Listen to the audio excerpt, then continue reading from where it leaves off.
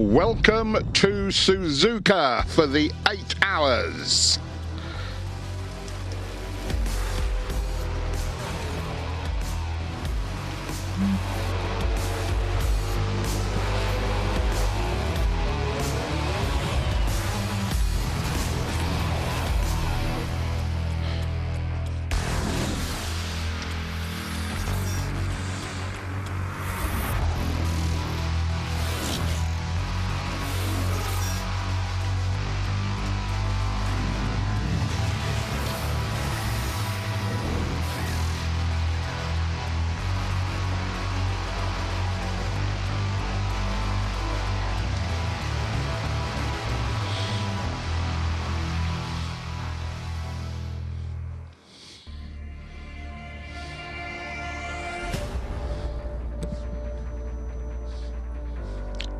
This is the Suzuka 8 Hour, the most important single race in the calendar, held on one of the world's great racetracks. All the factories, as you can see, throw massive resources at this event.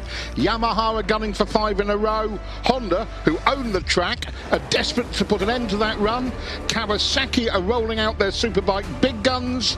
Suzuki, watch the Yoshimura team, they're showing well. They're the only team to have done every one of the 42 runnings of this race. Then there is the small matter of deciding the World Championship. This is the last round.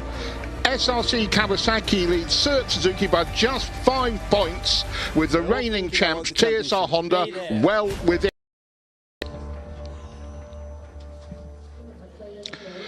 Good morning and welcome to the single most important race in the world. My name is Julian Ryder. Alongside me, Jack Bernicle. And standing by to kick us out of our chairs when we get boring, shouldn't take long, Terry Rymer, double world endurance champion, first Briton to win a world superbike race, and technical god guru and all-round knowledgeable person, Neil Spalding. Good morning, Jack. Good morning. Good morning, Julian. And here we are in 80% humidity, overcast, with the Yamaha racing team, who have now won 4 times on the bounce, looking very, very happy in their wonderful new powder blue outfit. You can see that the 8-time champion Nakasuga is ready to go as the #1 man. This, of course, is the SRC Kawasaki team, Jeremy Guanoni there on the right-hand side, who are leading the championship by 5 points at the moment. And remember, there's a lot of points available for grabs. 45 points for a win, right down to 1.5 points in 20th place.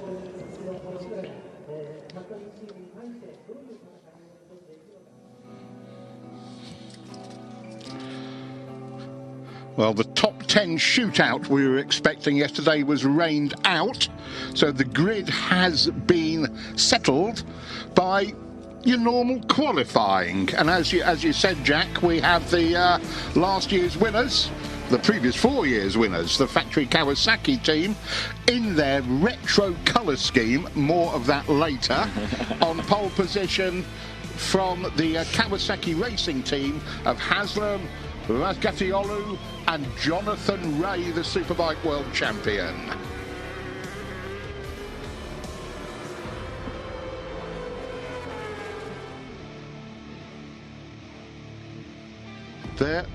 There's the old Tech 21 colours.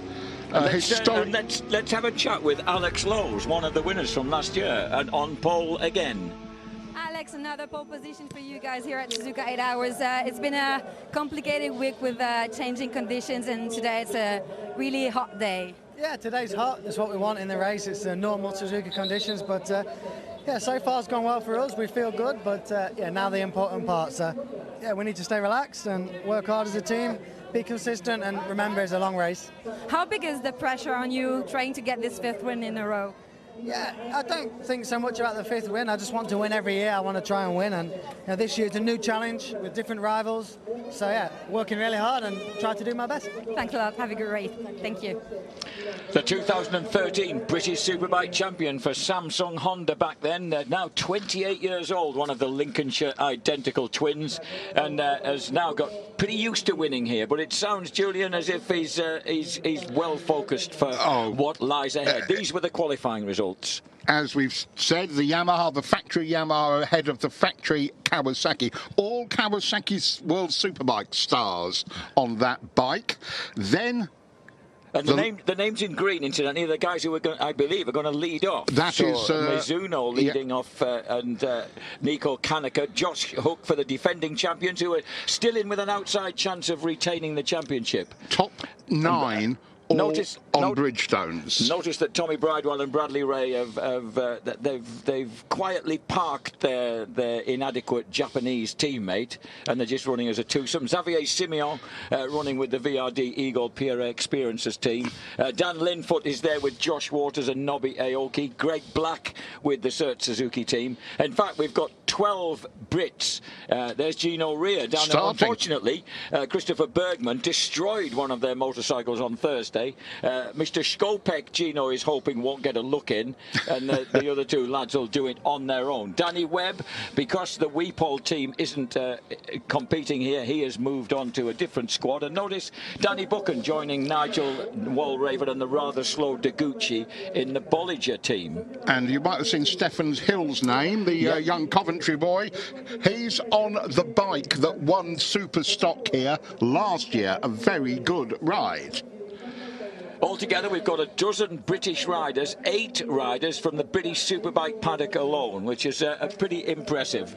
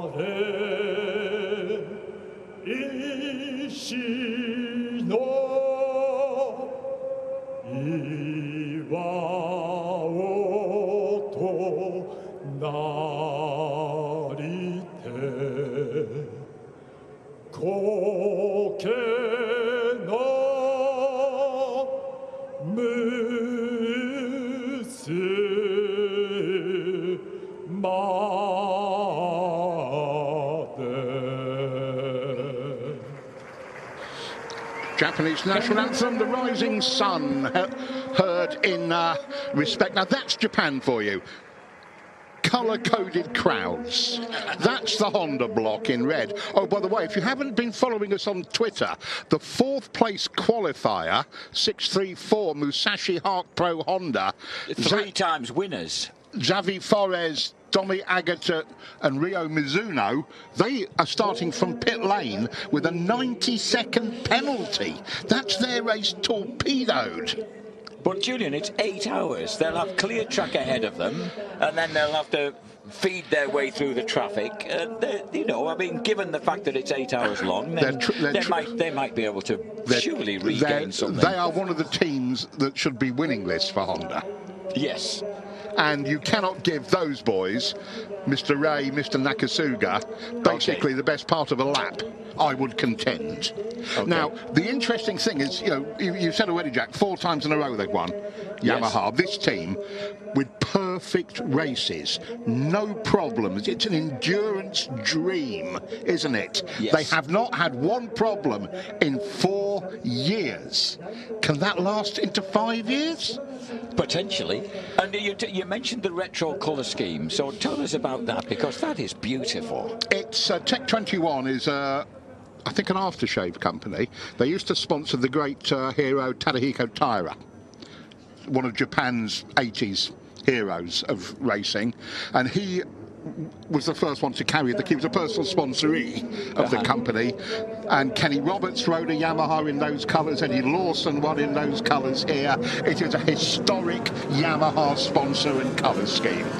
We're going for the full retro. That's why Alec Lowe's is carrying a Kenny Roberts tribute on his crash helmet. If you look at the, if you see the yellow eagle. So this then, the warm-up lap for the Suzuka, 8 hours, ladies and gentlemen, and then we'll be off.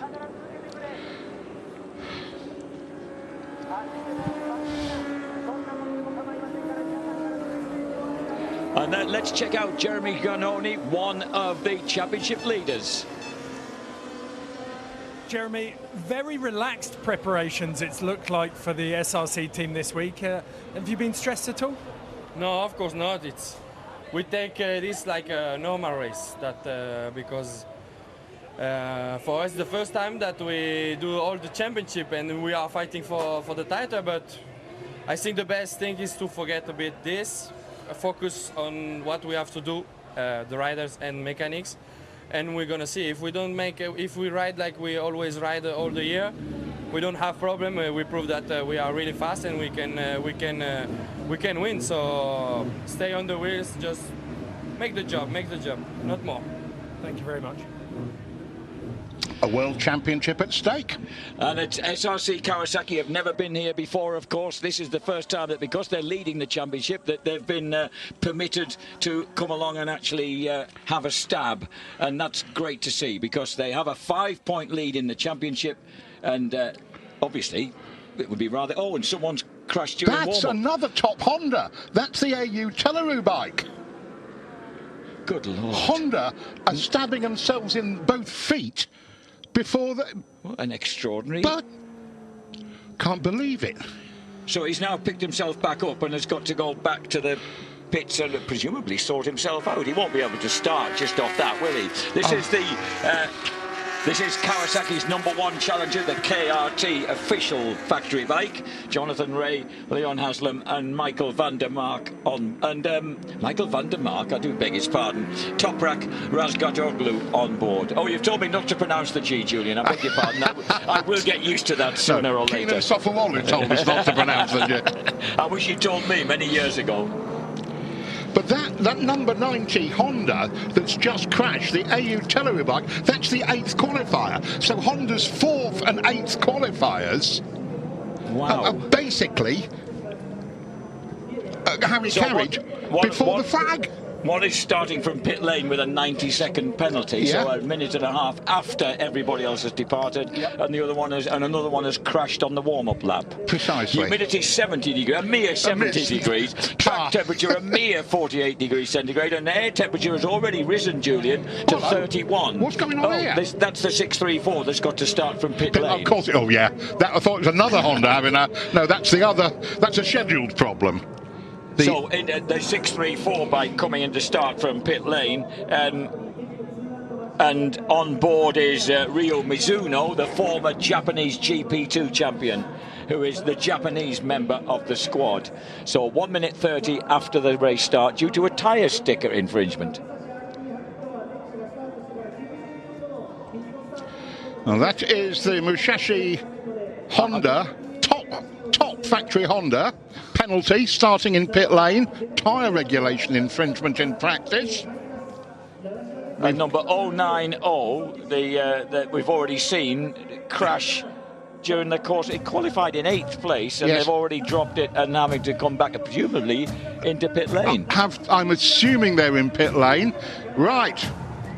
Oh, this is it. The tension is just great. Everything is building up now. This is the Yamaha on pole position. Alongside them, the factory Kawasaki. Who's kicking off the factory Kawasaki, Julian? It's Johnny Ray. And then, of course, we've got the factory Honda next along. The top Red Bull-sponsored bike. Yes. With Takahashi kicking off. Takahashi, there's the bike that crashed on the warm-up lap. So they too will be starting off with a rather hefty penalty. That lad must feel very, very foolish, bless him. Oh dear me, he's hurt himself as well. I think they might be hurt as well. So the FIM Endurance World Championship anthem takes place before we actually kick off. Let's not forget that rather important tune. And then, of course, we have in 50 seconds time, we will be kicking off the Suzuka 8-hour race for 2019, the 42nd Coca-Cola Suzuka 8 hours endurance race. What a magnificent event. This is it then, ladies and gents. 2 Hondas starting from pit lane, one of them still in the garage, and right at the front of the pack, another Honda together with the blue Yamaha and the number 10 bright green Kawasaki. Who is going to win? The Yamaha fans, well, they must be feeling very, very good. 4 times on the trot that they have been victorious. Nakasuga will be ready to go for them right at the front. Who's going to be the quickest runner? Whoa! Oh. Wow, that was a huge jump start in terms of running, but it still wasn't the first man away. I reckon that was the number 3 bike, the Yanagawa team. That's Mizuno, isn't it? On the is that the Red Bull? No, it's not the Red Bull. I think you're right, Jack. Everybody getting through the big, long looping turn 1, up through the snake at the back of the pits. And the man who took off like a scalded cat was 47-year-old Akira Yanagawa. And he started from an appreciable distance back, 11th place on the grid. Now this is the Honda having to wait. Oh, and this is the, or is that? Yeah, this is the one. This is the Musashi one. Yeah, the tyre penalty. Fourth qualifier, Ryo Mizuno is the rider. And he's looking very happy and relaxed about these things. Jonathan Ray is the man at the, almost at the front. And he's fighting with the 95, which is the S-Pulse Racing Suzuki. So is that Tommy? Is that really Tommy? Bridewell who's got the jump? It could well be. It's the sort of daft thing that he'd do. So number 9, it's either number 95 or number 96, the Team Frontier Honda. Right. We'll have to get them through the timing. That does not look like a Honda to me. Well, in which case it might well be the Suzuki. Meanwhile, look at that. It's a good job Mizuno's feeling cheerful about things, because he's only just now being allowed out. So the full factory spec 684 Honda finally makes it out of pit lane. Proper and has factory a race on. Honda with a 90-second penalty. Another one still being repaired after a warm-up lap. Right, here we go. That's Johnny Ray coming through, surely. Jonathan Ray looked as if he was threatening on the inside to make a move. No, I don't think he's actually got swallowed up, actually. One of the guys who goes through. Number 12 is the Yoshimura Suzuki motor racing bike. That's Yukio Kageyama. I'm sure it's Kageyama who's on board. And the leading gang right at the moment is number 1, the FCC TSR Honda. Now remember, that team with Josh Hook, a former winner, on board, the Australian note they've got an outside chance on the championship. They've got at the moment 109 points, so they're 23 points off the potential victory. Look at Kawasaki number 10. Our info's incorrect. That's not Johnny, that's Leon Haslam. So it's Haslam who's starting. It's Haslam who's starting. So let's get it right. It is Josh Hook and Sylvain Guintoli at the front. Bradley Ray is on the Suzuki. Hallelujah! Bradley Ray at the front of a race. About time too. Hallelujah! So they've changed the starting order and put Brad on it, and the kid who won the opening 2 rounds of last year's British Superbike Championship, and then wasn't able to repeat that last year and has really struggled this year and actually languishes in 17th place in the British Superbike Championship, has just been overtaken by Leon Haslam, or certainly by a Kawasaki. So yes, Haslam. Sylvain Guintoli in second. This is flashback to 12 months ago when Sylvain started like a steam train. Yes, he did. But an early accident put them down and they had to fight back to a top 10. So Ginter's then the 2014 World Superbike champion, running just behind Josh Hook, the highly talented Australian. Oh, wow. The number 11 car, that's the SRC Kawasaki that leads the World Championship. Swooping round the outside with Erwin Negon on board. So Negon, the veteran, has started. With this Honda at the front, we might have to talk about World Championship positions a lot sooner than we thought, Jack. Because right now, rather early on, Jules, they have 45 points coming their way, and at the moment, on 109, they're 23 points behind Team SRC Kawasaki France. Third in the World Championship. Remember, folks, that most of the bikes you're looking at here are not regular World Endurance contenders. Right now, Josh Hook leads Sylvain Guintoli, Leon Haslam in third, Bradley Ray, Katsuyuki Nakasuga on the 4 times winning team, then Takumi Takahashi, who that's Nakasuga making a place, up to 4th. And Nakasuga, when he gets going round here and through traffic, is epic. The reigning All-Japan Superbike champion, of course. Multiple. The number 3 bike, I beg his pardon, it wasn't 47-year-old Yanagawa, it's Ryosuke Iwato, who galloped across before I thought anyone it was a bit lanky for a Akira. And Nico Canepa's there has just moved into 7th place ahead of Iwato. Greg Black, Sert Suzuki, very much in for, with a chance of the championship in 9th. And then Erwin Negon, the championship leaders, in 10th. And then it's Xavier Simeon for the Bill Tyres Experiences team in 11th team. I said at the start of the season, that team is one to watch. That's a really solid team. Two really bright kids, Florian Holt and Florian Marino, on there with tons of World Championship experience under their belts, despite being kids. Meanwhile, at the front of the race, Josh Hook, the Aussie, on the reigning championship holding bike, if I can say it that way, the world champions, team FCC TSR Honda France. Although they're really a Japanese team, they run out of Honda France. And they won this year in the World Championship. They won the Bold Door and they won the 8 Hours of Oschersleben, but they're only 3rd in the championship. Yeah, two really good races and 2 rather poor ones. So the leader then is... Absolutely. But you've been really impressed with Josh Hook the last 2 or 3 years and the way he's performed here since he moved into this championship. It was one of those things. Josh Hook, another good rider, you thought. There have been a couple of endurance races I've seen in the last 18 months, Jack, where he's basically carried that bike. Yeah. You know how it is. Yes. Like Guantoli, not Guantoli, the Kawasaki Guaronias. I thought that was a lead change. Guantoli was just thinking about it. Guanoni at Le Mans carried that Kawasaki to the win. Yes. He's vastly underrated, Jeremy Guanoni. And look Guintoli looks underneath and Guintoli takes the lead. So Guintoli goes through then. Hook is nudged back to 2nd place. Leon Haslam hovers, so too does Nakasuga on bike number 21. And Bradley Ray, well, I'm stunned. Oh, here comes the Honda. Look at that. Look at that down the straight from Josh Hook. And Sylvan's going to go underneath him. It's an 8-hour race, boys.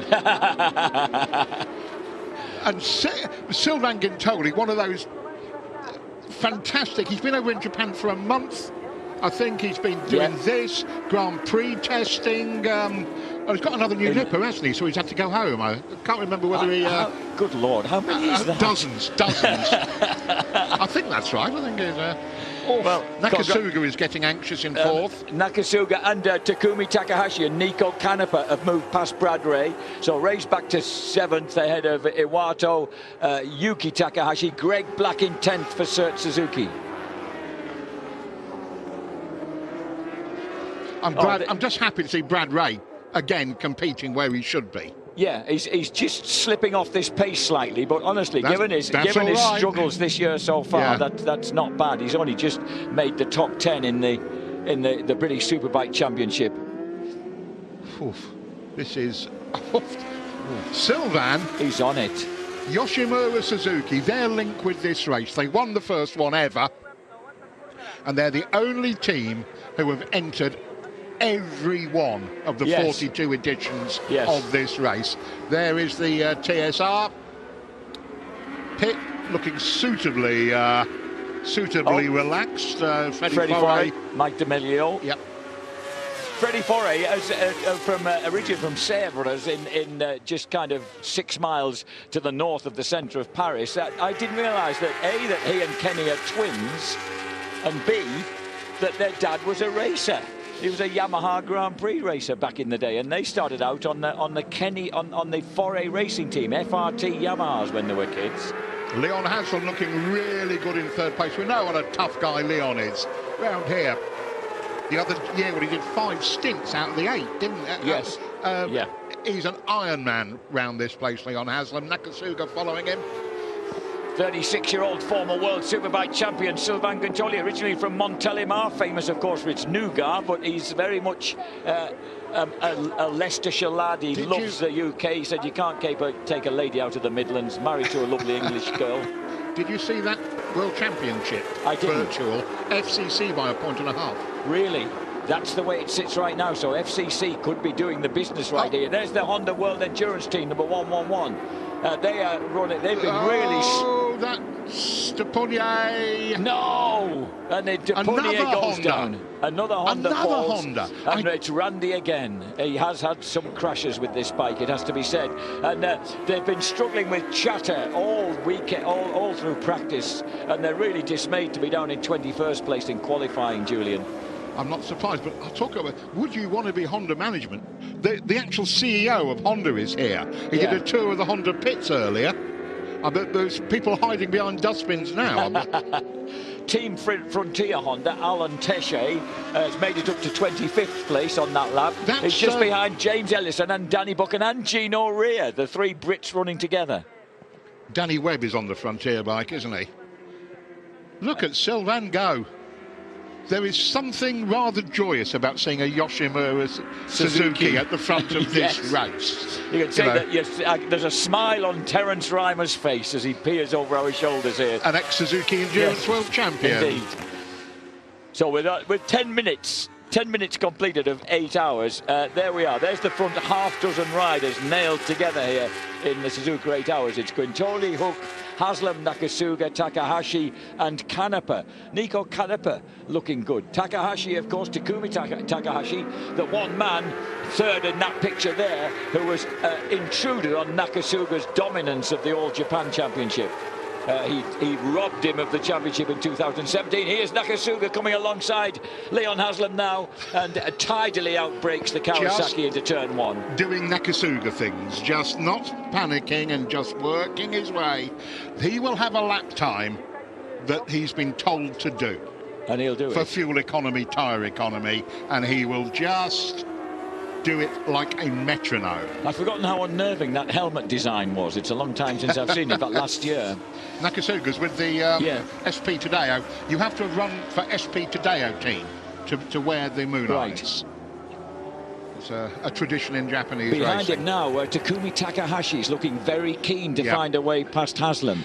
So Takahashi, of course, the leading Honda, number 33. There he is on the Red Bull sponsored bike at the back of that quartet chasing Quintoli. So he's got Yuichi Kianari, who's been bang out of form all year in World Superbikes and is absolutely dribbling round in about 17th place overall. And Helmut Bradl, who hasn't been that quick, not quite as quick as his Japanese partner. Stefan, I beg your pardon, I'm thinking I've got his dad on my brain. You've got basic dads on the brain at the moment. I'm really impressed with Josh Hook and the TSR Honda. The question we're going to be asking again, as we always do about the Hondas, they usually, and I mean usually, have an advantage in that they are less thirsty than the others. Yes. And can often put an extra lap in on a session. Fastest lap of the race, Takumi Takahashi in 5th place with a 2 minutes 8:004. There are also questions around that Honda team about balance. Yes. Of who's a little bit. Oh, hello. Who's a pusher? Is that? That's the number 9 machine. That's the Motormap SWAT Suzuki of Waters, Linfoot and Aoki. And that's why in the S's. Oh no! That's where the AU bike went down. And on that's the warm-up Josh lap. Waters. That's Josh. the 3-time Australian champion, the quiet man from Mildura. What have you done, son? Best mates of Nobuo Aoki. They've done this together for a long time. He's finished on the rostrum 3 times. Josh Waters. Sylvain has eked out over a second on the chasers now. Yeah. Without doing the fastest lap, but consistently right down in the low 8s. His last lap was a 2:8.14, his fastest lap, and it was 4 tenths quicker than Josh Hook behind him. So 13 minutes in. So Hook is now getting hounded. I think Josh is just, the others could just perhaps, if they could get past him, they might burst the dam and go after Gintoli. It feels that way, doesn't it? As if the championship regular. Although you don't really quite know what bike they've got there, do you? They're going to get... The Yamaha number 7 of Nico Canepa's running a strong pace behind these guys. Another endurance championship regular. Absolutely, Jack. Yamaha actually fit in the championship, but they've had another team that have had a curate's egg of a season. Whoa! Oh, and they're certainly building up behind Josh Hook now. It's noticeable that Bradley Ray's at second off the pace set by these guys, but that means he's lapping at the same sort of pace as the people behind him. So, which is Iwato, Takahashi, Yuki Takahashi, Iwata, Greg Black, Xavier Simeon. Yeah, yes. Yeah. So he's in fact faster than them by a good distance there in the 2:10s. Oh. Josh is pushing a bit. He's pushing hard, isn't he? He's pushing hard. I think you're right. I mean, Nakasuga about to do those Nakasuga things again, isn't he? And just find a way past neatly. That FCC TSR Honda's quick, isn't it? He's doesn't need anybody in front of him to draft. He's holding them back. Yeah, because you'd have thought there would have been. I thought he'd make a move. The Yamaha. Up here. Whoa, Haslam. This is a proper Haslam stab. That's a classic Haslam block pass. That's his early motocross training as a schoolboy, successful schoolboy motocrosser, blocking his way through. That's a Haslam. That's speciality. Ron Orleon. Right. But look at Nakasuga. Nakasuga's got the pace. The drive out of the corner. Yeah. And just breezes past Leon. Well. And now, as you mentioned a moment ago, Takumi Takahashi, number 33, the lead factory Honda, the HRC entry, looking very, very quick. Yes. And that's Canepa. Is Canepa closing on them? 2:08. Yes, no, he's not. He was on that lap. Yes, you're right, because he's in the 2:08s. I'm assuming Haslam, the passing disrupted that pack a little bit, and Canepa has latched onto the back of them. So we've got 5 of them running astern, and they've got that about just a fraction under 2 seconds behind the flying Gintoli. Blimey, Silvan now nearly 2 seconds in front. I can hear my GSXR owning friends going mildly hysterical as we speak. Into the top 20 has struggled the official BMW of Kenny Foray. They've been suffering from electronic glitches that have been shutting the engine down on them during the course of it. Sounds just like the sort of stuff that Leon Haslam used to suffer with when BMW Motorrad first came into World Superbikes. These kind of weird electronics issues, and they are back in. They've just. Sorry. I was going to say, but the timing screen has been ripped up in front of me, boys and girls. Apologies. I think they got into 19th place. Yeah, Kenny Foray moves into 19th place. Gino Ria's running 21st. Alain Teche 22nd. Danny Buchan, new to this game, of course, is in 23rd place, 2 places ahead of the 2003 world champion James Ellison. Yet again, my grid paperwork is proved to be wrong. That wasn't Randy De Pugny who crashed, it was Johnny Hernandez. Was it? Oh, we must apologise to Randy because he's the man who turns up with the best-looking ladies in the paddock. Randy De Pugny, it was not he who fell. He had number 33, Takahashi, on Haslam. All of these guys, by the way, on Bridgestone tyres, so there's no Bridgestone's at dominant. The front, as ever at Suzuka. So that means that who are the first people we're looking at who are not on Bridgestones? You're right. We're going to have to go a while down there before we find people who are not on Bridgestones. Pirelli's KYB Moriwaka Racing Honda, Yuki Takahashi riding with the Australian champion Troy Herfoss. They are running in 9th place, and they're on Pirelli. They're on Pirelli's, yeah.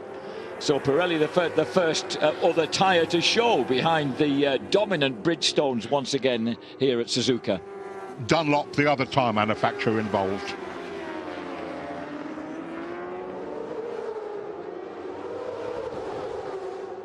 So overall classification at the moment, you can see 19th, 20th place for the Wojcik Racing team. That's Gino Rea, just a 2-man team. And the Honda Endurance Racing team down in 26th place after that spill for Hernandez. And Josh Elliott there running in 30th place. Josh Elliott making his debut here, the Ulsterman who races for OMG Suzuki in the British Superbike Championship. He's on a 2-man team. The Team R2CL Sun Clarella Suzuki on Dunlops. Josh Elliott with Yoshihiro Kono, who's a decent performer around here. So that's good. Great to see lads like that coming and experiencing this. 42nd place, Team Delight. That's the Ducati Panigale. somebody's been brave enough to put a Panigale into And someone endurance. else, the team Dogfight, who are probably running fairly low down. They're on a 2012 Suzuki, the oldest bike in the race. Oh. And Josh Hook, you know, we say that he's holding these guys up, but they're not able to get past Honda him. is quick enough to keep. Yes. Now, Nakasuga is now giving Josh his full attention. And we know that Yamaha gets out of... I'm not sure it's that much quicker in a straight line, Jack, but it doesn't get out the corner well. Yeah. And Nakasuga has that interesting tightening line there, much tighter than Josh. Leon Haslam watching, and as you say, Takumi Takahashi on the number 33 Honda. Now there's the 90-second penalty, boys. Still Yes. with empty tarmac. Right, so you're right. It takes them that long just to gain on the back of the back field markers, yeah. after 20 minutes. Yeah. Good You Lord. can probably just about see somebody now. 55th place. Danny Buchan's just moved past Kenny Foray. Kenny Foray on the official BMW. Danny Buchan up to 22nd. So Rio Mizuno has just caught the pack. The pack. Or the tail of the pack. Do you know, that's brought home to me what a severe penalty that is. Yeah. I didn't realise. And now he's got to do that speciality endurance racing skill of keeping the lap times down while getting through traffic that might be considerably slower than you are. That takes planning. The first one is the Hamamatsu Team Titan, number 31 Suzuki. Is caught that he's got to deal with. So 20 minutes in there with Sylvain Guintoli leading the way. There he is, bike number 12. Has his advantage been slightly trimmed? But I think about it has. 0.4. It has been trimmed. You can see on screen that the gap is now rather less than it was. So it was 1 point. That's not 1.5 seconds now, I suspect. No, that's coming down, isn't it? So his last lap was a 2:08.8. It was only a 10 slower than Josh Hook, but I think Hook is beginning to move in. Hook's a fine rider. He's one of these lads. Oh, he's now. Oh, Nakasuga's gone back. No, he hasn't. Leon Haslam comes to a blocked past standstill. in the Casio chicane. That's not done his speed any good onto the finish straight. I think he might have Takahashi for company by the time he reaches the end of the home straight. I here. think you're dead right. Unless Takahashi got blocked as well. He may have done. Yes, I think he did by Haslam almost stopping. Josh Hook's one of these lads who's had a very creative career, you know, ridden in Australia, ridden in Asia, appeared very briefly in World Superbikes, in British Superbikes, before finding a niche in the World Endurance Team, because he didn't have the money to. He said, "I don't have the money to go Grand Prix racing, so there's no. I'm not going to find 50 grand to go Grand Prix racing." Which is why I'm ashamed to say I underrated him. Yeah. I never really, until I saw him 2 years ago, when I think the Offshore or maybe the Slovakia 8 hours, literally on his own, you know, just absolutely tore the place up. Here's Canepa. Nico Canepa's looking good, isn't he? He's riding really smoothly on the Yamaha in 6th place, bike number 7. They are unfortunately out of the championship running in 5th place, just 88 points. There's nothing they can do after they're even behind the absent Michael Laverty's Paul Racing team, who are in 4th place overall. Laverty, there's a subject of some discussion about where he'll be next year in this in this paddock. I'm hearing interesting stories that he might be wearing green next year. Oh, good. SRC Kawasaki. Now that Sylvain Guintoli now being sucked back in by the pursuers. Josh Hook, having brilliantly fended off the red-hot favourites, is now moving in on the race leader. Having led early on. I thought exactly that, Jack. I thought Josh and that Honda were the roadblock, and they certainly are not. Well, you know, when a lad, Joshua Frederick Hook, when a lad comes from Terry in Australia, you know there must be something in the bowels of the earth there. Any place that has produced Troy Bayliss as an outlandish a talent as that, there's going to be other lads coming out of there, you would think, possibly inspired by Troy. The Yamaha is dropping off the pace of this leading 5. Yes. Niccolo Canepa can't quite hack what these... I mean, he's not quite a factory bike. He's in terms of it. That's a proper endurance team. Yes. So the leading endurance, and that is Mandy Kainz on the right-hand side in the Yamaha team. The Austrian owner of the Yamaha Austria racing team, has been around for so long, and they won this championship 10 years ago. That's how long ago it is since they enjoyed that success, and he's been close ever since. But remember, they've had explosive engine injuries and all sorts of things have interfered with their attempts to get themselves back onto the top of the championship table. Highlight of their year, winning the 8 hours at the Slovakia ring. Yes. Yeah, the lead, a third of a second. That is, Silvana's really been pegged back. And we're only 24 minutes in. What are we expecting around here? 50-minute sessions in this broiling heat? Yes. Look at this. This is proper short-circuit stuff with the front 5 now locked together. Look at that phalanx of cameras. Yellow flag. So perhaps someone else has unfortunately had a spill. Yes, they have. Wow. How have they managed to be there? Good Lord. That's a... that's a creative bit of crashing. It is. 11 laps complete then, with Sylvain Guintoli leading the way for Suzuki. Look at Nakasuga. Oh, and what? No, and that's Joshua warning them that the pace car's out and they can't overtake him, essentially, which is very kind of him. That bike is in an irretrievable place. I assume they've got to get... Here it is, number 17. That is the Mobius Kawasaki of Nakamoto and Okubu. I'm sorry, I don't know whether the two Nakamotos are brothers. And it looks as if they might be able to get that pushed. Oh, no, it doesn't. Oof. Dear me. Right, so... Safety car out, which means everyone, like Bradley Ray, who dropped, was still running 7th, but had dropped about 11 seconds off, can now close that gap. Yeah. Is this where there are 2 safety cars or just 1? There were... every endurance round, I believe, has 2. So it depends which one you're caught behind. Yes. So right now... That is... the second group. Yes, it is. Don't think this is going to be a long safety car intervention. It's a matter of moving that bike that crashed in an odd place. The rider seems perfectly okay, but it's a matter of getting the bike out of there. And this, of course, now here we are... Who's that? That's SRC Kawasaki. Yep. They are behind a safety car. So they're behind. And they are running in 13th place. Erwin Negon in 13th place. He's behind Greg Black and Xavier Simeon. So only the top 10 are behind the other pace car. Right, okay. So is that... there's the SRC Kawasaki. Yeah. And behind him, number 72, Sudo Hamahara. The Honda Dream Sakurai Honda.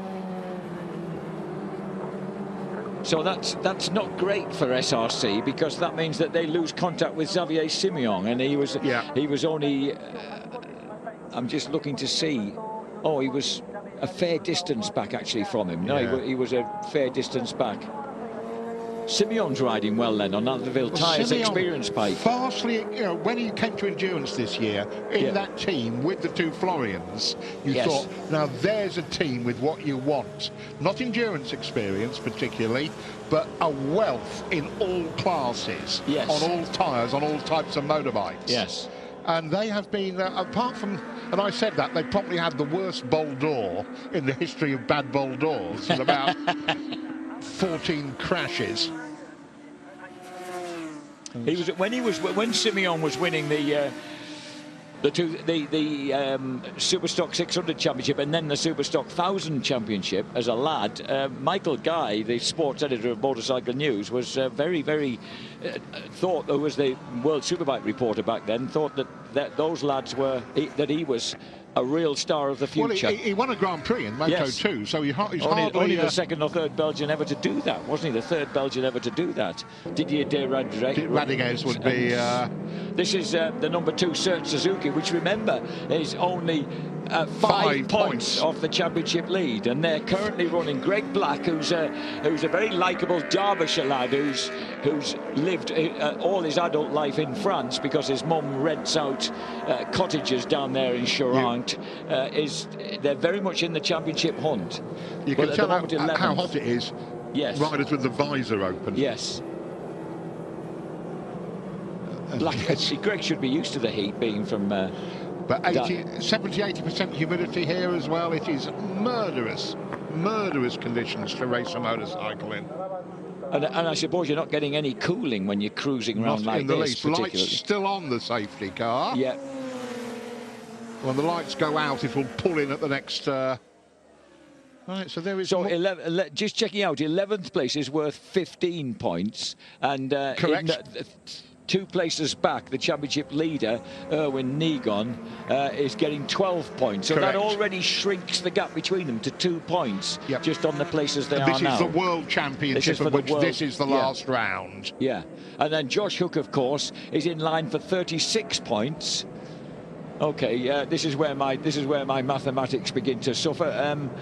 Yes, 36 points added to 109 becomes 145, but 132 plus it's going to be 12 becomes 144. So it's absolutely neck and neck. As we saw from the one virtual world championship caption we've had. That number 1 bike is now leading the world championship by a single point. Yep. Wow. This is how we like it, boys.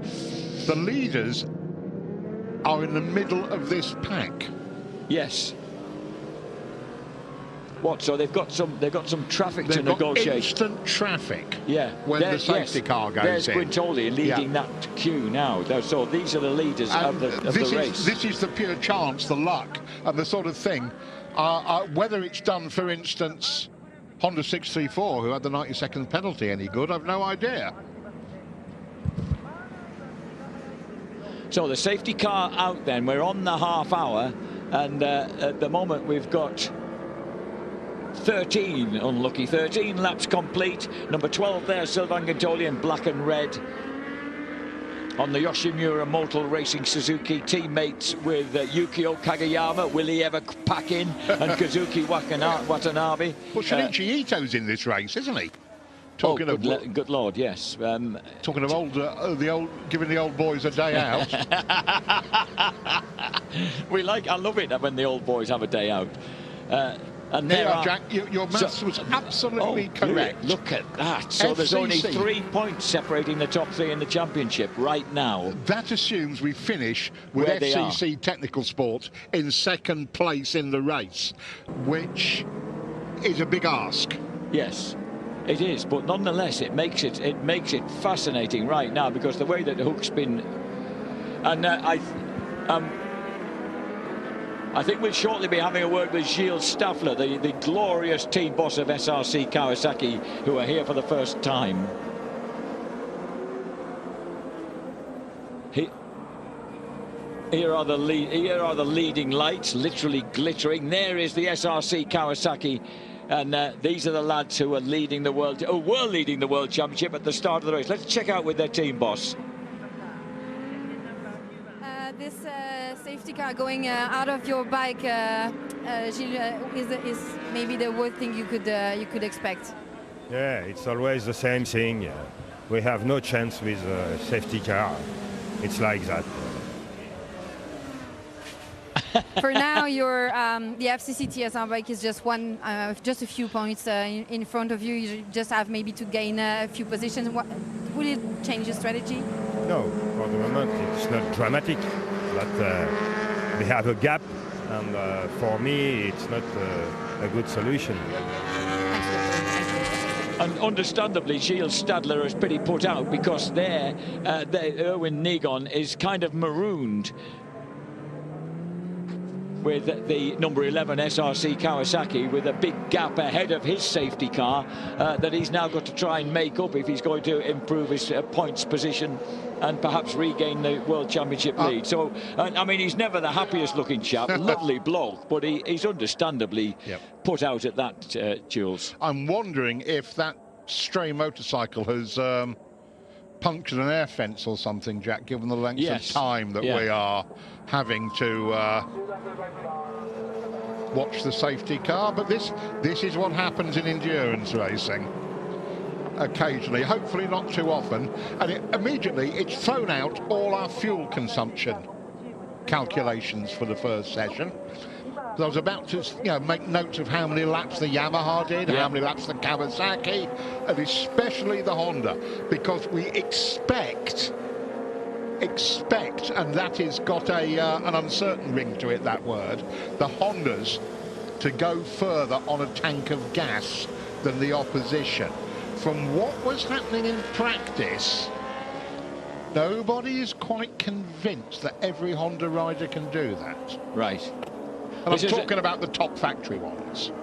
The championship leader there, Erwin Negon, 35-year-old now. He was French Superbike champion back in 2010, and has also competed for the Alpha Technic Van Zon team in the German Superbike Championship and won that for them in 2012. And of course, he's got a huge amount of experience in the world endurance field. He's no mug, he's quick, but having a kind of half a lap gap open up in front of you, just due to where you fall on the safety car, well, I suppose it's unfortunate, but then if you'd been further forward, Jules, you'd have been behind the leading car, perhaps. Yeah, so that's where the 634 Honda is, behind the second safety car. Yeah. Safety car is still out. 35 minutes of the first hour of the Suzuka 8 hours done. We're waiting for the lights to go out. But there is still work being done. Independent teams, let's have a look. Wojek, Gino Ria's team is currently the top Dunlop independent. Mind you, there's a whole... It's nice, but they're quite low down the order. But the check is always handy. 21st place. But look at the people he's running in amongst. He's just behind Alan Teche, and he's just ahead of Danny Buchan. Kenny Fore's down in 24th place. Yoni Hernandez, James Ellison. There's some considerable names outside that top 20. Absolutely. Incidentally, James, that the man on the number 11 Kawasaki, Erwin Negon from Riom, he was actually a 16th place finisher in the World 250 Grand Prix back in 2003. That looks like Gino in the middle there, the number 77. Gino Rio, who came so close to his little team, his Ready for Race team, that lovely team that he does the graphics for and everything that he runs in the British Superbike paddock. They almost got a Superstock 600 podium finish at Snetterton last weekend. They ran second for a lot of the race. Oh, hello. Sorry. The posture fooled me. I thought he was coming down pit lane. Of course, he's behind the pace car. And now the lights are out on the pace car. So next time the pace car will pull in and we will be racing again, with Sylvain Gintoli leading on the Yoshimura Suzuki from Josh Hook on the FCC TSR Honda France bike number 1. But the leaders aren't at the front. They're mired in a pack behind the safety car. You might say that Negon at least has empty track to attack once the safety car pulls in on that Kawasaki. I know he might have rather a lot of empty track, but at least he hasn't got people to get past right now. Well, he just has to try and ensure that Sodo Hamahara, who's right behind him, doesn't jump on his back. That's the Honda Dream. That's a good Honda team. Yes. So there we are, half a second officially the lead at the moment. And you can see that Negon is kind of holding that block of riders up, ready to get his sprint start in. The Search Suzuki running in 11th place, just ahead of that very impressive VRD Eagle Pierre Experiences squad. That is a team that could really do something in this championship next year if they keep that team together. There goes the safety car. We are racing. And a good move by Negon. He timed that beautifully, and he just took off like a scalded cat. So he's opened up just a precious little gap on his pursuer. But I don't know how hot the tyres will still be. No, that's the problem. That is exactly the problem. You're going to have to... Oh! Someone spun out straight away as they came out of there. And that looked to be another Honda. Oh, hang on, it's a pink one. It's the number 96 bike. It's Tesche. It's Alan Tesche. That's the bike he shares with Danny Webb and Nico Tirol. Cold tyre jack right on cue. Just spun it up. Blimey, Nijon's gone. Hasn't he just? Perhaps it's his 250 Grand Prix experience too. He's come back to help him on his way. That and the bloke spinning out behind him, of course, would have. Yes. But Nijon going off. Right, we're going to take a while for everything to shake out here for our timing system to. And look at this in traffic. Sylvain's in traffic, and Josh Hook. I think Josh Hook's lost out. I think Nakasuga's got ahead of him. The man for traffic round here is Nakasuga. He is brutal. And he's already got jumped on Josh Hook. I'm sure he has.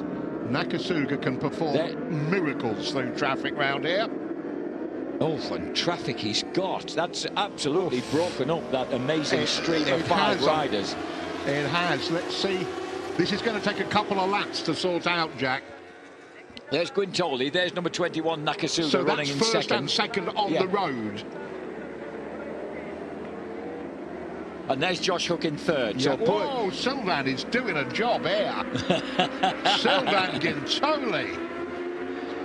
Yes, he's the sweetest of men off track, but you don't want to get in his way out on the racetrack. It was when he crashed last year. It might have been someone else's mistake, but I've never seen him look so out of... He was blazing furious. Yes.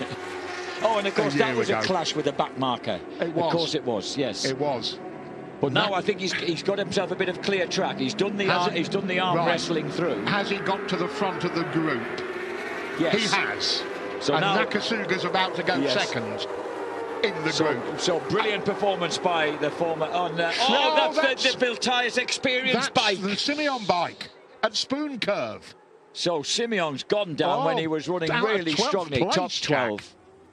Now that's, I said they were a new endurance team, Jack. Yeah. And that sort of says inexperience, doesn't it? At this, the tyre, think the tyre. And Nakasuga now 0.8 behind. Sylvain took half a second out of him in traffic in a lap. That is some ride, Sylvain Guintoli. And you can see that Josh Hook has now Takumi Takahashi right on his back. Leon Haslam's the guy who's lost out a bit and dropped to 5th place. He's got Canepa on his case. Yes.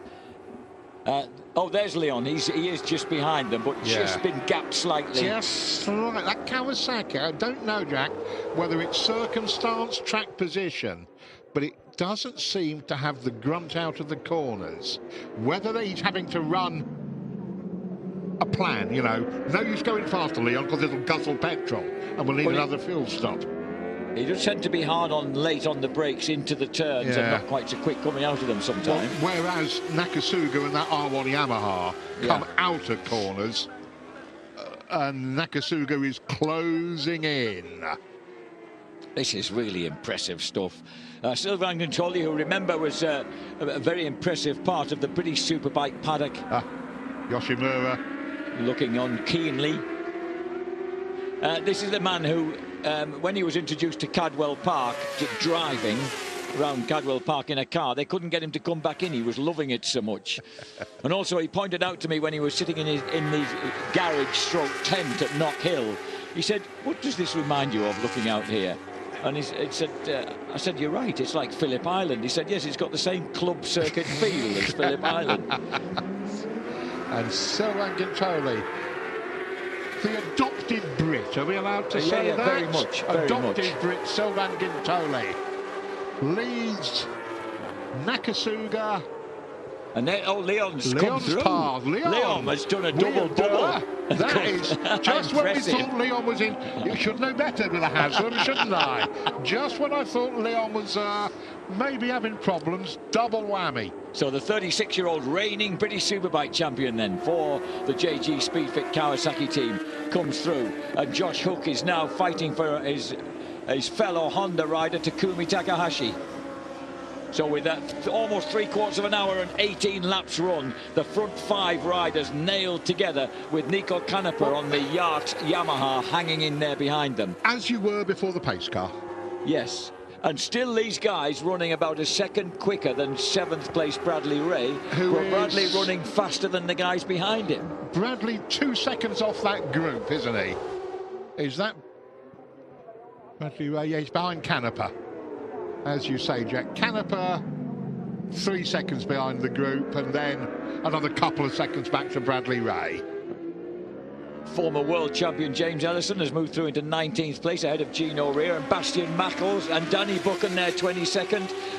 No, just as I say that, Kenny Foray moves past Danny Buchan, and Bastian Mackles runs past, and Gino Rea moved past James Ellison. It's all topsy-turvy lower down the field.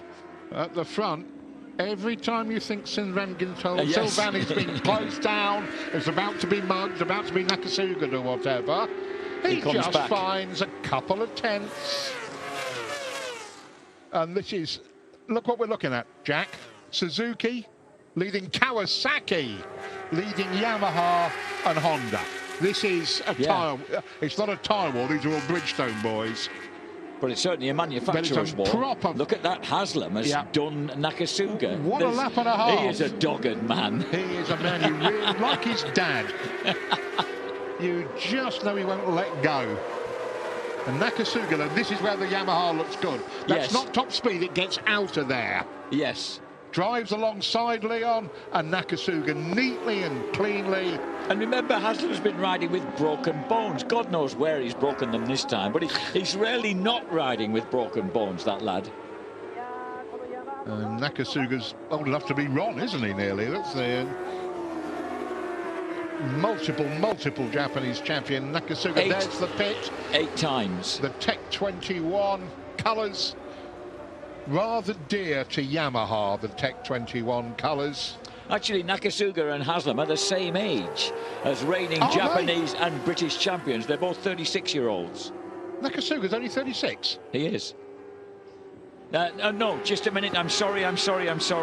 He's 37. Approaching 38. Let's have a look and see when the Tyra and Lawson won in the Tech 21 colours. In 1990. In 1990. And Wimmer and McGee in the colours in 87. So they're very traditional. Kenny Roberts rode with Tadahiko Taira in those colours. Kenny Roberts Sr., the king. Taira blew it up in the last hour and stopped and bowed to the grandstand. There was a very traditional Japanese admission of fault. Can I just mention that Yoni Hernandez is recovering really impressive. I think he should do. He's up to 16th place. He's actually going better than he was before he had the spill. Half a second behind the 72 Honda in front of him. Yeah. Yes. Nigon has moved up to 13th place, but has been dropped to 12th place. Has been dropped by Yudai Kamai on bike number 25. Been there, done that, Japanese superbike rider. And past the crowded grandstand again, thoroughly enjoying this mishmash of competition at the front, with all the manufacturers being represented, with Suzuki leading Yamaha, Kawasaki and Honda ×2.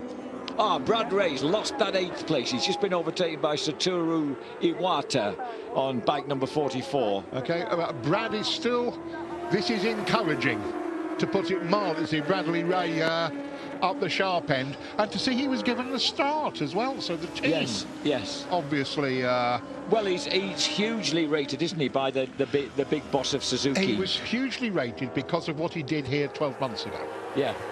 As well as obviously the wins in because he steamed through the pack to a top 10 finish, didn't he, when they looked to be completely out of it. He came to test, I think, the S-Pulse bike, and was so quick in his first test. When he came back for the second test, he found he was on the factory bike. And it was, he was, and he, as you say, rode an absolutely heroic race after an early crash to come back to a top 10 finish. Really good. And my understanding... Yes, it was. They got back into the top 10, didn't they, after Sylvain had had that miss-up? That will be the number 333, the Xavier Simeon bike. Oh, he's made a mess of that. That's going to take a bit of getting over, isn't it? It is. Oh, what a disappointment for a team that's trying to really establish itself for next year in this championship. And they were top dozen. And that's Florian Marino, Xavier Simeon. Yeah. So Moto 2 experience from two of the riders, and that has made a mess, Jack. You're right. And Marino was like going to be the next big thing in Supersport, wasn't he? Yes, never quite made it. Injuries tended to, and also losing right. He finished third overall. He's a bronze medalist in World Supersport, but as we see Nakasuga retake Haslam on the brakes into the chicane.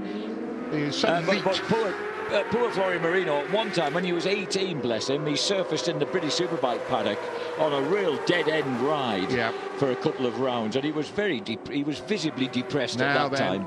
Here we come with Nakasuga threatening the lead again. Not that time. He didn't pull out. Would we be a pro? Oh, and another. Oh, and that's the 090 Honda again. Again, second crash. And one on the warm-up lap and one in the race. That's the AU Teleru Honda. That's a well-supported Honda. Yeah. Very well supported. That's a Honda. I can't imagine what Honda management is thinking at this moment in time. Obviously won't be terribly happy.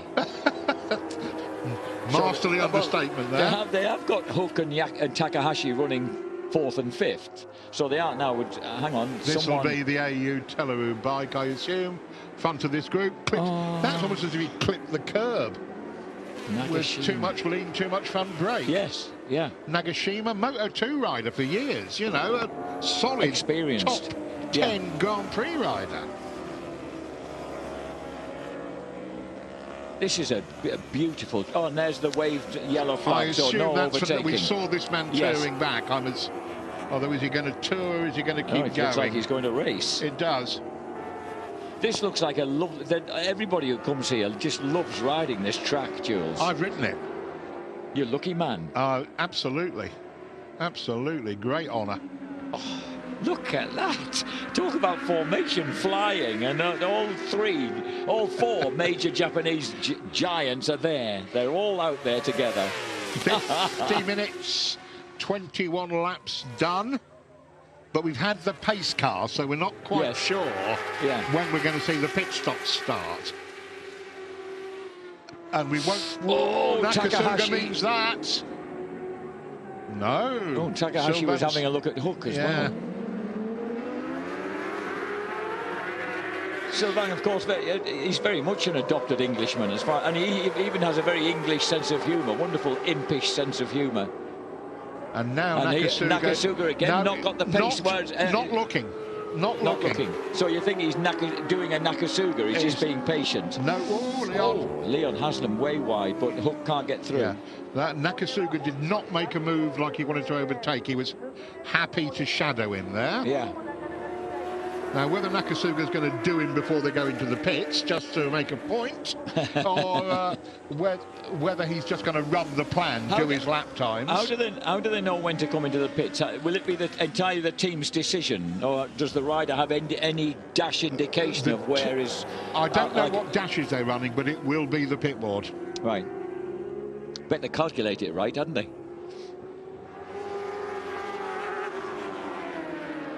Yes, it is a calculation, Jack, because if they run at full pace, they'd be able to measure what was left in the fuel tank. Yes. And go, right, we can actually do another lap, boys. But we've had about 3 laps behind the pace car. That won't happen until the next session, when they'll be able to accurately calibrate their fuel consumption. So they might have, they're presumably going to have to risk bringing the guys in a bit early just to ensure that... That would be the assumption. Yeah. Maybe because you've got your plan laid out for your tyre changes and whatever, you say, pace car didn't happen. We're just doing that number of laps and then we'll do the change. But the closer we get to the hour... Cert Suzuki have moved up. Greg Black, the English boy, has moved into the top 10. And That's not, and Erwin Negon has dropped to 16th place. So the SRC Kawasaki is really losing ground, and losing ground in the championship that it currently leads. That's 9 points. That's enough to give cert. Assuming we don't, that Josh is now in 4th place, which is worth a mere 28.5 points. There you are, to just completely confuse things. I hate half points. Good question. Not at the moment. So Cert Suzuki at will the be moment. Cert Suzuki have got the title, I think. Dominic Melian going for his 16th. In his last race, he has been in charge of Cert Suzuki since 1980. He has 15 world titles, 16 Bowl d'Or, and 10 Le Mans 24-hour victories. And he was presented with a plaque by in front of the crowd, very generously before the race commenced. I've got a message from Barry Simmons, the old Honda team manager, who saw that and said that Dominic he croaked his acceptance speech out. He was absolutely gone. Look at this. Ryo Mizuno, number 634, is right on the back wheel of the number 111, Yoni Hernandez, and he's going to go past him. So that's the bike that had the 90-second penalty. And he's now moved into, I would say, where are we, Jack? 14th place. That's impressive. That is what? It's a lap behind, though. He's lost a lap. Oh, is he a lap down? No, well, but he's not a lap behind Yoni. He's gone past Yoni. No, he's a lap behind Sylvain Guintoli, the sharp end. Yeah. Because he'll have got the wrong pace car. Yes. Whoa! Nakasuga holds some tight lines in places you don't expect, doesn't he? But he didn't get out that corner as well. Sylvain on the wider exit. Drags, and Leon's in range of Nakasuga. He is very much in range of Nakasuga. Was that a mistake? Or was it just the Nakasuga Yamaha line? Now some changes. Championship leader, SRC Kawasaki in. From 22nd place after 23 laps. So they've got a lot of work to do, and the blue rider Jeremy Guanoni steps on board. Guanoni, who famously a few years ago was one of that amazing teen team, along with his close friend Loris Baz, who won the Le Mans 24-hour race when everybody said they'd spit themselves up the road and couldn't possibly complete it, and they won it. Guanoni then, former winner and contender in the late lamented European Superstock 1000 Championship Series, now takes off on SRC Kawasaki. He said how relaxed it'd been all weekend. Now it's the time to get down to business. Like SRC have just worked the plan. We said 23 laps. Let's do 23 laps. We'll do 23 laps. Yeah. Bring him in on schedule, don't mess up. But also Negon had shed a few places, hadn't he? Look at Haslam, classic Haslam. I'm not altogether sure that's the most economic way round here, but what do I know? She's been... Out of this lot, the man who's impressed me is actually Josh Hook, because you would not, on paper, let's be honest, have had him as a rider capable of basically racing this lot. I would. I absolutely would. I think you've always been a nice man and kind to people.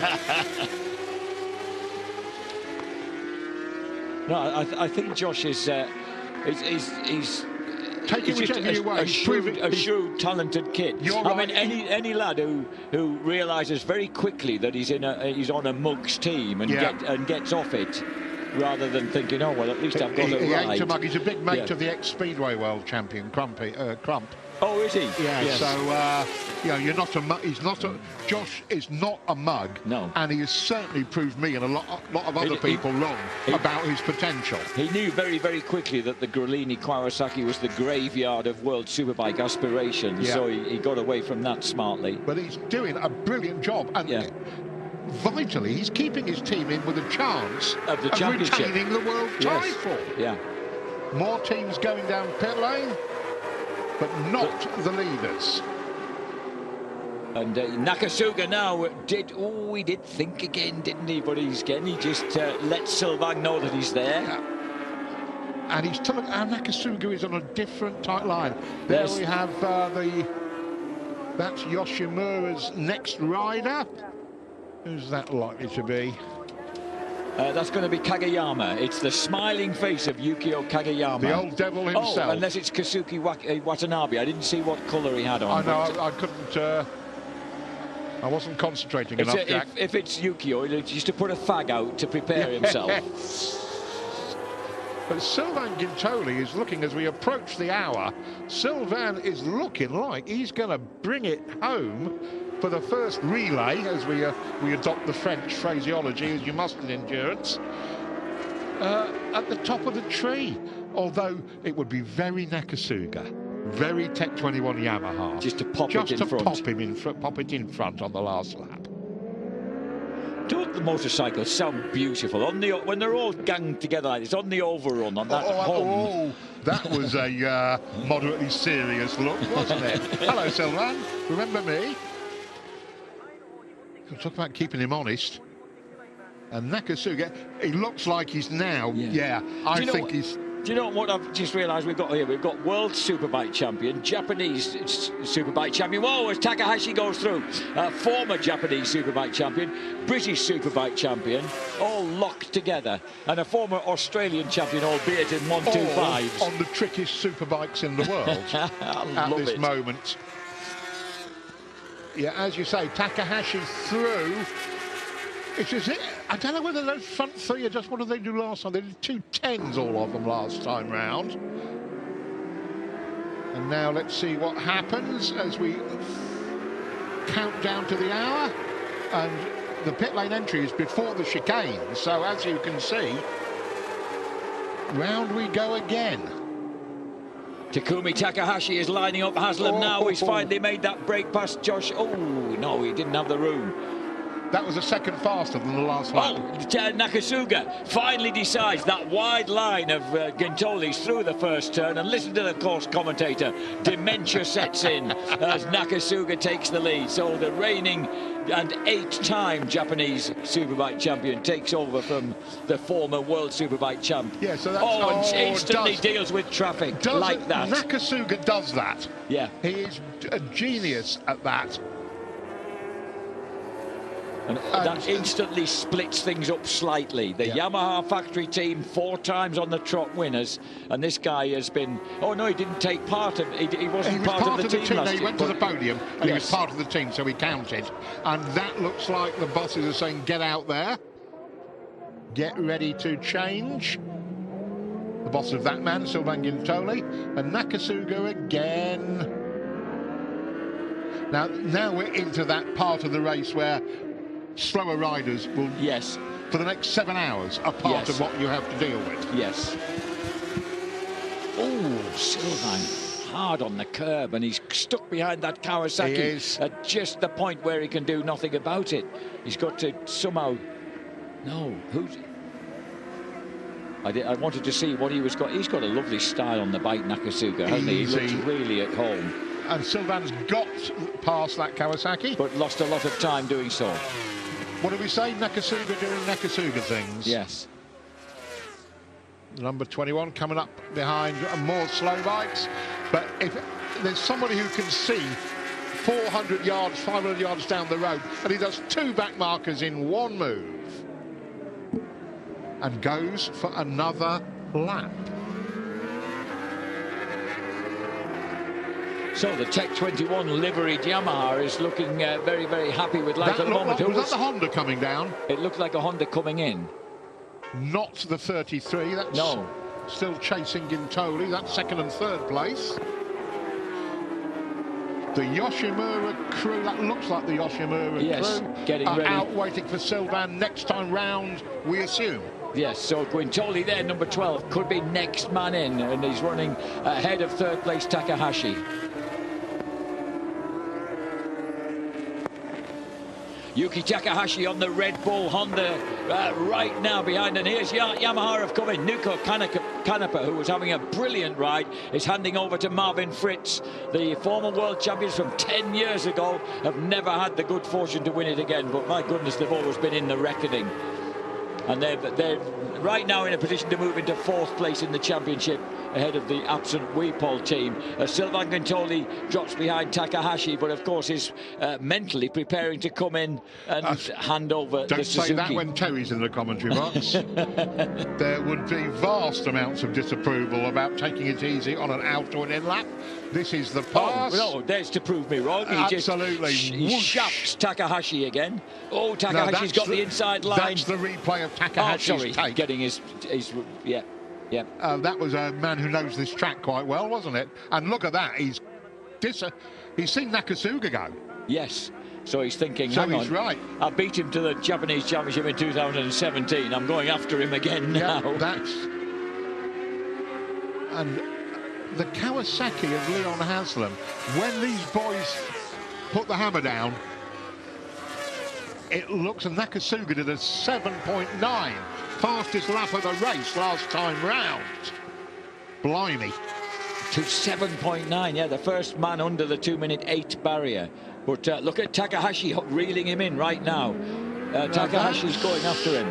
A few changes. Doing another lap.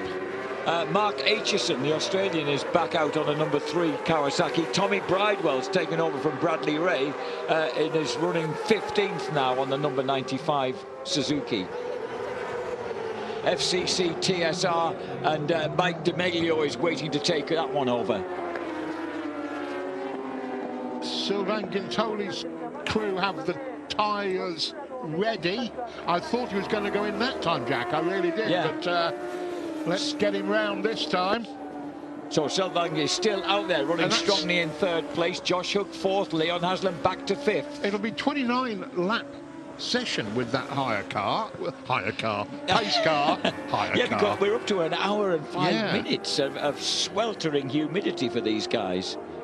You know, we'll have to see whether they do 29 laps in the next session, because I can't see that. They're still doing flat 2-minute 8s. These guys have dropped to 2-minute 8.4. Hook in front of Haslam. Whether that Kawasaki's using up its tyre, I don't know, but they're all on the same tyre, the front guys, all on Bridgestones. But Josh Hook, cracking first hour for the TSR team. There's D'Amelio. Josh Hook, 26, he was a bit of a late starter. His dad only put him on a dirt bike when he was 14 months old around the farm. So he's had a fair length of time to get good. So Mike DeMeglio, former 125 world champion, preparing to staying in the air-cooled garage. Yes, as long as possible. As long as possible, yeah. But they're a really happy team, that gang. These two and Freddie Foray, they really get on incredibly well as a group. And you can race Leon Haslam on us, and this time we start to see the Honda coming in. This will be basically Leon keeps going. Yeah, Leon keeps going. The Honda in earlier than the other factory bikes. This is not what we expect. Is it caution? Is it, you know, because of the pace car, Jack? We don't know the fuel consumption. So this is the FCC TSR reigning world champions, and are still in with that outside chance of regaining that retaining that world championship if they can finish sufficiently high up, and there's the Cert Suzuki and SRC Kawasaki's sufficiently low down. And right now Jeremy Guanoni's just moved to 17th place ahead of Randy Depunier on the Honda World Endurance team.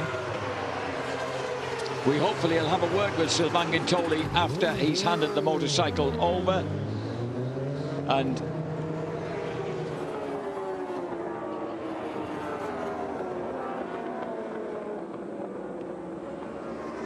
out comes the #1 machine of FCC TSR Honda France, Mike DeMeglio on board. It's Yuki Takahashi's bike, number 78, coming out, the old Moto 2 and 250 winner. And you know, you'll notice that Meglio got straight out past him. There was no let's hang out behind him coming out of pit lane. And we're going to hopefully catch up with Frenchman Sylvain Guintoli in a few moments' time as his teammate Mike de Meglio gets out steadily and just feels his way into the race. They'll have dropped, of course, down, and it's... Oh, sorry, Kazuki Watanabe, that is. I beg your pardon. Let's check out his teammate Guintoli. Sylvain is talking. Just a quick word. What an impressive start of the race for you. Even more when you're just racing that kind of bikes once a year. Yeah, it was better than expected, to be honest. It's still just a stuff. You forget sometimes, you know. It's like my wife tells me she forgets about the pregnancy, how painful it is, you know, to give birth, and we do again and again. Well, Suzuka is maybe similar. Sorry, ladies, for the for the similarity. But yeah, it was better than expected. I suffered at the end a bit, especially with tire wear, but yeah, feeling was good, and I wanted to lead the race. I thought it was impossible because the Honda and Nakasuga and Takahashi are so fast here and so experienced. So yeah, for me, very positive first relay. Thank you. Thanks. Absolutely brilliant. And just Alex Lowe's, the former British Superbike champion, preparing to get on board. Third place man currently in the World Superbike Championship with Pata Honda. And all credit to the glorious Sylvain Guintoli. And I tell you what, his English wife is she has 1950s Hollywood beauty, and she keeps on reproducing beautiful children. It is extraordinary. Caroline, I expect you're watching. I hope your husband isn't in too much trouble for that last interview. I thought it was a brilliant analogy, brilliant. So out comes number 21, Alex Lowe's, reigning champions here at the Suzuka 8 Hours, of course. So the Honda has gone through. So Takumi Takahashi is still out there on bike number 33. He's leading the race for the Red Bull Honda team. There's the number 12 bike coming through now. That is De Meglio, who comes out behind Alex Lowe's, does he? So then that'll be a little period of confusion. That's Kageyama, we think, don't we, on the Suzuki? We'll find out. I thought he's up on our screen as Kazuki Watanabe. Right, Watanabe. Watanabe, of course, is the relatively young 25-year-old former All Japan GP2 champion back in 2012. Takahashi, and he's been a bronze medalist in the Superbike Championship as well. Number 33, Takahashi, 2017 All Japan champ, still out there and still motoring on the Red Bull Honda. Really motoring. His last lap, the 2 minutes 8.9, so just dropping off the pace slightly. But oh, and here's somebody getting pushed in. Impressive. And there will be a lot of calculations being made right now down pit lane. If this Honda can go this long without refueling, are they going to save a fuel stop compared to Yamaha, Kawasaki, Suzuki? Yes. Takumi Takahashi, who's 20, doesn't turn 30 until November, late November, so he's one of the relative youths of the.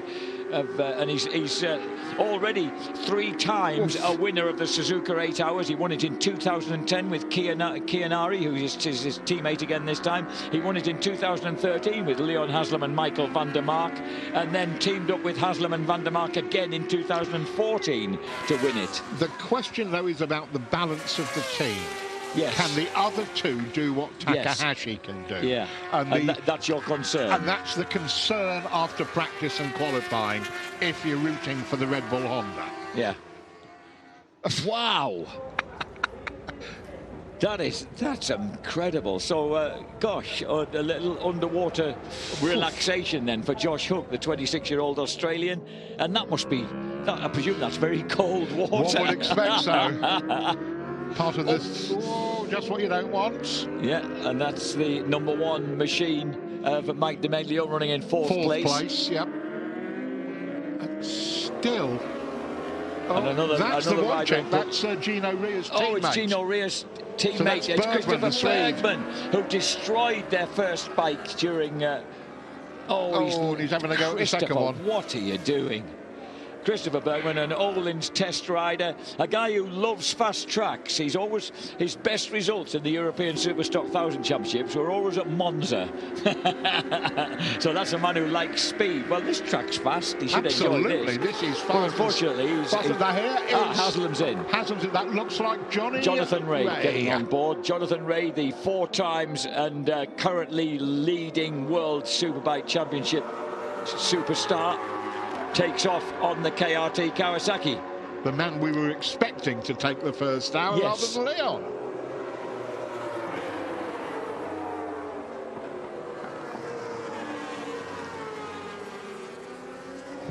Kawasaki comes out from its pit stop.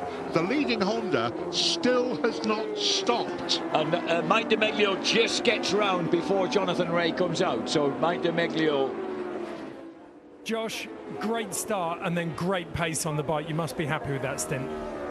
Yeah, really happy. Got off to a good start, and I usually go backwards in the start, so I was quite happy when I went in the first turn in second. So, I mean, for me, I hit the front quite early in the race, and anyone that knows anything about this race, it's so difficult. So it's so important in the early stages to pace yourself, look after your tyre, look after your body. The pace wasn't fast. As you see, it was quite bunched up at the front there, but until about 5 laps to go. But mainly, I mean, all the top guys are doing the same thing, just conserving their bodies and the tyre, and because it's a long race here and it's so physical, and the heat just kills you. So, I mean, I'm happy with the stint. The bike, the team's in a good position for now, so it's a good start. How brutal is that heat? Because arguably that's the worst stint, sitting out on the start line and heating up. Yeah, the start's always hardest for me because having to sit out there in the heat, so that it's just that extra little bit that takes it out of you when you could be inside in the aircon resting. So every little bit counts. So anyway, it's I feel good on the bike. Towards the end, I struggled a little bit with the front end. I couldn't. We had some bad chatter, and I was losing the front a little bit, so had to conserve there. And just important to get the body to cool down now and rest up for the next one. We'll leave you to it. Thank you. Brilliant to hear from Josh Hook, in very good spirits after that stint. So he should be. But saying that the first stint is the hardest, because I reckon it's because you know you're going to be in such a dogfight, and you're still trying to kind of look after yourself. The riders say it's because you're out in your leathers an hour before, in the sun, doing all the introductions and everything, so it's extra tough. And there in the Kenny Roberts Senior tribute helmet, Alex Lowe's. And incidentally, it's Stefan Bradl, who was the slowest of the 3 on the number 33 Red Bull Honda, who's gone out. And Alex! Lovely stuff from Alex, been taking lessons from Nakasuga-san. Lovely job. Stefan Bradl goes out on the leading machine, but he'll presumably drop back behind Alex Lowe's Mike De Meglio. There is Stefan. So Stefan Bradl, then, would you expect him to be able to do this as fast as his teammate was? I think Takahashi is pretty much the benchmark. He's got to be. I mean, he's got to be within range of what Takahashi's done. Shall we ask Terence about that? I think Mr. Terry Reimers is keen to get onto a microphone, so I'd better hand him over to. We'll get Terry wired up and get an opinion on that important question. Welcome, Terence.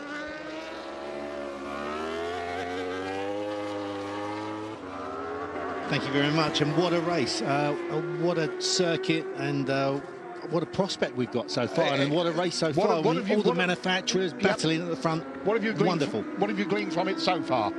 Well, I think the looks like Honda Kawasaki is trying to go for the six-stop plan, and was having a chat with Neil Spalding earlier on about that. And obviously he's a bit sort of further up the road than me, but. Yeah, just looking at a slow-mo. This is the restart.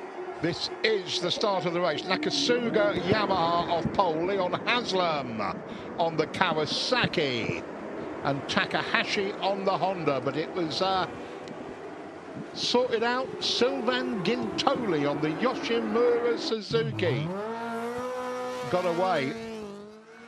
one of the factory Hondas. 90-second penalty for 634. Had to start from pit lane.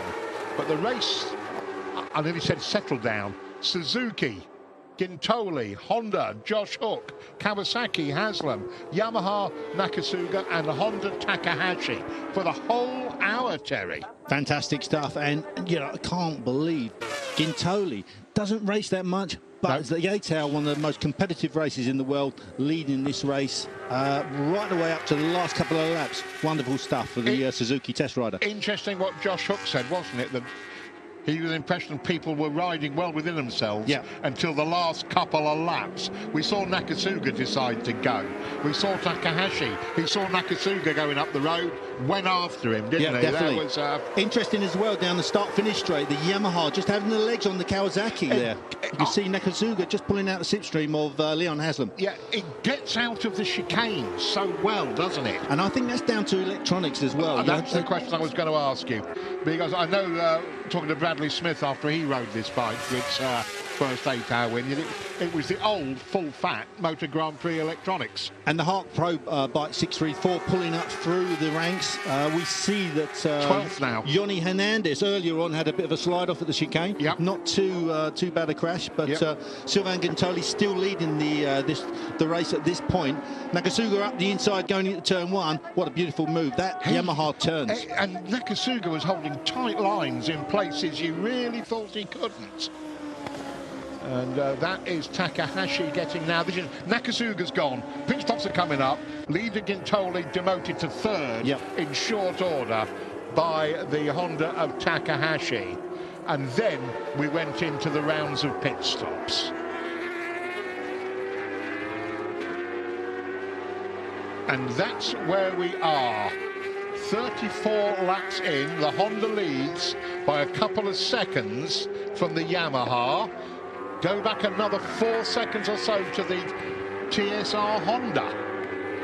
And then the Kawasaki with Jonathan Ray on it. And we see Alex Lowe's earlier on just struggling to get past one of the slower riders going into turn 1, between turn 1 and 2, going around the back of the pits, and that cost him probably a half second or so. Yes. So only 1.9 seconds behind. But Stefan Bradl, you were talking with Jack earlier on, saying, do you think he's going to have the pace? Well, we see Takahashi, the fastest out of the 3 riders, no doubt. But I think Stefan Bradl's used to doing this race, and I think he's going to come good in the race, during the race. He's got that experience, hasn't he? He has that.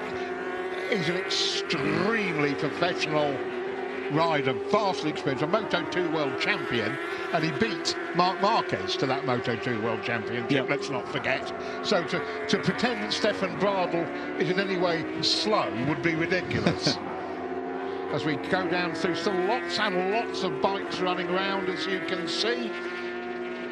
Jonathan Ray going really quick out there immediately on that Kawasaki in 4th position, 208.4 last lap round. That's only a couple of tenths off their actual outright fastest that Haslam's done so far. So good balance there with the Kawasaki team. We've seen their times, haven't we? Yeah, and Toprak as a third rider is right there. The kid in form. And they're very good on fuel. It's really surprised me. Yeah, that was my question. It was only a lap down on the Honda. Stefan Hill on the Super Stocker is up to 18th place. That's astounding. That's really, really good. That is astonishing. And Alex Lowe sets a new fast lap. Alex Lowe's pushing there, looking good. I think he realised he lost a little bit of time, and he's actually caught up to Stefan Bradl. That is within, what, 0.2 of a second behind Stefan Bradl now. And Alex Lowe's really attacking, going into turn 1. So this is for the lead. Bradl leads it on the Honda. Lowe's all of a tenth of a second behind him on the rather elegantly turned out Yamaha R1. D'Amelio 5 seconds further back down the road on the number 1 Honda in 3rd place. But what a great result for one of the championship contenders there to actually be running in a podium position at the Suzuka 8 hour. Yeah, and there's only literally 1 or 2 points in it for the championship title if you do the sums at the moment. we thought earlier on, I was talking to Neil Spaulding earlier on, and we thought that Nakasuga was actually holding back a little bit, you know, not really pushing 100%. Well, that's how it looked until that last 5 minutes when he went, yes, and the Honda followed him, didn't it? But now it looks like Alex Lowe's is pushing 100%, and he's caught that that deficit behind 1.9 seconds within a lap and a half or so. Tells me that Alex Lowe's is definitely the fastest man out on the track, and has put in the quickest lap so far on a 2:07.54 that last lap round. That's a really well. Now the question is, I don't suppose he is allowed to push much harder. Exactly, and Yamaha will be keeping a close eye on that, because they won't be wanting him to use too much fuel. Also, he's proving that he just perhaps he's just going to sit there, you know, sit behind Brado and just hold station. Which we saw Nakasuga doing for a lot of that first session, where it looked as, you know, we kept saying, oh, he's going to move. No, he didn't. There's dust everywhere. That's at the 130-yard corner. There's a big crash.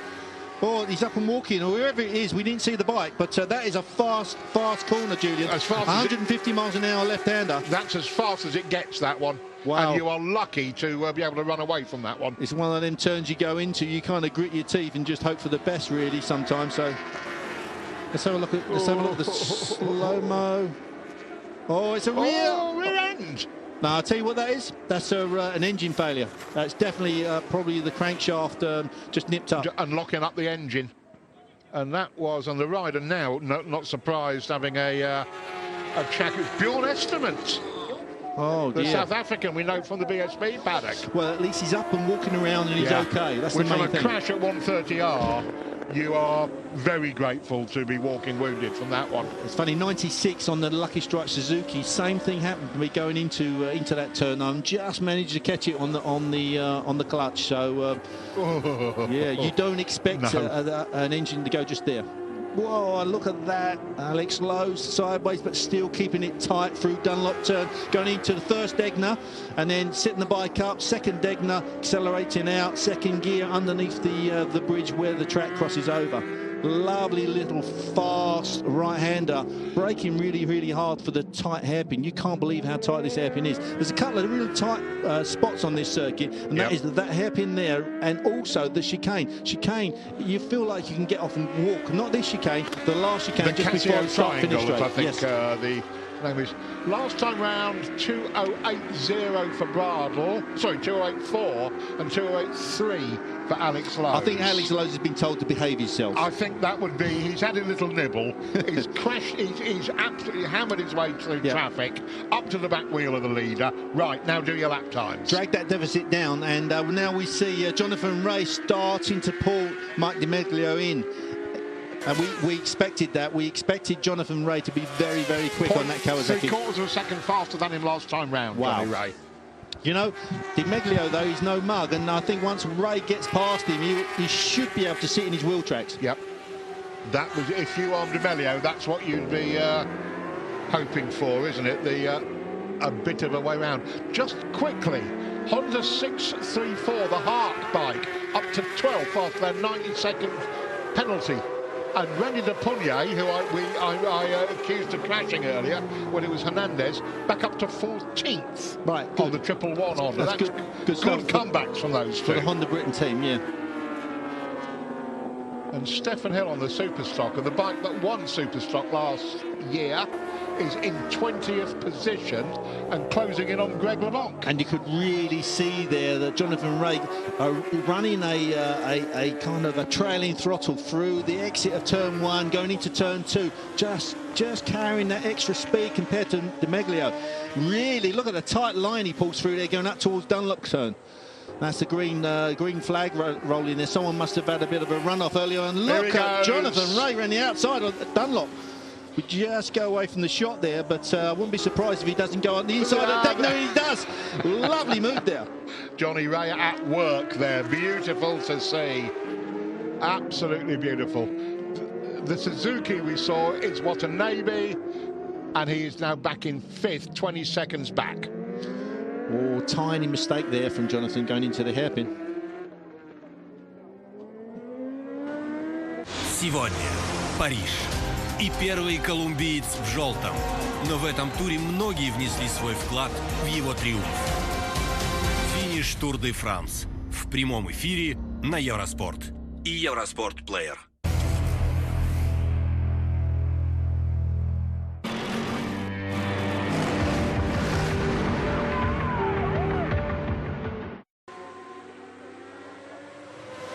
And it's just taken D'Amelio those few extra seconds to get past. The Honda's quick though. It's holding its own down the back straight. I can't believe how close knit these manufacturers are. Yep. You know, the Yamaha quick acceleration, yet the Honda seems to have really good top speed. Kawasaki too. Yeah, every time I thought Leon Haslam had run out of ammo in some way in that first hour, Yeah. 2 corners later he'd overtaken 2 people and was back at the front of it. Yeah, on the brakes, D'Amelio just seems really, really strong. And yet, Jonathan Rea, this is the section where Jonathan Rea's quick. Just coming into turn 1 here, looks like he's going to get a little bit held up by a slower rider. But this section here, just trailing the throttle. Look at that, round the outside of turn 1. D'Amelio gets through as well. But this is where Jonathan's quick, just trailing that throttle. It's really, really important to keep that bike driving through this section.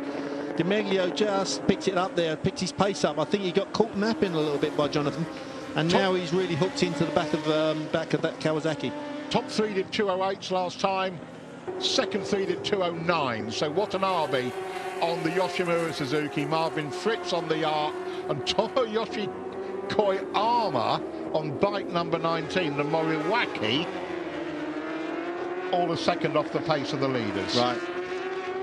Really good shot earlier on there of Mike D'Amelio going through Dunlop turn and dragging his knee through the grass and seeing the grass moving around underneath his knee slider there. So real nice shots here from Eurosport. And in 8th place, Tommy Bridewell is looking good on the S-Pulse Suzuki. He's sharing with Brad Ray.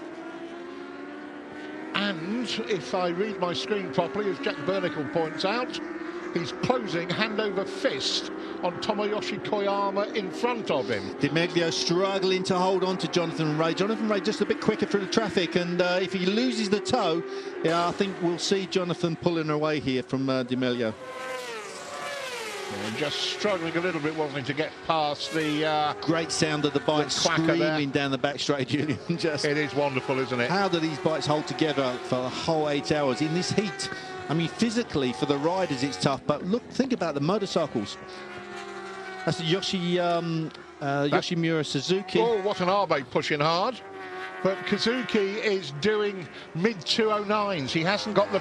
Again, I worry about that Yoshimura team, the balance.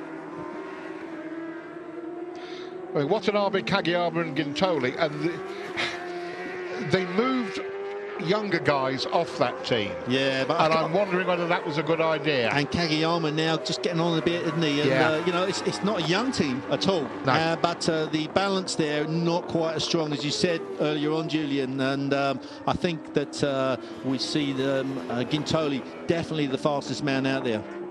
That's what it looks like. Only man in the 8s last time round, Jonathan Rea, who is... Marvin Fritz we're seeing now at the moment on the Yamaha, pushing around quick. We see that... 6th place. Yeah, Canepa in the first stint was really going well. That looks like Koyama on the Moriwaki bike. First non-Bridgestone Pirelli shot, 7th place. Moriwaki racing at Suzuka 8 Hour probably since day one. In 1978, I think it was. The only team that have done every race is Yoshimura Suzuki. Right. Which was won actually by Wes Cooley, I think, the first ever race. The first ever won by Cooley and Baldwin. Yeah, on a Mike GS, Baldwin, wow. Old Bloody Boots, as he was affectionately known. I know that story actually, yeah. On a GS 1000. When bikes didn't have a lot of ground clearance. Mike Baldwin's feet were dragging on the ground so badly they went through his boots and into his skin, and the rider behind, I can't remember who it was, but Sam was getting bits of blood splattering on his visor. So charming. Scary stuff. And here, still Alex Lowe's. It looks like he's rushed up to the back of Stefan Bradl, and he's saying, right, I'm going to do what I'm told. He would have been given lap times He must be faster than this. Don't go faster than that. Definitely. And Yamaha now know that Honda are very frugal on fuel. Yeah. So they're going to sit there and conserve. And then, okay, let's take the gloves off towards the end of this race. Let's see what happens. Yep. Oof. If you can call going round Suzuka 8 hour in 2:08s, conserving. That's Tommy Bridewell right behind Koyama. So that's the fight for 7th place. Fantastic result from Bridewell. Bridewell's quick round here, you know. Very. And that's Tommy going up the inside, and that wasn't Koyama. Koyama's the man in front of him on the Moriwaki. What a great season he's had so far, Tommy Bridewell. It's that good old mercenary, give me a motorbike anywhere on any tyres, any type, and I'll go fast on it, which is just wonderful to see. And this, putting in a performance like this here, we all know what that means for your career prospects. Certainly does, yeah. Gives you plenty of brownie points with the factory Kawasaki's, and the Cert Suzuki going quick as well. Tion Messon there. That is 9th place. That's good. That's really good for their championship. So where has the Kawasaki that's leading the championship is down in 16th? Yeah, SRC down in 16. Won't be happy with that. But remember as well, you know, Dunlop works better here at Suzuka than the Pirellis. In qualifying, not so much of a difference. But in the race, we know this is a Bridgestone circuit anyway. Top 9 in qualifying were Bridgestones. There's Cert Suzuki. They are a Dunlop team. SRC Kawasaki, who lead the championship, a Pirelli team. That's right, yeah. And just the Pirellis around Suzuka struggle a little bit for grip. I mean, everywhere else, they're really, really good. I'll tell you what, that makes the Moriwaki in 7th. That's a good, you know, they're a Pirelli team. That's pretty impressive. That is very good. But then Moriwaki, you expect them to be quick here, wouldn't you? And it was Yuki Takahashi on it.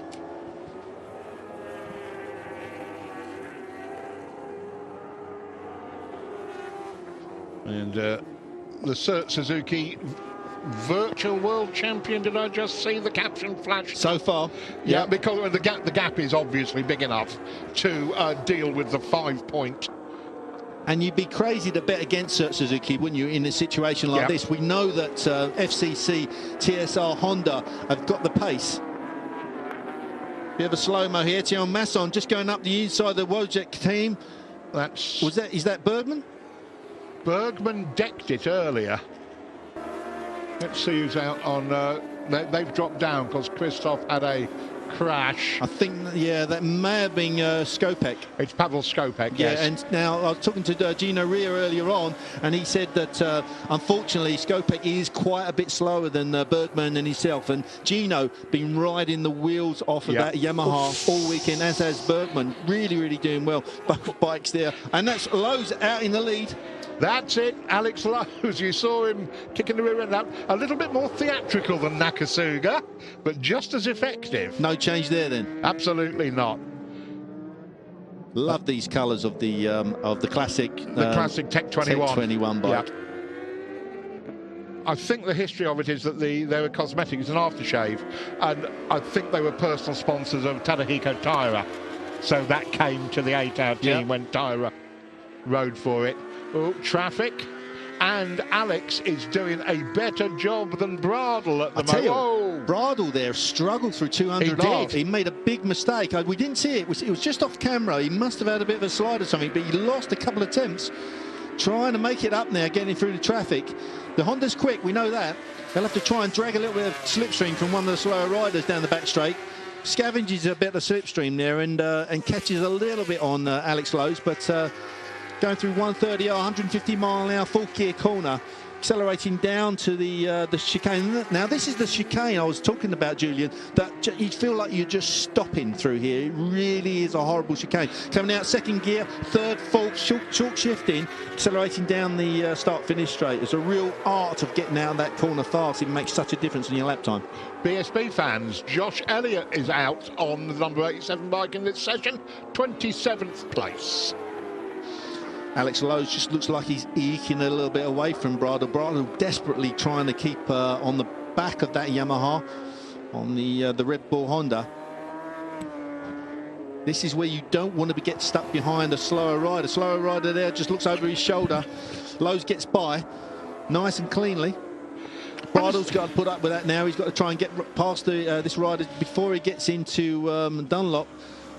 Can't see the number on that rider, but he's been really, really good, looking over his shoulder, moving away from the fast riders, which is a really nice thing to see. Yeah.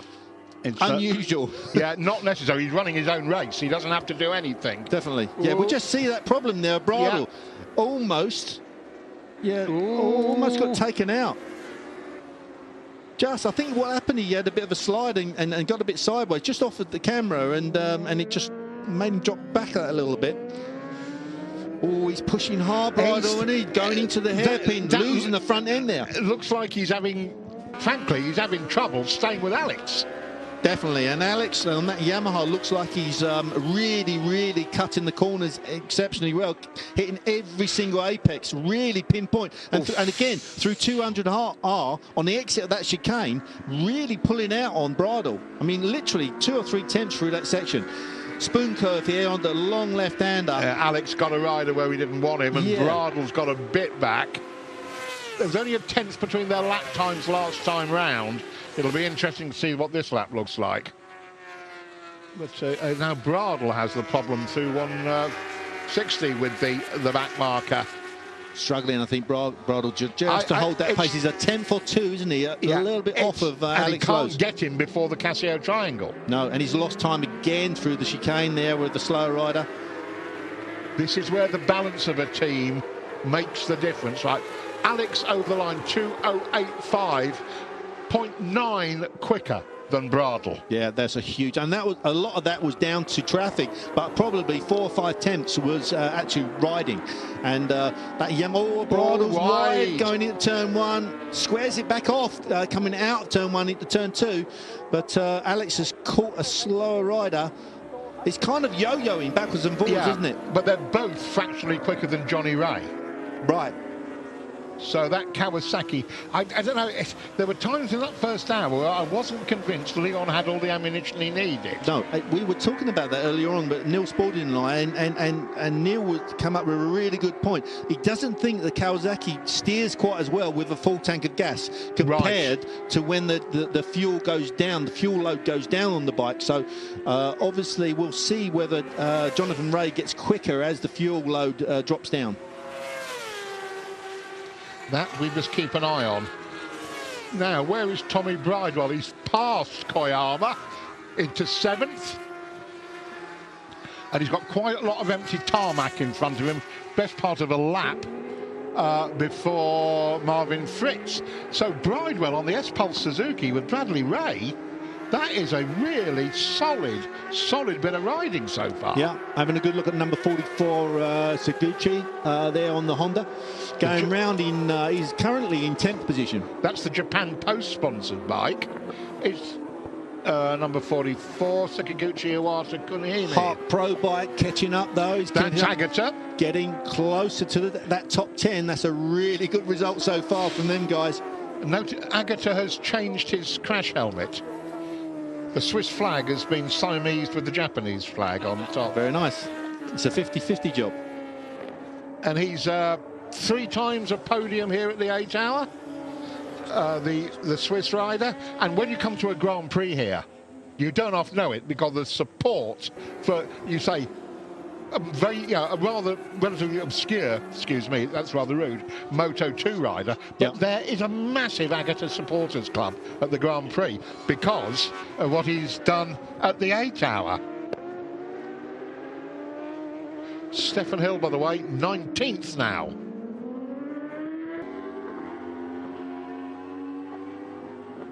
So going back to the fuel stops, we've seen Kawasaki running much further than what we expected them to as well, as far as the factory Hondas.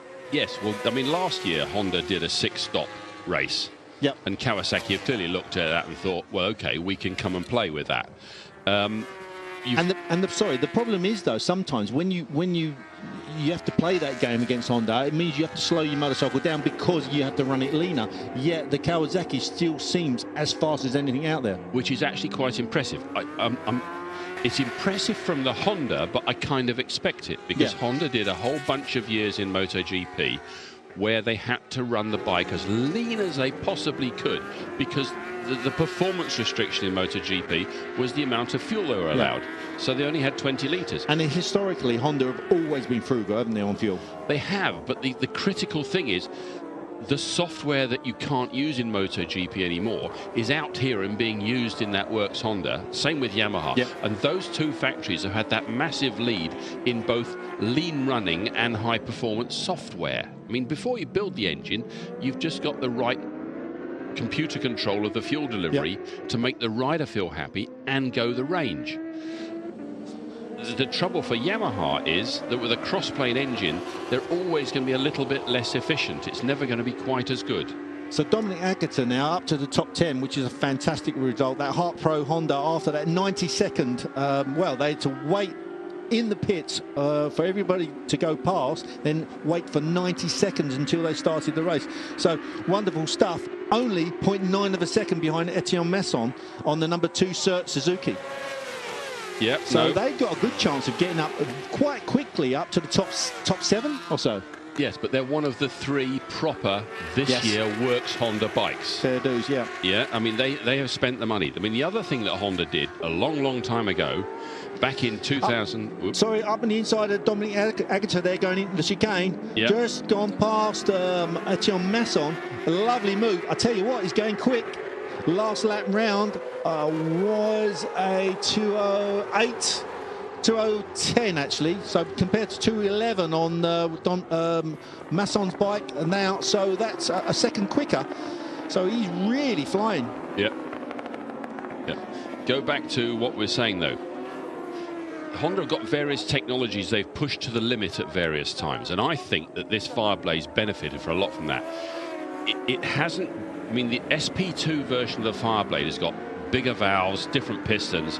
It was set up so you can tune it, but they clearly have now really tuned it. Yeah. I mean, all the Hondas it's got to be this on year. This limit, hasn't it? It has, absolutely. But it's its last year, you know. I mean, they'll have a new bike next year, which will be probably up there with the Ducati at some crazy number of revs. This one, they're giving it a real last go, and I think it comes down to 2 things. One is the electronics, and 2 is an experiment they ran years ago where they ran their GP bikes on steel valve springs for an extra year. Everybody else went to pneumatic, and there's Honda staying with the steel valve springs. They learned how far they could push an old and simple technology, and they're using that knowledge now. That thing's got new cams. And of course, Suzuka is owned by Honda, a racing Honda Corporation, isn't it? So they're going to get a lot of time here to test. Now, it's very expensive here to test for the other manufacturers. I mean, I can't remember exactly how much it is, but it's unbelievably per hour. I think it was, when I was racing back in the day, a long time ago, it was something like $15,000 per hour to rent Suzuka. So obviously it's more than that now. Just looking back at the caption earlier on, Alex Lowe's pulled 1.5 seconds ahead of Stefan Bradl. So he's pulled that 1.9% second deficit behind and dragging away. That's the SRC Kawasaki in. Giannone getting off the bike. I think that's David Checker getting back on the bike there. And shaking his head, Giannone. Not looking happy at all. For me, though, it comes back to these stops. Lowe's, Alex has got to get, over the course of the race, a 3-minute lead on the Honda. Sorry, Neil. Yeah. Just looking going into 130R there. Almost collected a slower rider. And that's how easy that is to just lose this race, you know. Wasn't a fault of Alex's at all, but didn't expect that rider to start moving from the right-hand side of the circuit into the left-hand side of the circuit a little bit early. Bradl there, just coming across the line. Let's see what the gap is. That's gone up to 2.1 seconds. So Alex Lowe's pushing really hard. See the Yamaha technicians there looking at their computers. Now, of course, Neil, they'll be showing, they'll be seeing all of the values of that machine as it goes past, I believe. Yeah, I'm not sure on the whether they can actually do live data, but I mean, when the bike comes in, it's just a matter of pulling out one USB stick and putting in another. Yeah. So they've got a full record of what its previous performance is. But I mean, the Yamaha software, again, they'll be using MotoGP, old-fashioned MotoGP, ultra high-level electronics. Now here we go. Which is now better than the chap on your screen there is Kokobu-san, and ooh, crikey, the boss of the MotoGP team. Gone out of my head. But you have got all of Honda's top people here. And this is how important this race is for the manufacturers. And they say that if you win, whichever manufacturer wins the 8 hour, they sell so many more bikes in the Japanese market.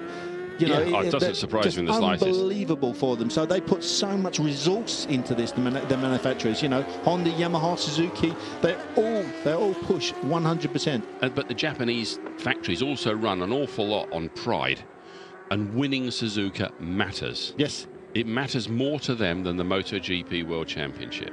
Yeah. You know, well, I was always told that whenever I used to ride for the factories, and the amount of resources they used to put behind it then, as they do now, you know, really so important for the manufacturers. Let's go back to the electronics on the Yamaha. Yamaha used to have this wonderful thing called mu learning. Now, mu is friction. It's the measure of friction, and it would basically learn how much the tyres are slipping as it went round each lap. And they would basically set it up so that it changed its mapping depending on the grip that was available. So it adapts to the situation on the circuit? All the way through. Wow. Alex Lowe's leads this Suzuka 8 hour race. His 42nd run-in of Suzuka 8 hour. Roughly, let's have a look here, just going across the line, I think he's 1.7 seconds actually. So he's lost a little bit of time to Stefan Bradl. So he's dragged him back roughly about 0.4 of a second or so. This is going to be a tough fight for Yamaha. They're physically in front, but they've got to make so much time to get ahead of that Honda if Honda can maintain their level of stops. Seems to me, Neil, that they're telling Alex to pace himself a little bit, and I don't think he's quite used to doing that. He's used to just pushing 100% constantly, and when he does pace himself, Bradl's able just to drag him back a little bit, but I think that Alex has got the edge on Bradl on speed. Right, I'm going to hand back over to Jack Bernicle, and he's going to have a chat with you guys and have a chat with Neil as well about the race.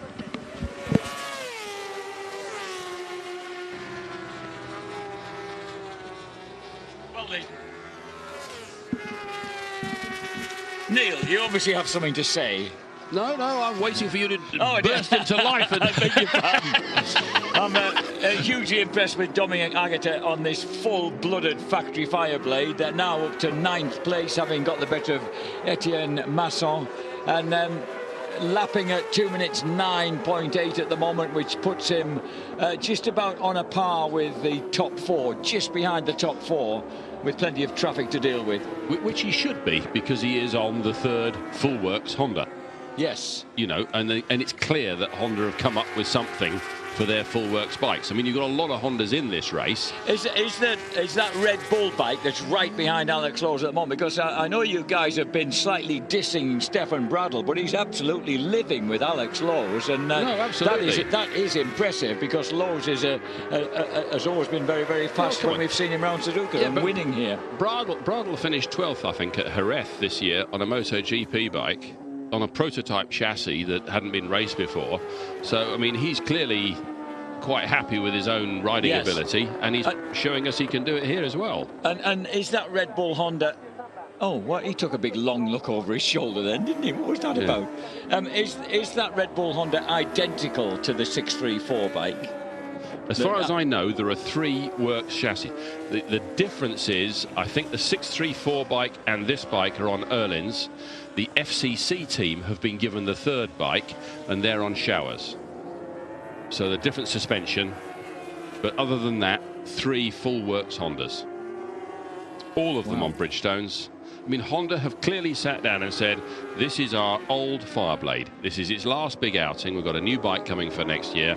We're really going to show everybody that can do something decent. And it's doing it right now. No, isn't totally, it? absolutely. It's not only quick; it's not using very much fuel either. And between the two things, in an endurance race, that's a very, very powerful weapon. Yeah, because this Honda was far and away the latest bike in after the first stint. It did heading to an hour and a quarter before it came in, admittedly with a safety car for 3 or 4 laps. Yeah, they're running a 6-stop strategy. They got away with it last year. Somehow this year they've got a load more speed, and they appear to be going for a 6-stop strategy. Kawasaki look like they're trying to do the same thing. But Alex has got to end the race. He's got to find 3 minutes by the end of the race just to make up for the stop that they're going to have to do extra. Oh, and there's somebody running out of fuel. Just as we speak about petrol. No, don't stop on me. Yeah, and that's very early. I mean, you wouldn't want to be running out of fuel before the hour is up. And I think that might have been Stefan Hill's team. I think that might have been the young Coventry riders team. I don't know whether Stefan Hill, he is out on it at the moment, 21st place, and that just could get a bit worse. And that was Stefan himself trying to persuade a bit of juice into the engine. Oh dear. Come on, Stefan, keep going. Behind him, he's got the official BMW of Julian Da Costa, amongst others. Osamu Deguchi, who's out on the Bolliger team, Switzerland Kawasaki, number 8. James Ellison in 26th place. The people who are struggling World Championship right at the moment are the SRC Kawasaki's. They've made their second stop already, and David Checker down in 18th place. So they've been very well knocked off the top of the World Championship table by Etienne Masson's number 2 Cert Suzuki, despite it having been pushed back to 10th place. Dominic Agata now up to 8th place in pursuit of Tommy Bridewell. His last lap at 2 minutes 9.4 against Bridewell's 2:11.9. So Tommy's got caught up in traffic. This man, Jonathan Ray, won in 2 minutes 9.2. Fastest man on track on the last lap in 3rd place. And he's pulled out something like 15 seconds on Mike DeMeglio on the number 1 FCC TSR Honda. And Jonathan looking so smooth, as he so often does. Yeah, I mean, Kawasaki are clearly doing a very different strategy this year, though, because I think their entire superbike team is here.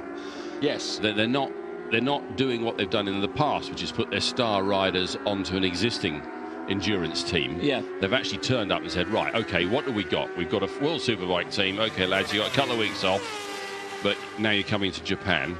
And you've got to learn to change tyres and wheels an awful lot quicker than you used to.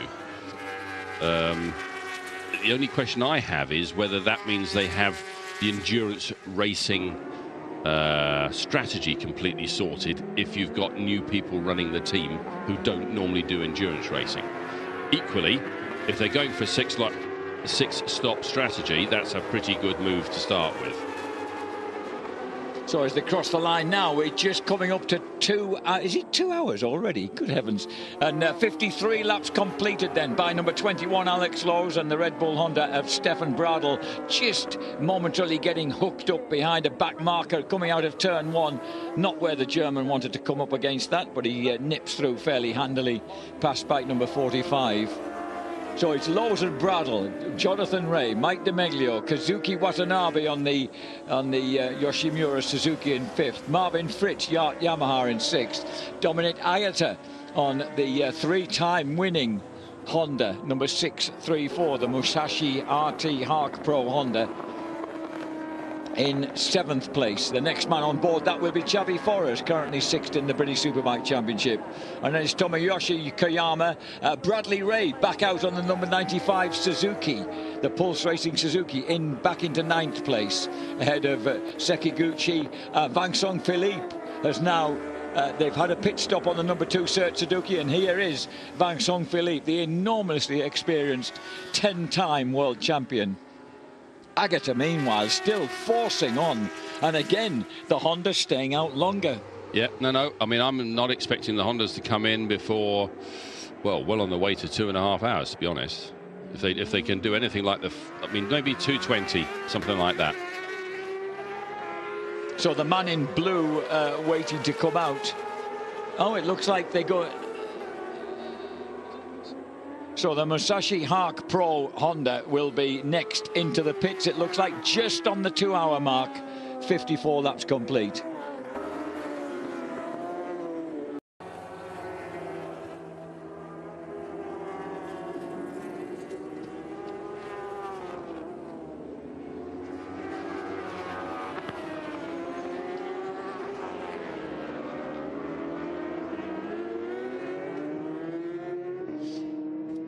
Number 21, Alex Lowe's, former British Superbike champion, currently in third. Well, he's just moved past his teammate Michael van der Mark in the World Superbike Championship after poor van der Mark suffered a hideous accident a couple of rounds ago and is still suffering the consequences, even though he's part of the team here at the Suzuka 8 Hours. I'll be intrigued to see whether they actually use Michael. He has, the very first time he came here as a raw kid, he never actually got out on track, though he did have the pleasure of stepping onto the top step of the podium.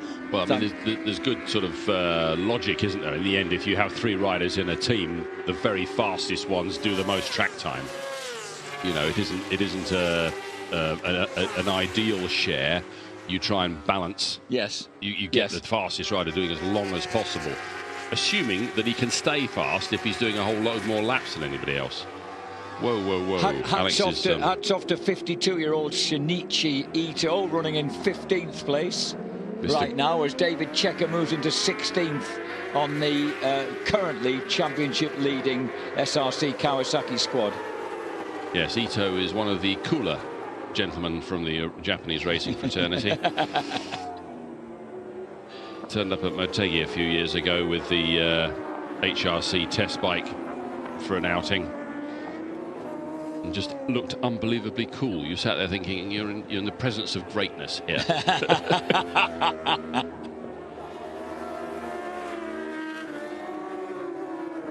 This then is the battle at the front. 2 hours and 6 minutes into the 8 hours of Suzuka, with less than half a second splitting Alex Lowe's Yamaha and Stefan Bradl on the Red Bull Honda. Yeah, I mean, Alex is showing as being capable of half a second a lap quicker than Lowe's, than Bradl, but it's not working out like that on track, is it? And Jonathan Rea, look at Jonathan Rea closing the gap. His last lap was an 8.6 against a 9.5 for Alex Lowe's. So the 4-time World Superbike champion is closing hard down on the 2 leaders. There they are, 3 of them in the picture together.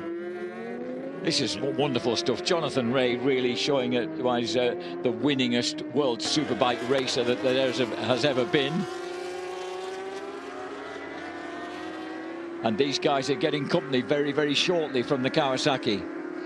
And of course, a bit like we spotted with Haslam. Finally the Honda comes in. Okay, but 2:07 isn't long enough for them to do the 6-lap strategy. Right. So that I suspect they're burning fuel to catch up, but they're going to probably end up having to stop one more time. Whereas Jonathan Rea is catching up right at the end of his session. So the fuel load has gone right down. The bike is probably working better. This is what we saw with Haslam as well. So the 634 bike comes in, and I think, are we going to see Xavi Forres get on board, or is it Mizuno going back on? I think it might be Mizuno going back on. It's the blue armband, and no, they're saying it's Xavi Forres.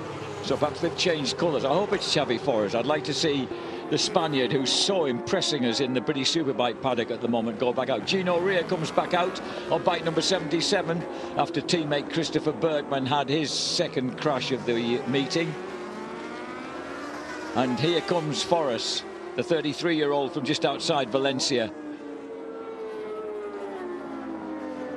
And Javier Beltran, his team boss from the British Superbike paddock at Honda UK, has come over with Xavi to enjoy the weekend here, and is hanging out in that garage.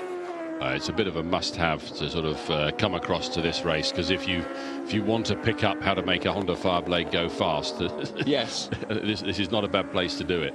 And as Julian Ryder pointed out before we came on air, it's really impressive for the interest in the British Superbike paddock, getting a lot of we've got 8 people from the British Superbike paddock competing in this race, and this is the Yoshimura Suzuki in, and Yukio Kagayama, I suspect, taking over with that glorious helmet. You still see so many, especially in blue, so many replica Kagayama helmets around the roads of Great Britain. Jonathan Rea has actually come through to second place, launches past Alex Lowe's and puts the Kawasaki momentarily into the lead. But Alex isn't taking that line now. And there are the first 3 riders after 2 hours and 9 minutes racing, ladies and gentlemen, neck and neck. 2 Englishmen and a German. And 3 different factories. Yes. 3 very different motorcycles. This is fabulous. There we go. The Yamaha's coming in. So Yamaha enter the pits. Alex Lowe's will drop in, and we'll see if Michael van der Mark does the next stint. Yeah, and now it's critical. He's coming in at 2:09. That in the end he's going to have to stop 7 times in the race. It's now how long the Kawasaki and the Honda can stay out there to see if they are really on for a 6-lap strategy.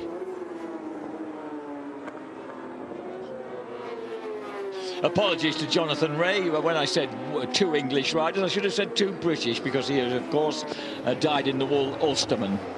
Number 21, Alex Lowe's, comes in, and this is where we see who is going to take over the leading Yamaha. That's like Van der Mark to me. It certainly looks like the tall, lean figure of Michael van der Mark. Van der Mark, who is currently 4th in the championship, had that hideous crash at Misano. It's the second time that he's had a horrible accident. In successive years, he's had a horrible accident at Misano that was not his fault. Last year, if you remember, the rear tyre came off the rim and spat him off at Misano when he was leading the race. This time, well, something went wrong with the motorcycle, and the result was a horrendous high side, and he's still not fully recovered from the injuries, but he's certainly well enough to go out, it would appear, right now. So Jonathan Rea then still out there and in the lead. Stefan Bradl in second place. The Yamaha rejoins in 3rd.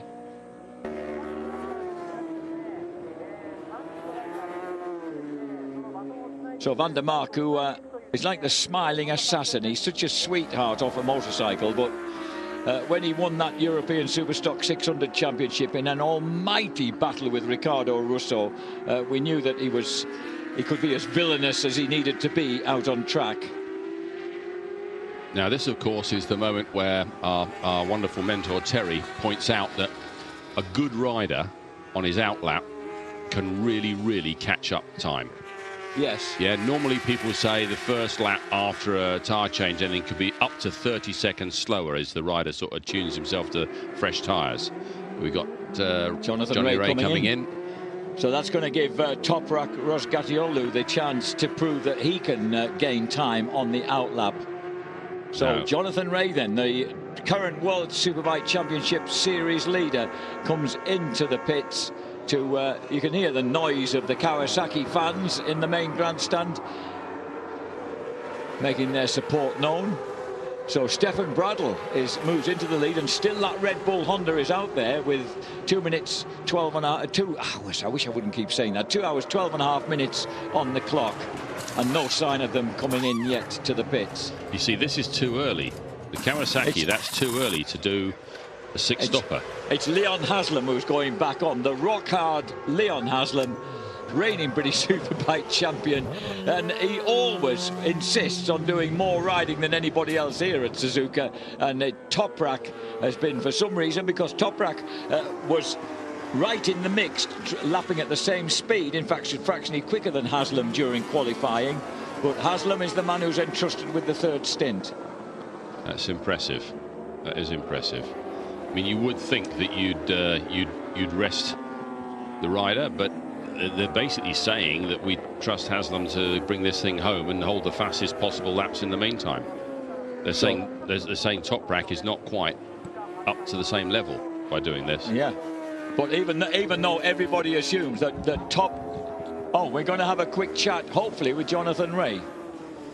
Johnny, the bike's got pace, but you've also got efficiency this year. Yeah, the fuel consumption looks pretty good. You know, my light didn't come on, but I got told to pit, so yeah, I feel like we can do 28 laps, which is really good. Okay, thank you very much. And Ed Lee having the sense to get smartly out of the way of the World Superbike champ.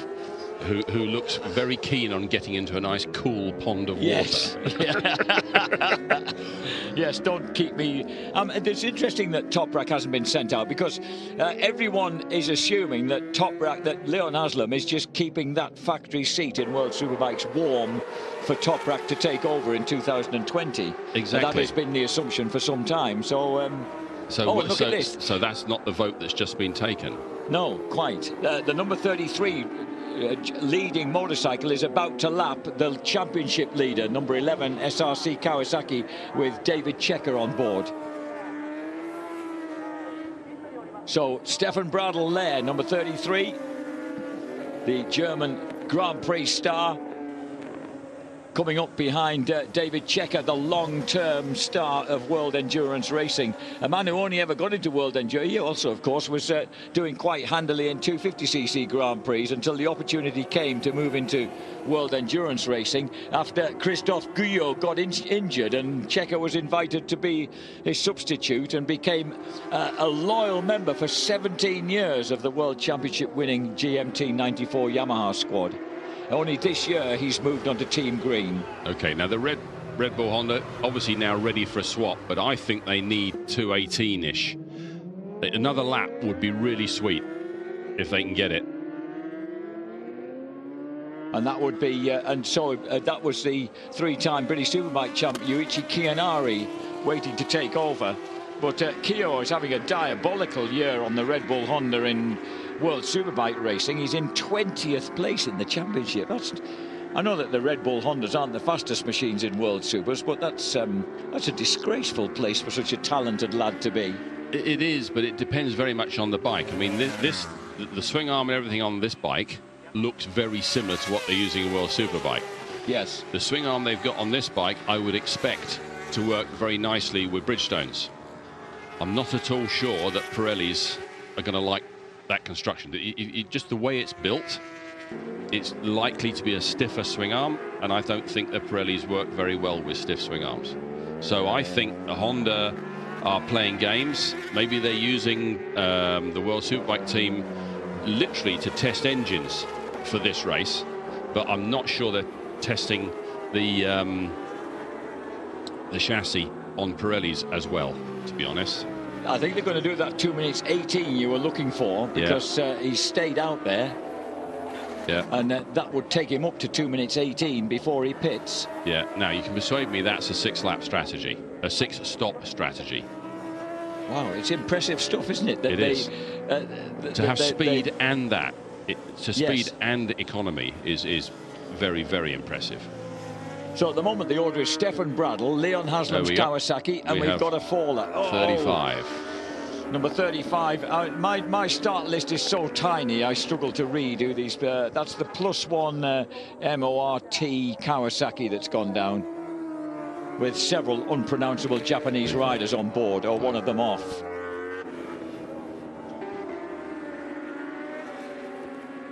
So fortunately he's fallen in a place where it looks like they'll be able to remove him. Is that another bike? Have the two riders gone down? Yes, that's another one. Oh, and that's the Enjolras bike, the Eva RT Wee bike, Tati Team Trickstar, regular boys on Dunlop. But the green light flashes, so that he's okay to go tooling off on the grass. Oh, is he allowed to do that then, in the firing line? I'll just cruise along on the grass then. I think it's a moot point as to what's the safest place to be. You don't want him on track, but I'm not totally sure you want him there either. As long as nobody else chooses to fall off at speed just there, then we should be okay.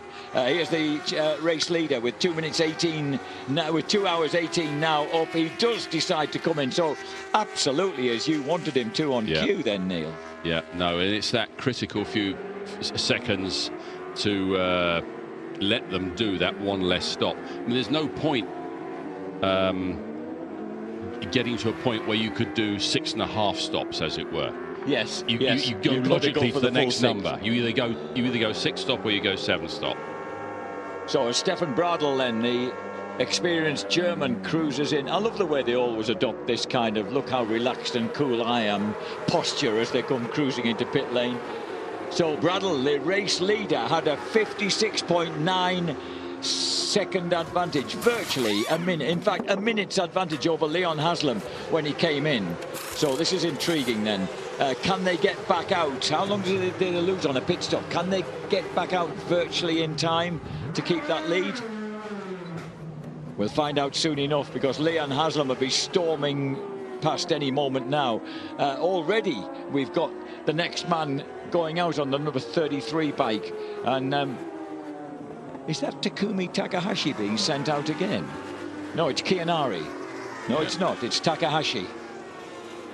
I'm not sure that they're trusting Kianari to go out there. I think they might have sent Takahashi back out, you know. Yeah, well, this is the same. Yeah, it is. So this is the same slight query that we've got with Kawasaki. You know, you run your fast people. And yes, and Takahashi was very quick early on. He was, absolutely. Well, he's leading the Japanese championship look, at the moment. Here's Leon Haslam. Yeah. So Leon Haslam then didn't manage to get through before Takahashi came out. Has Takahashi got the tyres warmed up enough to stave Leon Haslam off? Here the two are absolutely together. The Honda and the Kawasaki nose to tail, with Leon going round the outside, already in race mode, already fully up to speed. And now Takahashi has got to begin to build up his confidence in the however hot those tyres are and sticky those tyres are, and cling on to the Kawasaki. Yeah, I think he'll be back in front in 5 or 6 laps time. I'll hold you to that, dear boy. That's 62 laps, so you've given him until about 67 to retake the lead. Michael van der Mark's running third for Yamaha. Freddie Fore's now out on the FCC TSR Honda in 4th place. Yukio Kageyama in 5th for Yoshimura Suzuki. Brock Park 6th for Yamaha. Xavi Fore's 7th. Wow, goodness me, for the 634 Honda, ahead of Brad Ray in 8th. Troy Herfoss, the Australian champion, in 9th place. Vang Song Philippe for potential world champion Search Suzuki in 10th. Right, I'm going to hand over to Terry now. He's going to give you a bit more of an analysis on the riding styles, and we'll wait, and I'll take you up on the 5 laps in the lead for the Honda. I'll let you know if you've got it right, dear boy. So right now in traffic, Leon Haslam making good use of the traffic to draw, in fact getting 2 back markers, including the Viltias Experience bike that's already been lobbed up the road and therefore suffered as a result. So 2 back markers then between 1st and 2nd place men. So Haslam leading the way. Here comes the number 33 bike, desperately trying to make a move. And there's Michael van der Mark right with them on the Yamaha. The first 3 absolutely nailed together. Number 33 on the Red Bull Honda then. Takahashi, who the 2017 Japanese champion, currently leading the All Japan Championship for Honda, which, considering the domination of the Yamaha team for so long, is good news, at least for Big Red. And also, judging by the sort of form he's showing here, this is the Honda that could bring them victory here at the Suzuka 8 Hours after that embarrassing 4-year domination by the team Yamaha. And Leon Haslam looks a little bit in his kind of the way he's sitting on the bike. He looks a tiny little bit worried the way that Honda's pulling away. You know, he just looks like he's struggling a bit to keep the pace going. Especially, as we said before, the Kawasaki not working quite so well with that full tank of fuel. That's what we've looked at and what we've seen so far anyway. All the time up in the top of your picture, Van der Mark going on the number 21, Tech 21, the Yamaha, just catching these 2 guys ahead of him. Making this a really, really exciting prospect. 1.264 seconds on that last lap round. That's closed up a little bit now by Haslam, but that's seesawing backwards and forwards as and when they're going through the slower riders and the back markers. Fastest lap, Takeshi, 207.246. That is quick. Now, we've seen in his body language Takahashi pushing really, really hard, and that just goes to prove it. Fastest lap of the race so far from the Red Bull Honda, number 33. What do you think, Julian? Terry, I'm back. Jack Bernacle has graciously handed the chair over to me for a stint. I am enjoying this race like you can't believe. That's brilliant. Yeah, trying to prize Jack out of the seat. I think you was more excited than me. And why not? It's great stuff. It's great stuff. I was enjoying looking at it. And some interesting Spalding material there. Just really nice to see, regards to the technology behind these machines and behind the manufacturers. Also, we've got to talk about the riders as well, of course. And it's funny, I got a text from my old mate Aaron Slight. Twice winner here at Suzuka 8 Hour, and still don't forget. I can't forgive him for beating Scott Russell and myself here in 1994 by about a bike length or whatever it was. Obviously a legend is Aaron, and just saying, jokingly, of course, to me by text, why are they running 3 riders? In other words, these blokes must be wimps. Of course, he's tongue-in-cheek stuff, but it is true. Back in the day, the old days, we used to only run 2 riders. But a lot of the top teams now, we're talking about earlier on, the Red Bull, Honda, so far only running 2 riders. Usually running that 3rd rider just in case one of the riders in the 2-man team actually get too tired. Thought of as a reserve rider, possibly, there for the experience, and maybe to be used next year in another team. But hell, 24-hour races used to be 2-man teams back in 1980 when Dominic Mayon, the Suzuki boss, started. But you can, look at Takeshi there, just going past that slow rider, almost touched his front wheel with his arm. You just get the impression from Takahashi he's taking no prisoners. That he's been told, win this. or win this. That is the full stop. Or don't come back. The boss, the CEO and president of Honda was here this morning, and he did a tour of the garages. You can imagine just how great that is if you're a Japanese rider. I should imagine there was a wagging finger there. Oh, yes.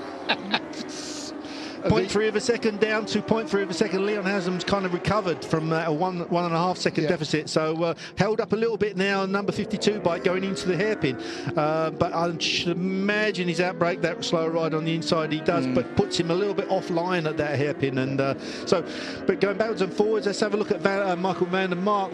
Michael van der Mark around about 2 seconds behind Haslam. So he's kind of made inroads, and he's staying there now. Possibly, makes me wonder whether Yamaha are just giving the riders the sign. Do not, overstep that mark. I remember Alex Lowe's, I think, after last year's race, telling me that in the last hour he was getting a bit excited, and he realised he'd gone way quicker than the lap time he'd been told to do. And of course, you go quicker, you've got a chance of crashing. You've got your over-taxing the bike, the tyres, and you're guzzling fuel. But it's difficult for a rider as a racer to actually hold back that little tiny bit. You've got to look at the longer picture, Alex said he was sort of almost, he did the lap, looked at the lap, oh my Lord, I mustn't do that. I mean, I'll be in real trouble. Because I think Bradley Smith said the same thing before they did the last session. The deputy president of Yamaha came, you're in your leathers, just put your helmet on. The deputy Yamaha says, please. Take it steady, a little bit steadier, please. Do the job. That's just what you need, isn't it? One of the real big bosses. He's the man that signs your paycheck, so absolutely. So you do as you're told with that guy when he's around. Bow as well, if you've got any sense. Freddie Foray on the FCC TSR Honda, of course the leading team of the EWC stalwarts of this championship, as it were. Tonight of the regular contenders, the people who are in with a shout of the World Championship, because this is the last round of the 2018/19 World Championship. And way ahead of the SRC Kawasaki. Way ahead. So at the moment, the number 1 Honda is in 4th place, which gives them 28.5 points. And the Suzuki, you told me where it was, Terry, it's 9th, and that is 18 points. I don't think it's enough. Van der Mark getting on the gas very early there, sideways through Dunlop turn and through the Degner, second Degner, getting a bit sideways, just going underneath the bridge. He's pushing hard just to try and hold on to the 2 riders ahead of him. Deficit now has gone up a little bit more, so he's lost a little bit of time. Whether he's lost that time, curb, isn't he? He's grabbing plenty of curb through that chicane. Whether he's lost a little bit of time getting through the slower riders or not, I don't know, but looks like he's trying very hard to catch that little bit of a deficit up. I mean, he is coming back from some bad injuries. rib injuries and wrist injuries. You know, not that long ago, the Misano round of the World Superbike Championship. So 2.6 between him and Haslam. So that definitely has raised up. Do you know what? Michael van der Mark, I'm a big fan of Michael van der Mark. I think he's got a great style on a motorcycle. He's got a happy-go-lucky attitude, as has Alex Lowe's, you know. It must be a great fun to be teammates in that team. Absolutely. And this year, unlike last year, he actually fits on the bike. Because when Nakasuga dropped out of last year, they moved the handlebars forward an inch and he was able to go fast. That's why he was so much faster on race day than in practice. It's so important. I mean, I'm a tall rider, you know, I'm one of the tallest riders around, and to try and fit on these bikes is so difficult. You know, when you are a big rider, it makes such a difference when you can move the bars around, the foot pegs around a little bit, you know, can make the difference of a half a second. And it did for Michael van der Mark last year. Now, luckily, Nakasuga tried the bars afterwards and suffered no loss of speed. So they've kept the long bar set up for this race. I understand. Happy days.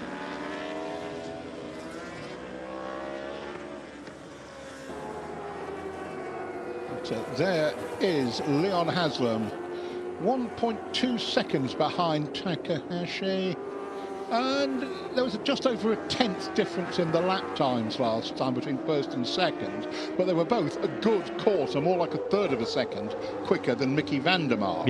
So Yamaha, as Neil was saying earlier, I think to you, they have a real fight on their hands this year. They definitely have a fight on their hands, and we knew that Kawasaki would be strong here, just because the bike's good, of course it is, but Jonathan Ray is you know, he's an exceptional rider, as is Leon Haslam, but there was much of a gap at all between all three riders. You know, literally 0.2 of a second between all three riders, which is an unbelievable balance in this field. I understand why Kawasaki are keeping Toprak in the box. He's never done an endurance race. Yeah, that's one of the questions we had. You know, okay, Kawasaki are really, really well balanced, but is Toprak going to be able to, when he's under pressure, you know, do the Kawasaki, these thing. Manufacturers are spending millions just for this race to get these guys out there to try and win this race, you know. And he's a youngster. I'm really, really impressed with him in World Superbikes. He's been a great rider so far, but he hasn't quite got that experience of the other two. This is what I was alluding to earlier when you're talking about 2- and 3-rider teams. That it's like any team. You take a youngster on tour with you, so he gets to understand the atmosphere of what's familiar. You might not play him, but you give him the experience. Oh, that's a bit tight. Takahashi cannot. He has lost time, actually, through that chicane. You can see, number 51 out. 51 and looking tired. That is the Moto kids. Katana, Yoshimichi and Yoshida. I don't think they were troubling the scorers at the sharp end, 63rd. I don't know why he's got his glove off. Unless it's come off in a crash or something, I'm not sure. He's having to lean on that bike, isn't he? I think that's a man who's hurt himself, frankly, Terry. So back to the race, and the number 33 Red Bull Honda goes through Dunlop turn. You can see Leon Haslam not that far behind him at all, putting him under pressure, and Takahashi trying to get through the slower rider, just manages to get through on the second Degner, underneath the bridge, accelerates down to the hairpin. Really is a special circuit, this one, you know, Julian, and it's so taxing on the body. I can't tell you how difficult it is. I mean, we're sitting in this lovely air-conditioned commentary booth, and everyone's sitting at home in their nice comfortable houses, but really and truthfully, you know, this is a tough one. 85%, sometimes 90% humidity and 29 degrees heat. It's like racing a motorcycle inside a sauna, I can tell you. And the bike's hot, the radiators are radiating air through them onto you. You can, if you hold on to the bike when it stops after it's been out there for a few hours, you can't actually physically hold on to the handlebar through the hand grip because it's so hot. Your feet start getting burnt, you get blisters, you know, and it really is tough. So here we got the Virtual World Championship. Suzuki on 145 points, Team SRC Kawasaki France on 141. So FCC 137.5. So really at the moment Suzuki Endurance, and you can't bet against them. You can never bet against them, Julian. No, never. And Dominic Mayond, it's his farewell to the sport he has graced for 38 years. as manager of Sert Suzuki, the Suzuki Endurance Racing team. So we see this race looks like we're going to have a humdinger and be very, very close. And I was reminded by Aaron that in '94, I think it was, when we were racing, I was racing with Scott Russell, Aaron Slight was racing with Doug Poland. I think it was the closest finish of any Suzuka ATR. Yeah. I think it's about a bike length or so behind. I think it was a quarter of a second, wasn't it? Something officially? like that. It's very, very close. So it'll be interesting because we've seen so many close races in this championship, the EWC championship so far this year. Bit of a glimpse of David Checker there. But going back to the closest finish, it'd be real interesting to see what actually happens in this one. It's going to be tough, and it's going to be tough with Yamaha and Honda, you know, and Kawasaki. 3 manufacturers battling for this. Already, I'm thinking, from what we've learned about the Kawasaki going better at the end of a session on a low fuel load, you can see if let's say Johnny Ray, in the last session has to make up 2 or 3 seconds, he's going to do it at the end of the session. And looking at the nighttime practice as well, looking at the nighttime practice as well, Jonathan Ray being really, really quick. So I wouldn't be surprised whether they threw him out on the bike in the last stint. So Checker just exits out onto the back straight there and pushing really, really hard and under lots of pressure. Remember, David Checker and the SRC Kawasaki on Pirellis, so they're struggling slightly just at this racetrack because the Suzuka 8 Hour is so strong for Bridgestone. Top 9 Bridgestone runners in qualifying, remember? Yeah, and I think top 8 at the moment with the Dunlop shod Suzuki number 2, the first non-Bridgestone runner. Oh no, Yukio Kageyama. No, sorry, I was confusing him with Koyama, wasn't I there? Koyama's on the Moriwaki. It is a Bridgestone 1 to 8. And that World Championship caption we saw a moment ago, it's difficult to imagine the TSR Honda being higher than fourth, higher than 4th place, isn't it? That's right. It really is. And great result for them. But they are running currently 3rd in the virtual World Championship. So down in 3rd position on 137.5 points. That compares to the SRC's 141 and the Sert, the Suzuki Endurance Racing Team, 145. Now, when Sert Suzuki are in this position, they normally can hold station, can't they? They are you can't bet against them. Masters. Yeah.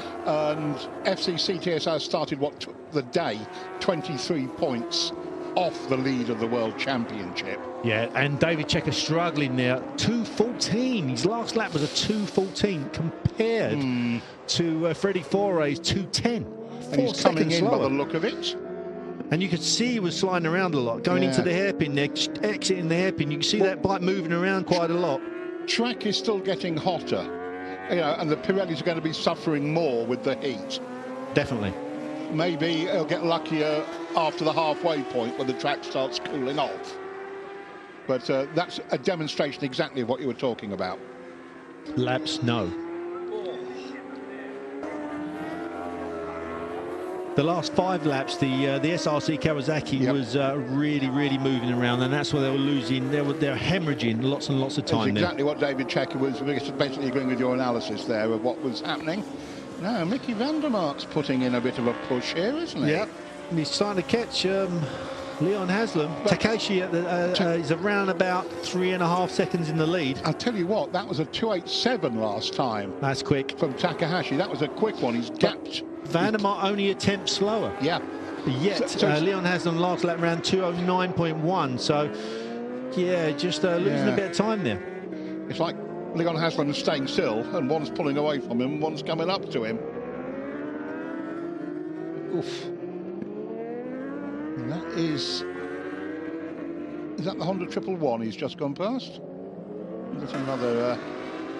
No, I don't think so, no. Just another interesting colour scheme. So there you go, the caption says it all. 0.3 of a second. So catching each lap. Good to see Bradley Ray still up the sharp end in 8th, by the way. Yeah, and Leon Haslam will see this on his board, you know, Julian. He'll be seeing his board and where Vandermark is catching it, and there's nothing worse than seeing someone catching up. And Leon now spinning up quite badly, coming out of spoon curve onto that back straight. Sideways, we see that earlier on. I think Jack just pointed it out and tapped me on the shoulder while I was looking at the timing screen, and Leon Haslam had quite a big slide out of coming out of spoon curve the lap before. So that Kawasaki has never quite looked comfortable until the very end of a session, has it? Yeah. I mean, Jonathan Reyes always looks like he's cruising. He has such an easy style on a motorcycle. Whether he's got, whether the tyre isn't quite as consistent on the rear, sometimes you can get discrepancies between it, although it's the same tyre. Sometimes one tyre will be slightly better than another. It's very rare, especially with Bridgestone. But it could be the case. We don't know yet. We'll just have to see how it unfolds, how this race unfolds. But in the meantime, the Red Bull Honda with number 33 Takahashi well out in the lead, actually 3.1 seconds out in the lead, which is a lot. I know we're 2 hours 45 minutes into a race, and 3 seconds isn't much really, but compared to the rest of the race so far, this is the biggest gap that Takahashi has had. This is not what we've seen in recent years. The Yamaha has, in many ways, Honda made a strange strategic decision last year when the weather changed. Last year, Kawasaki had a silly crash, and the Yamaha just had to manage. Well, we have a crash at Kawasaki on the deck. Can't see the number. It's a red plate, so it's a super stocker. Something 4, and the point is, I kept thinking that coming to do this commentary, Terry. Yamaha have had 4 years of perfection. Yep. I mean, they have not made a mistake. They've set the bar. They have not been involved in other people's accidents. Yep. They have just done what you try and do so rarely in an endurance race. Execute the plan. Yeah. Boom, boom, boom, boom. And they've done it, and they've won 4 races. And this time, I mean, they might still very well be executing the plan. Yeah. They obviously are at the Fair moment. point. As long as they're there or thereabouts within a couple of seconds, I'm sure that they're not panicking. No. We've seen now that Leon Haslam's actually pulled out a little bit on Michael van der Mark. So obviously he's had a bad run in the traffic. You can just see that gap's just opened up slightly. Yeah. You can see van der Mark going into the chicane, the last chicane just before the start-finish straight, trying to get under too slow a rod. Just about makes it. But made it count there. And just ahead of them, just coming out of that chicane, is the Red Bull number 33 bike. Oh, and actually catching up to the Hart Pro, going to lap the Hart Pro Honda, which was given that 90-second penalty at the end of the race, and had to start from the pit lane. Now, this could be a problem. This could be a problem for the Red Bull bike, because that Hart Pro bike, we know is quick, and you've got to get past it. Before he's doing 2:12, though, 3 seconds slower than that's a lot slower than his teammates. Oh, there you go. See, that's what I'm saying. There's no mug through these turns. Although he's not putting the real quick lap times in, he's going to be difficult to get past because he is a decent rider. Very decent rider. And already he's taken, the succession of the S-bends around the back of the pit for Takahashi to get past him, and that's one of his sister bikes. One of the Hondas. Full fat factory Hondas. And Xavi Forest looking good on it, but as I say, 2:12.3 last time round, a full 3 seconds slower than Takahashi.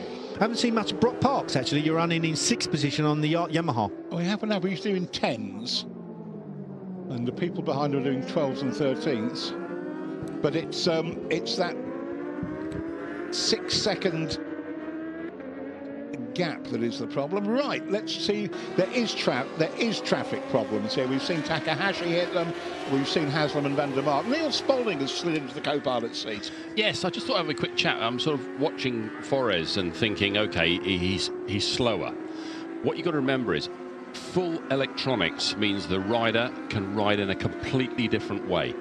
He has to be confident to hold the throttle open, and the bike does most of the thinking. Yes. Whereas Forres is riding in BSB at the moment, where that kind of electronics are completely banned. So he's used to having to feel the way with the throttle. And he's probably having to reprogram his head completely to deal with these electronics. And he's not the only man in this field who's having to make that adjustment, absolutely. Of course. It's not an easy thing to do, because you've got to trust that the motorcycle won't send you to hospital. I mean, Bradley Smith said the first time he rode the Yamaha here 4 years ago, he said it was full fat Motor Grand Prix electronics, and the something's been banned. He couldn't believe how effective and how user-friendly the motorbike was. Yes. In fact, he said if me and Paul didn't win the race on that bike, we should never be let back in another paddock. No, and this is probably the only race in the world where those electronics are brought out to play Nowadays. Fully. Yes.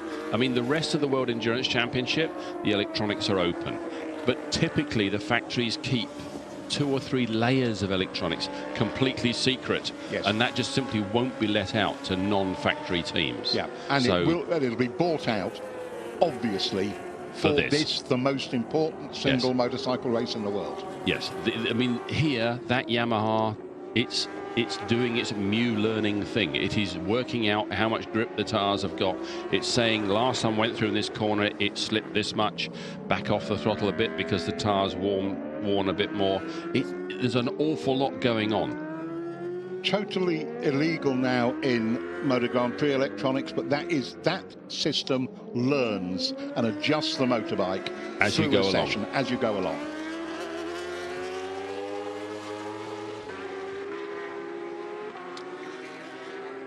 Is that Yoshikawa? It is. He's the team manager. Old superbike rider in the early days. Lap record holder for quite a long time at Laguna.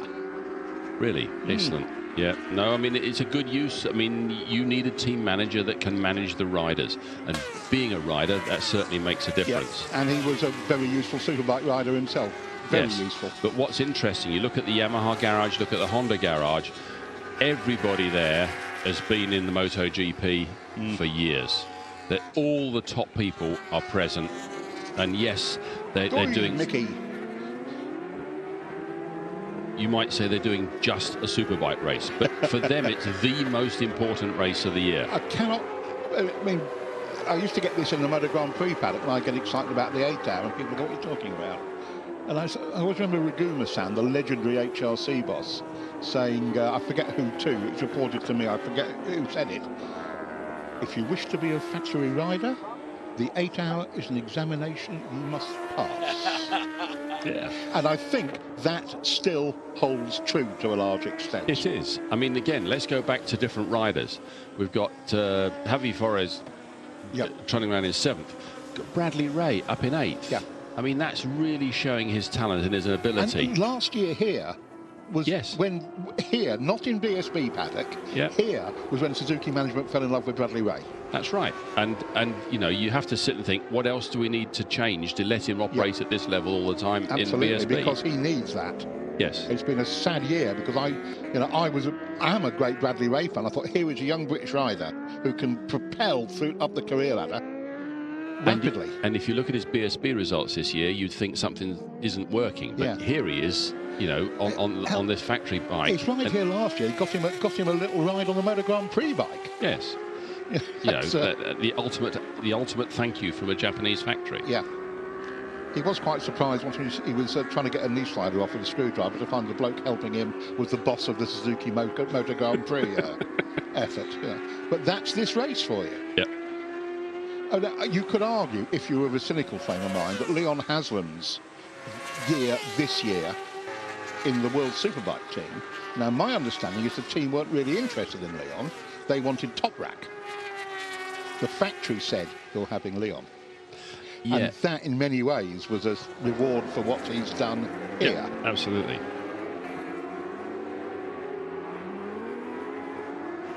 That is... I don't know what the chances are of Leon being in the World Superbike team again next year.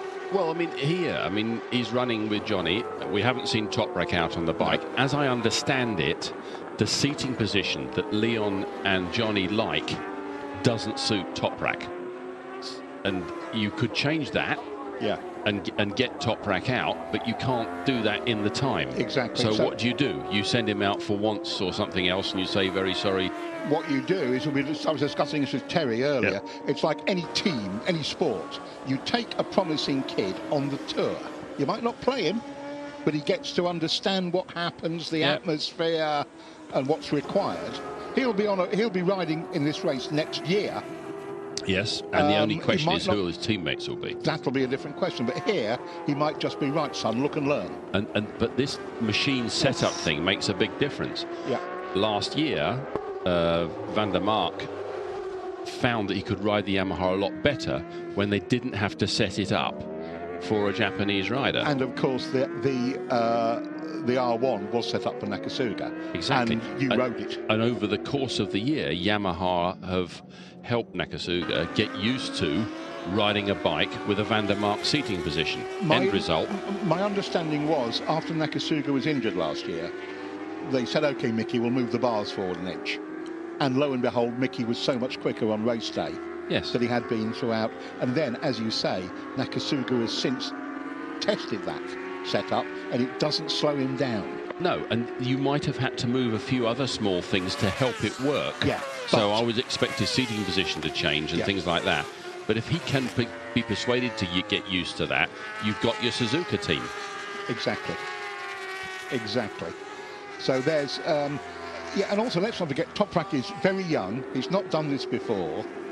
And if you're the management, you'll probably say, well, the safe pair of hands here is Leon Haslam. Yes, because it's quite easy to throw the whole thing away. I mean, the most impressive person so far for me today is Takahashi.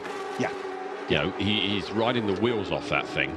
As long as he stays on them, they've got this thing sorted. They really have. And they've got a lead now of nearly 7 seconds over the Kawasaki. That is significant. Yes. I know it's an 8-hour race, and it sounds highly amusing that we'll be claiming that 7 seconds is a significant margin, but it is. We need the Honda not to refuel for nearly another half an hour, whereas the Kawasaki is going to probably be coming in 20-25 minutes. And this is part of your ongoing calculation about whether Honda can save a fuel stop. Yeah, well, I think actually Honda definitely can, judging on what they've done. The question is, can Kawasaki? Let's just look at the World Championship as it is. Suzuki by 7.5. Oops. That's Suzuki coming in, though, isn't it? Yeah. So that might change. But again, it just shows you how difficult TSR's job is. They're running in 4th.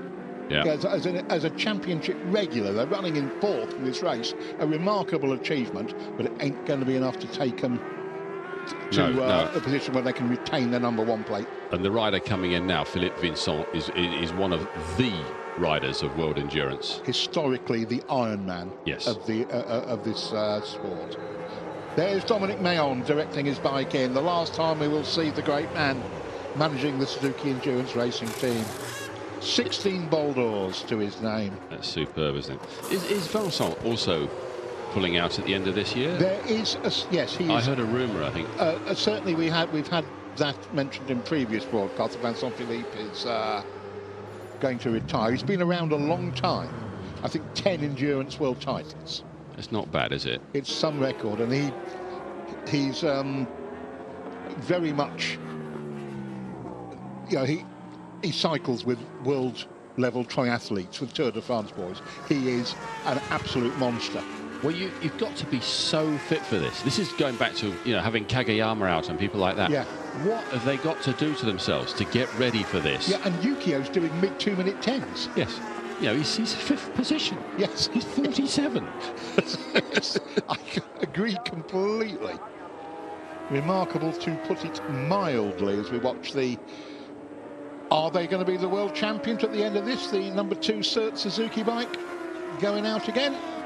Well, you could actually see a situation, couldn't you, where the FCC bike is close enough, but would only win if the top Honda made way for him. I mean, Honda could actually have way for about 5 people, though. That would be the problem. Yeah, that would be a bit difficult to do. Yeah.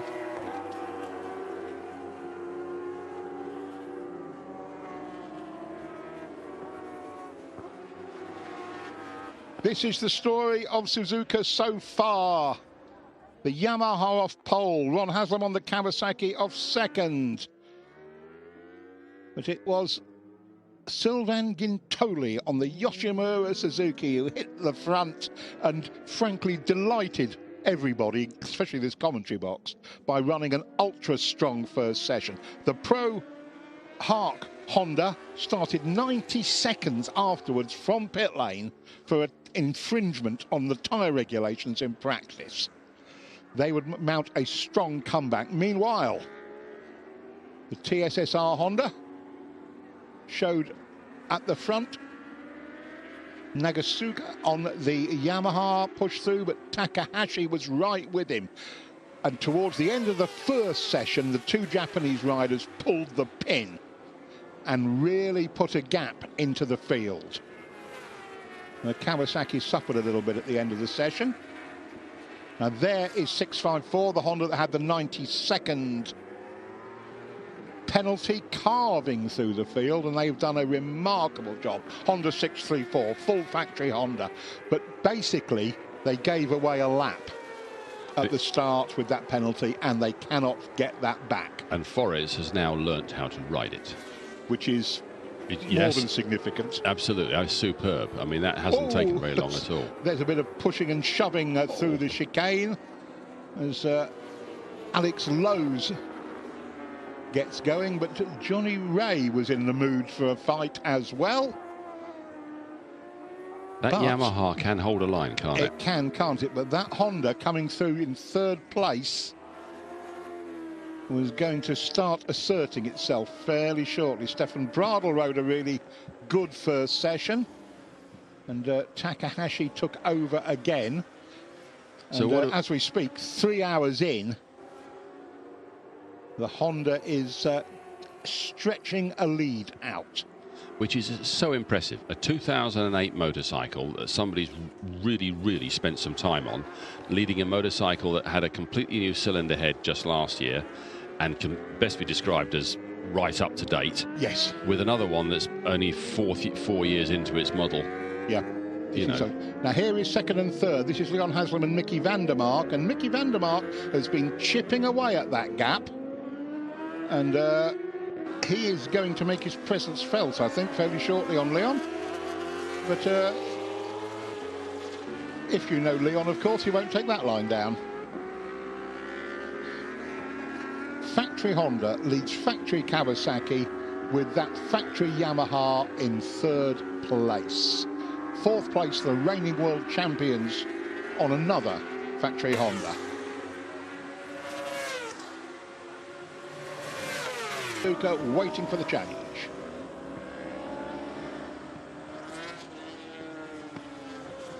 So again, we're going to... right, Neil, how far's the Honda got to go? 3 hours 20? No, yeah, certainly over 3:25. I would hope 3:30, to be honest. Really? It's heading that way. They're doing that much longer than each one. Yeah. So this fight for second is fantastic. But what it is also doing is allowing Takahashi to just creep up the road a bit. 10 3/4 seconds the lead now. So these two are squabbling away, and I'm going to agree with what you said, that Takumi Takahashi has been an absolute, dear me, Leon, has been an absolute star. No. They're always, even in a 24-hour race, anyway, there's one bloke you point at and say, he won this race. Well, exactly, and Takahashi is absolutely delivering. He's putting himself in the frame for that award, isn't he? Yeah, but clearly Honda have also helped put that together. I mean, they've had him on that bike all the way through the year, on those tyres. You know, they know what they're doing. Right, I shall let Jack have a bit of a chat through stuff. Mr. Bernicle will absolutely resume his seat. Neil, thank you for that insight. As we continue to enjoy this massive punch up for 2nd place. And the estimable Mr. Bernicle sneaks elegantly into the chair beside me. I don't think I've ever been described as elegant before, thank you, young man, but I'll take it on the chin. Well, you're an ex-art student, Jack, so all the best I can... A small counterpoint to what this wonderful racing going on at the front. And incidentally, Takahashi there in the picture on the 33 Honda has won, we believe, just about every race of the All Japan Championship thus far this year. So he's giving Nakagusa and Honda and Yamaha a real something to think about. I just dread and the way that he's riding, you can see that could be, yes, confidence. And presumably they ride the Bridgestone tyres in that championship, so he's completely at home with everything that's going on with the Red Bull Honda. Another intriguing thing is that Greg Black's got just nipped back to 11th place on the Sir Suzuki, while Erwin Negon has moved up to 15th on the SRC Kawasaki, despite his Pirelli tyres. That means there's half a point between them in the battle for the World Championship. And from about maybe another half hour at least, before the track starts cooling down a bit and the Pirelli boys will feel more comfortable, you suspect. Yes. So that's to look forward to, Jack. So and I think we're going to have a chat with Stefan Bradl from the number 33 team right now. Stefan Bradl leading the race for your first ever time here at Suzuka. How does it feel? Feels okay right now, but still a long time to go. So keep concentrated and keep the way we have planned, and then we'll see what happens at the end. It seems that you have a performance really quick back, but at the same time you don't use that much fuel. You don't stop that much. Yeah, this is our strategy. You know, Takumi is doing very well at the moment, and yeah, I try to do as good as I can. You know, it's a kind of the plan for us to save some fuel and to stay out there for a long time. Yeah, so far so good, and hope that this goes well also for me now again. Thanks a lot. Thank you, Stefan. Thank you. So the 2011 Moto2 World Champion sounds fairly confident with life. It sounds like he was giving away a few state secrets there as well, but nothing we had not assumed, of course, Jack. Yes. Blindingly obvious that the astounding, wizardly combination of speed and frugality is what could help Honda win this race. And you have to think that they have just how pig sick they've been of hosting Yamaha victories. Yes. At a track they own. Yes. And historically an event they have dominated. Yes. And to have Suji-san, the sometimes effervescent Motor Grand Prix boss of Yamaha, go, we can keep doing this for as long as we like. and I think that was after the third win. And I could, I put my tin hat on, thought that all that means is there's going to be more factory Hondas than you can shake a stick at. And they're going to do things like they have here. They wheel in Stefan Bradl, their Motor Grand Prix test rider, who they understand. He might not be as quick overall as Takahashi, but a safe pair of hands. And you know what, intriguingly as well, a fairly similar riding style. Their body position and the way that they ride the motorbike is not dissimilar. And of course, they're both smaller capacity guys. That's how they came up. This guy, as an 18-year-old, was the GP 250 Japanese champion 11 years ago. So they've come up. Stefan started on 2/125. Yes. So they've both come up through those small bike and had a lot of success on small bikes. And again, it shows you Honda management going for the detail. Similar stature, similar style, as the Yamaha comes in from second place. So the former World Supersport and European Superstock 600 champion cruises in on that colour is, I can see why we think it's a kind of pure eggshell blue. And look at that, the Kawasaki, Leon Haslam right with him. They're coming in absolutely together. Second and third place men come into the pits. How close do you want it? This is for second and third. So who's going to be first out? It's a pit stop time, boys. And Nakagusa, the 8-time Japanese champion, will take over. Jonathan Ray will once again take over. So they're definitely doing back-to-back stints there. He is the contrastingly stocky figure of Nakasuga going out then, the 37-year-old, getting out ahead of Jonathan Ray, the reigning World Superbike champ. What a pairing in competition. There is a race. Just these two going out together is a race you would have paid money to see around here. 3 hours and 12 minutes in then, the Suzuka, the 42nd Coca-Cola International Suzuka 8-hour race. And Leon Haslam hands over to Jonathan Ray. Michael van der Mark hands over to Katsuyuki Nakasuga. And as the caption told you, that was a 58-minute stint. No wonder the lads look a bit roasted when they come in. 58 minutes of commentary is enough for me, frankly. It's we're going to hear from Mickey van der Mark, I think. He's our next man up.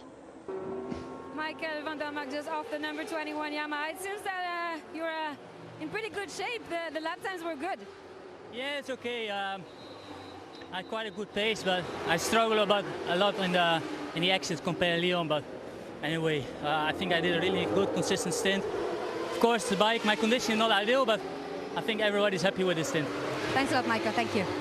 From when he was a very small boy, his dad has a big haulage contracting company, yeah. and he used to drive trucks for his dad from when he was a little lad, and was until just relatively recently, and within the last few years, was still truck driving from his dad when the time availed. I saw his dad win the Le Mans 24-hour. That's how old I am.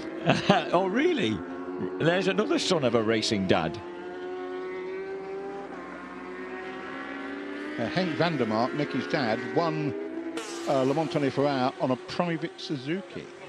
Matt Oxley was second. It was the year of the privateers, team bike. And there's lots of stories behind that one I can give you when you're really in need of going to sleep. But, oops.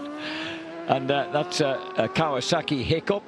Is that SRC? Oh, no, it might be. SRC?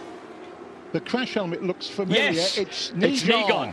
Oh, and that's absolutely what Gilles Stadler's team didn't need. Negon had just got into a position where they'd retaken... No, I beg your pardon. Greg Black had gone 9th, but Negon had gone 13th. It was so half a point. It was half a point in it at the top of the World Championship, and that has just gone AWOL. Yes, that's a big, big moment in the championship. And that bike isn't starting. He's counting... That's the reset. You've got to give it the time for electronics to reset. Oh, and look at him, his chest pumping as even someone as experienced as Erwin Negon is having to make himself breathe and count down. That's a really critical moment in the outcome of the World Championship. Not just critical, Dak, I think you could say deciding moment. Decisive. Mind you, if Suzuki Certs number 2, if they have a similar problem, then... well, they're not under the same pressure now. They can just relax a little. As Terry and yourself always point out, if there's a team that can bring it home under controlled pace, it's Cert Suzuki. Yes. Wow, that is just having a stare. Oh, well, he's just been retaken by the lad he was staring at. Yellow flag for the Kawasaki. Okay. They overtook under a yellow, I assume. Okay. So let him back past. And that's now Yoshihiro Kono. In fact, that's the number 26 machine that he's riding with. And I can't remember who. One of our British lads. It's the 26? Yeah. Kono's definitely with...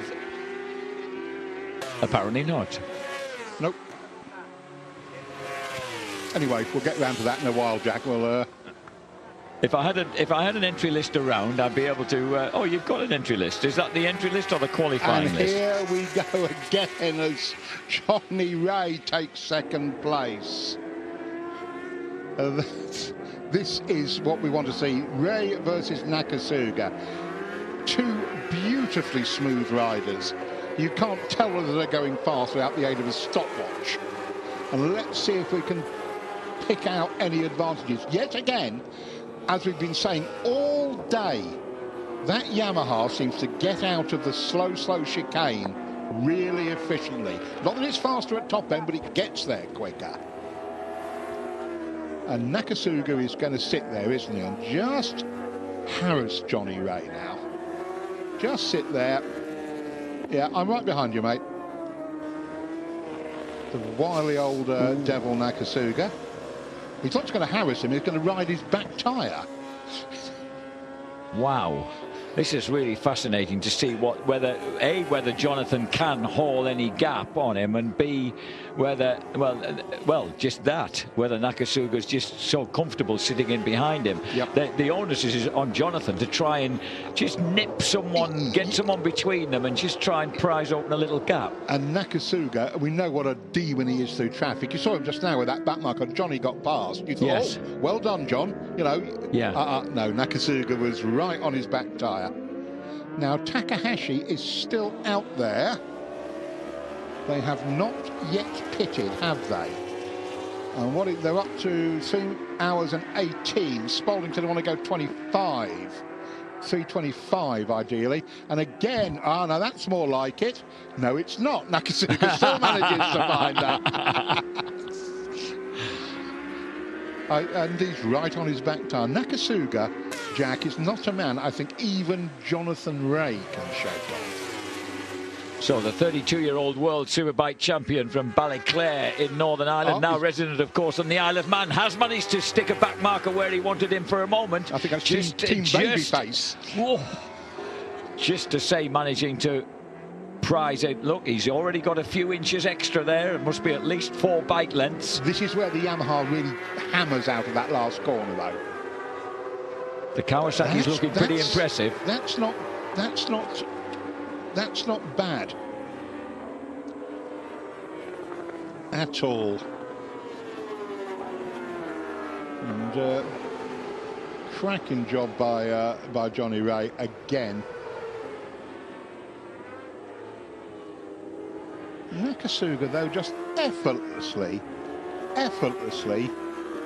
ghosts up to his rear tyre again.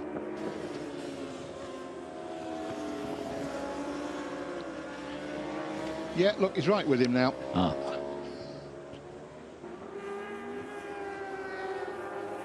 And will Nakasuga make the effort to push past? That's the question. I don't think he'll take a risk, but he'll certainly, if the opportunity presents itself, he will have a good go.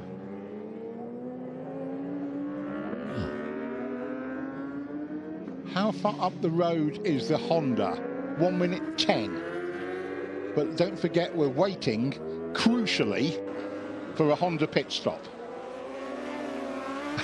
Johnny Ray nicks loads of curb and puts a bike between himself and Nakasuga for all of about 3 seconds. There's Alan Tesche, number 96, on the Danny Webb team bike with Nico Tirol, of course, former 125 world champ. They're running in 28th place as they get lapped. On a bike managed by the great Nobi Ueda.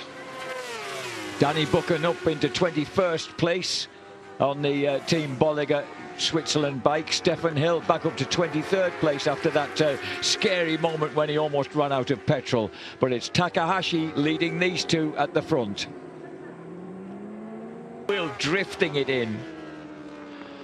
So at the moment, if you're Johnny Ray, you're doing 2 minute 7s, thinking, got rid of him then.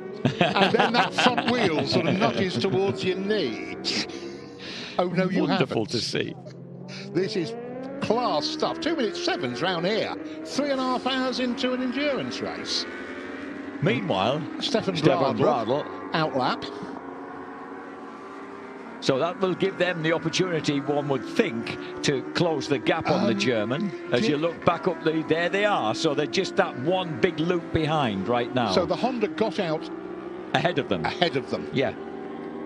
And they're probably too far back, even though Bradl's got to get everything up to, tyres up to temperature and that. And I know Terry Ryan would be deeply upset if somebody was caught early in a session like that for going slow. Jonathan Ray, bike number 10. A young man who started riding an Ital Jet 50 when he was 2 years old round his grandma's garden, and started riding motocross when he was 5. I first met him at the Belfast Supercross at the Odyssey Arena when he was a kid, when he was winning there. Look, that's pretty even, isn't it? That Yamaha does get the power down better. And Nakasuga decides it's done. No, he doesn't. John says no. And I thought that was a bit of an attempt. I thought that was a real attempt by Nakasuga just to assert some authority. Johnny pushed back. And this is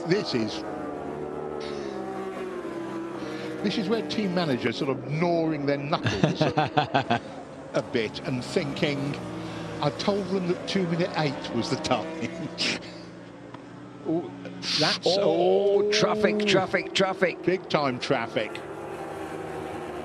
And there's the pit stop total. 2 minutes 10 seconds for Red Bull Honda, 2 minutes 11 for Kawasaki, 2:19 for Yamaha, 2:10 for FCC TSR, 2:18. Absolutely nothing in it. I remember Red Bull have just had their stop. Yes. Or and have remained in the lead at the moment we haven't got a gap between where we'll have Bradl to let is. them get round and the timing screens to update, Jack. It was about 1 minute 20, wasn't it, when he pitted? Was the lead or the lap before? Oof. Nakasuga. And that's the number 11 SRC Kawasaki that they've just gone past. So they're out there still. And in fact, Negon is still being given 16th, which is pretty good because that's only about 3 places down on what he's made up to. Yeah, it is indeed. And that's 7.5 points as well. That's 7.5 points. But Greg Black has shifted back up to 9th, which means that they've got a handy 18 points going on. So suddenly they've extended the gap again. Well done, Nijon, because he actually had to reset all the electrons. He was standing there, you know. And chest pumping, wasn't he? Yeah, that was talking about having to bide your time. Literally counting on his fingers. Now Nakasuga didn't make it last time. He's going to have a go again. No, he's not. Jonathan just sweetly moves across and tries to dissuade him. And Jonathan Ray's got this wonderful way of riding to the limit and just unconcerned and doesn't look it, but the bike twitches at the front and you know it's somewhere near. I remember the shock of him crashing at Ravetsa off the factory Red Bull Honda and a World Superbike race. They're coming up to number 3, and do you know that number 3 Kawasaki was having such a good run, but it's dropped down the order now. It's dropped way down the order now, so something has obviously happened to them. That's the Akira Yanagawa Mark Aitchison team. Yellow flag waving. So hold station, boys. Somebody on the outside there at Degner 2. So keep going, and Johnny does. Nakasuga goes the other side. So it's not that SRC Kawasaki isn't completely out of it, because we're only at 3.5 hours out of 8. Yeah, so Nijon went through his routine of allowing the electronics to reset and go in again. I can't believe how hard it must have been to calm himself down and take some deep breaths and you say that to see him counting down like that was quite something. It was indeed. And again, every time you think Johnny's made a clever little break and put a rider between him and gained an advantage, Nakasuga just ghosts back to his rear tyre. And the gap between Stefan Bradl and these two is 6.16 seconds after 3.5 hours. Right, so a pit stop cost about 1 minute 15 seconds then. Whoa, look, the Yamaha juddering on the brakes and then almost kissing the Kawasaki's back wheel. This is exemplary racing. Their last laps were 2:09.2 against 2 minutes, and this time Nakasuga. Oh, Johnny's not having that. That's the limit. He's gone a bit wide, but Nakasuga can't do his. Nakasuga's in there hot as well. Yes. He couldn't do that tight line he favours, carrying too much speed. They're getting a bit frisky, these two. These two are just great. This is wonderful to watch because. I ought to touch wood at this moment, but these are not men who are prone to making mistakes. I mentioned that Ravatsa crash, and that was because Jonathan just decided that he rang the Honda's neck, and he simply went down because he went through the second part of Ravatsa at Imola. Just too fast, just a ton faster than he'd ever done before, just because he'd kind of lost patience with having to get the Honda round fast enough. There was a bit of that when he was riding that Honda, wasn't there? That clearly the rider was quite a bit faster than the motorcycle. Yes, that's right. That's how it was. It was win it or bin it time. What are they doing? So they were 2:09 quicker than Bradl. Yeah, they were on the last lap, about half a second up on Bradl on the last lap. Bradl took a lap or 3 to get up to his first session. There was a little bit of time that normally you'd be a bit critical of an endurance rider, but I think that'd be a bit presumptuous. Josh Hook is 1 minute and 10 seconds behind in 4th place. He's 6.5 seconds ahead Sylvain Gintoli on the Suzuki. Nico Canepa's back on the Yamaha, running in 6th. Ryo Mizuno on the 634 penalised Honda is in 7th. Thomas George Bridewell, the second, is in 8th. He's ahead of Greg Black on the Suzuki Provisional Championship, chasing Suzuki in 9th, and then Yuka Takahashi in 10th. I think Nakasuga had visions of boxing Johnny in there behind that back marker, but Ray on the brakes is nobody's fool, to put it mildly. And again, this time as they howl onto the home straight, what a wonderful set of faces. Wataru Yoshikawa on the right, the team manager. And very, very decent. Very good rider, yes. World Superbike rider. World and domestic. Let's have a look. And Steffel Bradl losing just a bit of time to these two. Yeah. Down his advantage down to a whisker under 5 seconds. Yes. So these guys aren't losing ground, despite the fact that they're attempting to swap paint and leather. They're actually eating in to the Honda's advantage. So Honda, Kawasaki, Yamaha, Honda, Suzuki are the top 5. Well. This is what I call endurance racing. This is, it is 95 laps complete. There's the leader. And this is Stefan Bradl. That 45 points up for grabs, of course, for the leading team. Hold there the he shot. goes. There you go. Are. So they're definitely closing that gap. Well, if you're Nakasuga, fine, Johnny. I'll follow you up to Stefan. Yeah, but perhaps he's beginning to realise I don't need to make an effort to pass Jonathan. Let's just stay with him. But neither is he going to give Jonathan an easy time. How just hammers him? Yeah. Yeah, maybe pressuring. Hope springs eternal. He could pressure a bloke into a mistake.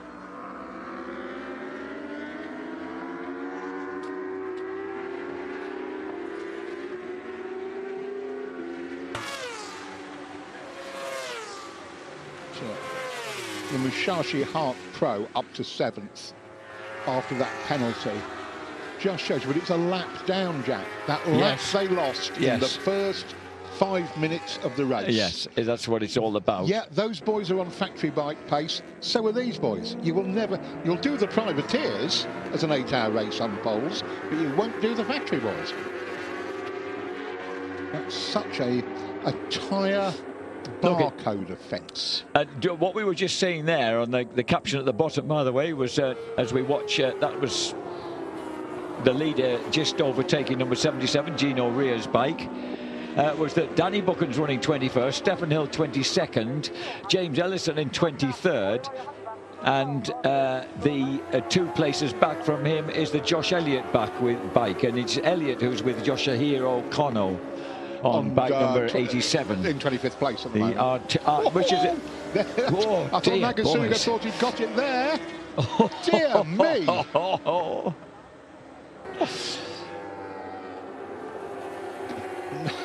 I have just a sensation of what it feels like to get absolutely walloped like that by the fast people, because that wonderful warm balmy Sunday evening at Magny-Cours when Leon Haslam insisted that we all went to the Alain Prost go-kart track.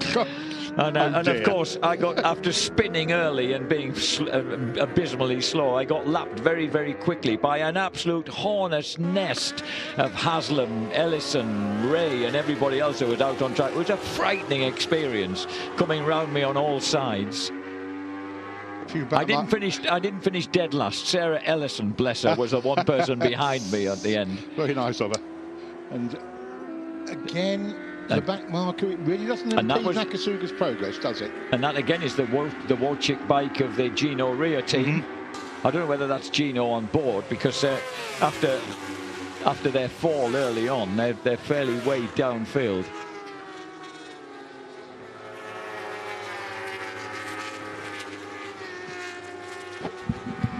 And in fact, it's Christopher. You should have recognised the black helmet. Christopher Bergman on board, down in 33rd place. It's amazing how there's scarcely any retirements, like the number 333, the Viltias Experience boys. Crasher Xavier Simeon is on board in 47th place. But still they're still going round, yeah. In fact, Simeon's lapping at 2 minutes 12.4. So he's going to be moving up there soon. Dan Linfoot's down in 44th place after that early crash by Josh Waters on the Yoshimura Suzuki. No, I beg your pardon, the Motor Map SWAT Suzuki. With teammate Nobby Aoki, who was reduced to tears, Julian. Oh, look at this lead coming down, Jack. Look at it. Oh, isn't it just coming down? Hand over fist. So 2.7 seconds out of the lead as a hard trying back marker gets overtaken. And now the next bike in Johnny's sights is the leader as SRC comes in. So a swap for SRC. I suspect it'll be Jeremy Guanoni who will be getting back on board. Gilles Stadler, bless him, scarcely able to breathe on the right-hand side. So Jeremy Guanoni goes out then on bike number 11. This is the currently tight championship leading Kawasaki France machine. Terry Reimer informs me, having studied that SRC pit stop, he thinks someone was touching the bike while they were refueling. So there might be problems. Let's hope not. Now then, this is Stefan Bradl there in first place. There are the second and third place men. So they are gradually squeezing up on the Red Bull Honda. 2.7 seconds over the line last time, the gap, and it was about 6.5 seconds when they settled down after the pit stop. Nakasuga always looks like he's threatening as they drop into the chicane. And he's usually threatening as they come to turn 1 after the run out of the chicane. Because he's very close, and that Yamaha hooks up brilliantly. But he's not, he's quite happy to be where he is, Jack. I think he's... this is what we've seen before. And I think we're going to have a chat with Erwan Nigon after his accident earlier on during that session. 11 bike, you just crashed a few minutes ago. You were struggling with the tires since the beginning of the race. Is the crash due to the lack of grip or the tire wear? For sure, it's every time difficult when you push 100%. So it's a race, we push maximum, and after we have some problem, of course. You see, I think every people see what happened during this the beginning of the race. So yes, I need to change a little bit my style at the middle of the stints because I slide a lot. But it's a race. I do my best every time for my team. The race is not over, Erwan. Huh? The gap between you and start is really small. Yeah, but. We need to continue to stay focused, to push a lot for comeback. Thanks a lot, Erwan. Thank you. What happened? Thank you. A very honest appraisal from the 35-year-old former French 125 French Superbike and German Superbike champ, and former 250 Grand Prix racer as well back in the day. He knows that was, but as he was honestly admitting to Terry Reimer, when you're pushing that hard, as hard as these guys have to push, then you're always within a whisker of something like that, that simple fall like that. That's right, Jack. You're always on the whisker of tipping off anyway, but when you've got tyre problems, it compounds the problem even more. So you're having to push so hard because the rear tyre's not working. You push the front much harder, and we see that with Nijon just losing the front end at the chicane and going down, and possibly dropping SRC Kawasaki out of the hunt for the World Championship. So with 3 minutes 40 seconds and 99 laps complete, this is the situation. There are the three leaders: Bradl, Ray, and Nakasuga. Oh, this is brilliant. This is fantastic. Now Nakasuga is doing the really clever thing by sitting behind Johnny Ray and just watching him and catching the leading Honda. So Jonathan Ray leads this race by 1.5 seconds. We see him come up against a load of slower riders and get through, sieve his way through the slow riders, and we see that Bradl on the 33 Red Bull bike just got caught napping. Nakasuga in second place, Bradl dropping back, not able seemingly to get through the traffic anywhere near as well as the Yamaha and the Kawasaki ahead of him. Is he getting tired, Jack? You know, there's a possibility. He's not, you know, he doesn't do so much racing anymore, Bridle, does he? You know, he's not as involved in racing. Yes. And, you know, and when you're not as bike fit, you might be physically fit. I'm sure he's still training on his cycle, doing the work in the gym and whatever he does. But actually being bike fit makes such a difference. Yeah. And that's the difference between, you know, Nakasuga and Jonathan Rea ahead of him.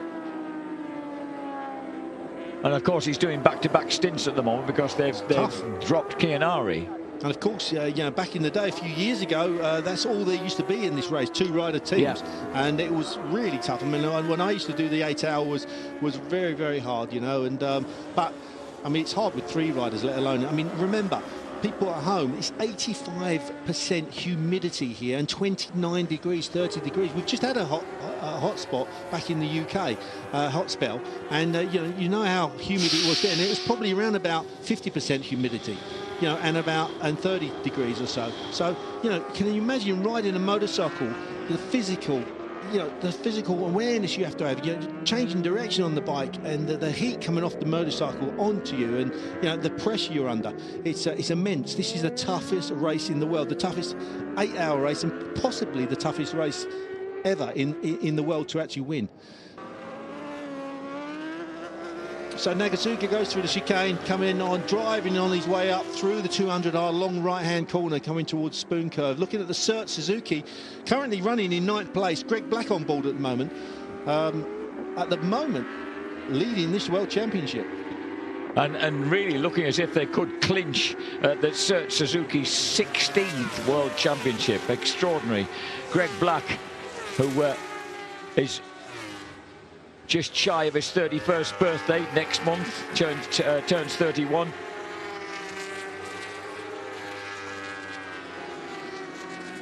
Won the World Endurance Stock Championship as we check out the fact that at the moment they have an almost comfortable 7-point advantage over SRC Kawasaki France, who are only half a point in front of FCC TSR Honda, Yamaha 4th on 110, and the absent Wepol Racing on 101. With Grandma Million then just sitting in and everybody in that garage looks as if they've been exhumed, Terence. They look like they must have been with Dominic Meliang since the start. I think that most of them have been there since the start, but I'm not sure about exhumed, but yeah, they certainly been around for a long time. You remember as well, you know, they had to fly all the way over from Europe. You know, the jet lag still set in there. Although they've been here best part of a week, it still takes its toll. Yeah. And the heat here, you know, the mechanics work exceptionally hard as well. You know, on the bikes, rebuilding and getting the bikes prepared for this race. And you know, it's tough for everyone, not just the riders. This broad-spoken Derbyshire lad he's been in France so long that he was he actually was competing in French championships when he was a kid. Like he was 4th in the French 125 championship back in 2005. He's you know, despite the very broad Derbyshire accent, he's been in France for a very long time. Of course, speaks fluent French. Yeah. That's the great entertainment of someone who's got such a broad English provincial accent just turning into a fluent French speaker. And he's got Johnny Ray just hunting him down there and add another lap onto the tally. But because at the moment Greg Black is 2 laps down on the leader, and here goes Jonathan Ray cutting through. So the two Brits together there for a moment, taking the potential winner of the race against the potential world champion. Taking a nice tight turn there on the Spoon Curve. It's a double apex long left-hander, really difficult turn to get right. I mean, looking at the turn from up above, it looks like it's one turn, but it's actually quite blind. The exit of it on the mid corner, halfway through the turn, is really blind, and you can't see that apex. So it's a difficult one. You've almost got a half guess really to make sure you can actually hit the apex. And obviously, doing so many laps as these guys have done, and being such great riders, Jonathan Ray and Greg Black hit the apex perfectly well. Just ahead is number 7, Nicolo Canepa on the 6th place Yamaha. He's 1 lap down at the moment on Jonathan Ray. Jonathan Ray's got an advantage now of 3.6 seconds. That's amazing. Over over Katsuyuki Nakasuga. And Nakasuga has 1.5 seconds as we check out Gino Rea here. Bit of a chuff of smoke there comes from number 77 World Chick Bike, and leading the independent Dunlop Trophy at the moment. The 29-year-old, well, a half Italian really, of course. His dad Dave is extremely Italian. So Gino Rea, former European Superstock 600 champion, in one of the most dramatic finishes ever to any race series. On the final lap, all the guys in contention were nailed together on the final lap of the last race at Portimao, and it was only because he squeaked past and picked up a place on that final lap that Gino took the championship by a single point. And again, Jonathan Rea takes the chance up the inside on the brakes. Goes a little bit wide at the apex, but doesn't lose that crucial time mid-apex behind them riders, you know. Could have lost 4 attempts there, but didn't. Took the chance, went up the inside, sided up the inside of them. He's so late on the brakes. We've seen him up against Nakasuga, you know, on the brakes there. Nakasuga's gone past him down that start-finish straight, and yet Jonathan Rea is exceptionally late on the brakes. Got so much faith from the front end of that Kawasaki. So Jonathan Rea leads the way for the Kawasaki racing team. Bike number 10. Last lap, 2 minutes 8.4, and Nakasuga, 2 minute 10.1. Really hit some traffic congestion there because he lost about 4 tenths to Stefan Bradl, but Bradl still on 1.5 seconds back in 3rd place. But Kawasaki, Yamaha, Honda, take your pick really. Any one of them could win this. It's amazing, isn't it? You know, after 3 hours 50 minutes of a race, that the manufacturers are so close comparatively in this race, you know, and right away through qualifying, all the manufacturers have been so strong up at the head. And then we got the FCC TSR Honda of Josh Hook running in 4th position, going quickly, the fastest of the World Championship contenders, and yet at the moment trailing the Cert Suzuki down in 9th position in the championship standings.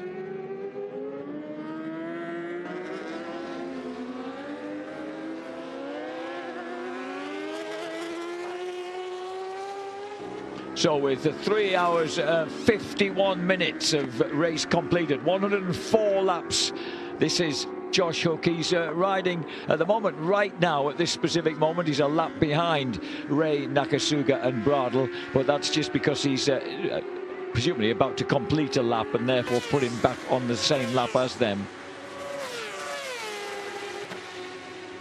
But great riding from the lad from Terry, which also bred, of course, the wonderful Troy Bayliss. And Jack, really economical riding as well. You know, his style, especially here, I think he knows how physical this circuit is and how tough it is around here, and not hanging off quite as much as what he was, moving around on the bike quite as much as what he normally does in some of the races in the cooler climates. Just waves his leg there. If you wonder what that's about, that's just to tell the team, I would have thought, that he's coming in this next lap, just a signal that he's seen his pit bull to give him the verification that he's going to come in probably on this lap. Just seen his inboard. So yeah, just saying, just looking a little bit more economical, but still fast, you know. And then that's the art of endurance racing, to try and ride that bike as economically as possible, and when you're changing direction, etc., to try and conserve some of that energy towards the end of this race. Which was something he was talking about when he was when Ed caught up with him, when he was having his ice cold bath. It's amazing, you know, when you get off the bike, you're so hot. When you stop, you can get hotter. So mechanics or the helpers, they take you out into the garage, and then you've got like a paddling pool full of ice, and you get your levers off, you lay in it, and you believe it or not, you would, you know, it doesn't even feel cold. Horrible. No, it doesn't even feel cold, Jack. Your core temperature is so high that you lay in it, and it's almost like getting in a normal temperature bath. You know, It's just really soothing.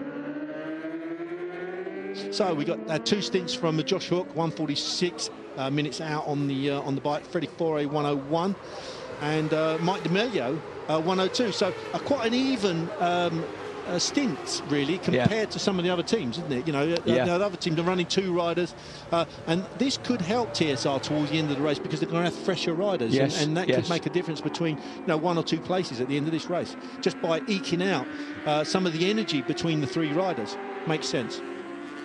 it's handy if you can do that when you've got such close riders within the race. You know, we've seen Kawasaki only running 2 riders so far with Jonathan Ray and Leon Haslam, as have the number 33 bike of Stefan Bradl and Takahashi. Josh Hook, who's only, until last year, he's the only championship he'd ever won, very early in his career, was the Australian 125 championship on an Aprilia 125 GP bike. But he's always looked very, very comfortable on the bigger machinery, and he's certainly proving it here. And behind him, Guintoli, Canepa, Mizuno, Brad Ray, Greg Black, Yuki Takahashi, Yoni Hernandez, after ditching the number 111 Honda World Endurance team bike, is in 12th place. Which another side of endurance is always the resilience and plugging on after you've had an accident that could conceivably have stopped you in your tracks. The resilience, and also having a very good team behind you as well to get that bike back out and running again. We know that he didn't do a lot of damage to it. It was quite a slow crash at the chicane, wasn't it? Yes. Yet it still puts you a long way back. Unusual for Hernandez to crash in the race. I mean, we have seen Randy DePunia go down a couple of times, haven't we? But Yoni, I don't think we've seen so far crash this year in the race. And in comes the potential world champions. This is Greg Black cruising into the pits then on the Suzuki, the Suzuki Endurance Racing Team. And let's watch the Masters at work.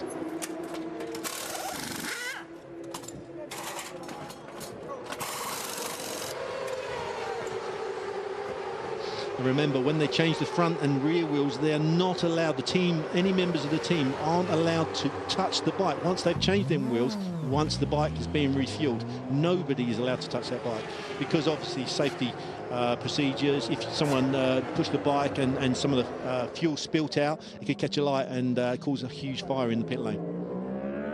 Jonathan Ray pushing really, really hard, going underneath the bridge, going into the hairpin. First gear, probably one of the slowest parts of the circuit compared to probably very similar sort of speeds mid-corner at the hairpin compared to the chicane, the last chicane going just before the start-finish straight. Jonathan Ray currently 3.7 seconds in the lead of this race. That's in front of the Katsuyuki Nakasuga on the Yamaha. And he's, I think, around about 2 seconds or so fast ahead of Stefan Bradl. So starting to open up a little bit. It's probably about the biggest lead we've seen so far for the Kawasaki for sure. They're in the lead. We've got an interview coming up now. And I think we might have a quick word with the gloriously Derbyshire-like Greg Black.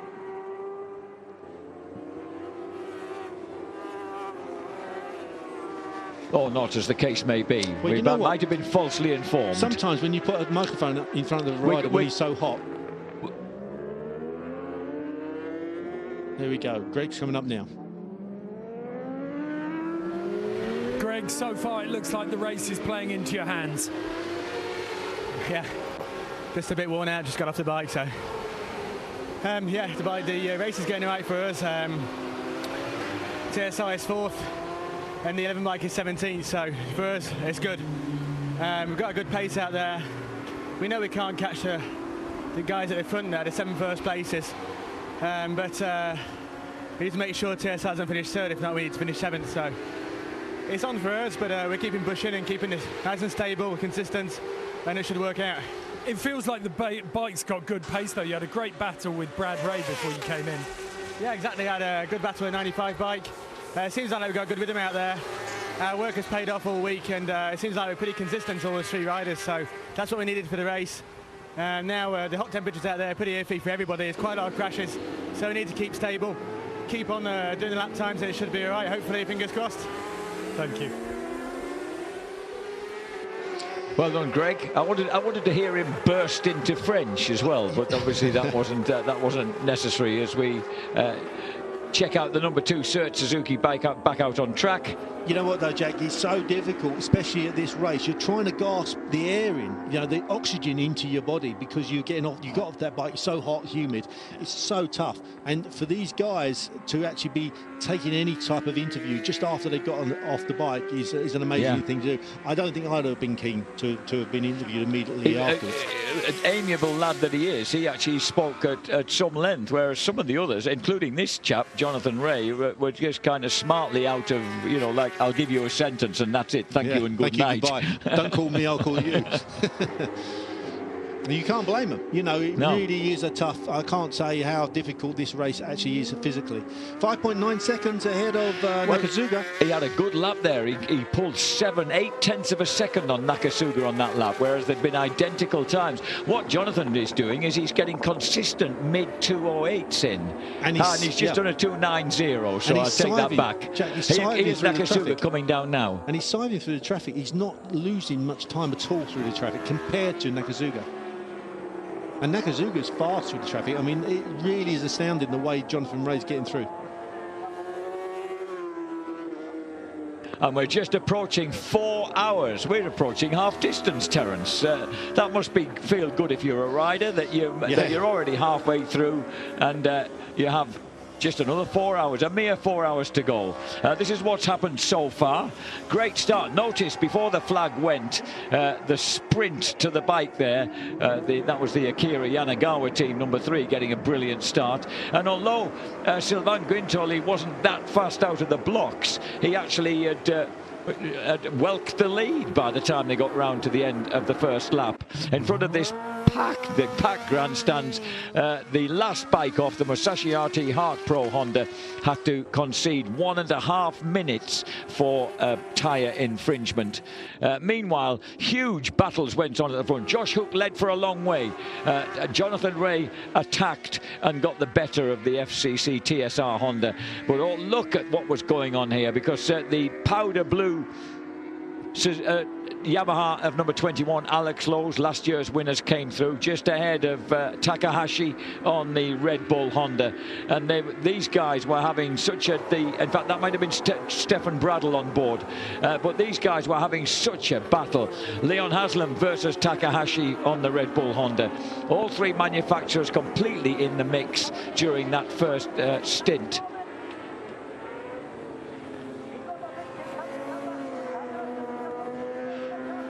Number 96, the Team Frontier Honda, with Danny Webb, one of their team men, coming under the hammer. As we see the battle continue between Yamaha and Kawasaki. And then this big moment, just as the SRC Kawasaki team had clawed their way right back into the championship hunt, Erwin Negon dropped the bike and had to patiently wait, count down before firing the Kawasaki back up and rejoining the race. So dominated by Bridgestone tyres then. Kawasaki Racing Team leading the way from Nakasuga's Honda and Bradl's Nakasuga's Yamaha, Bradl's Honda, Josh Hook Honda, Sylvain Guintoli on the Suzuki. 7th place for the wonderful comeback of the Hark Pro Honda, ahead of Tommy Bridewell and Bradley Ray for the S-Pol Stream Racing Team. And then Troy Herfoss's gang in 9th place. If you check back further, Yoni Hernandez, after that early fall, bringing the Honda back into contention. And there is Jeremy Guanoni in 17th place. Not good enough at the moment for the SRC Kawasaki squad. Inside the top 20 now for the Bolliger Team Switzerland bike, with Danny Buchan on board. James Ellison in 21st place. Josh Elliott in 26th. So a lot of the Brits, including the newcomers, having a very good time.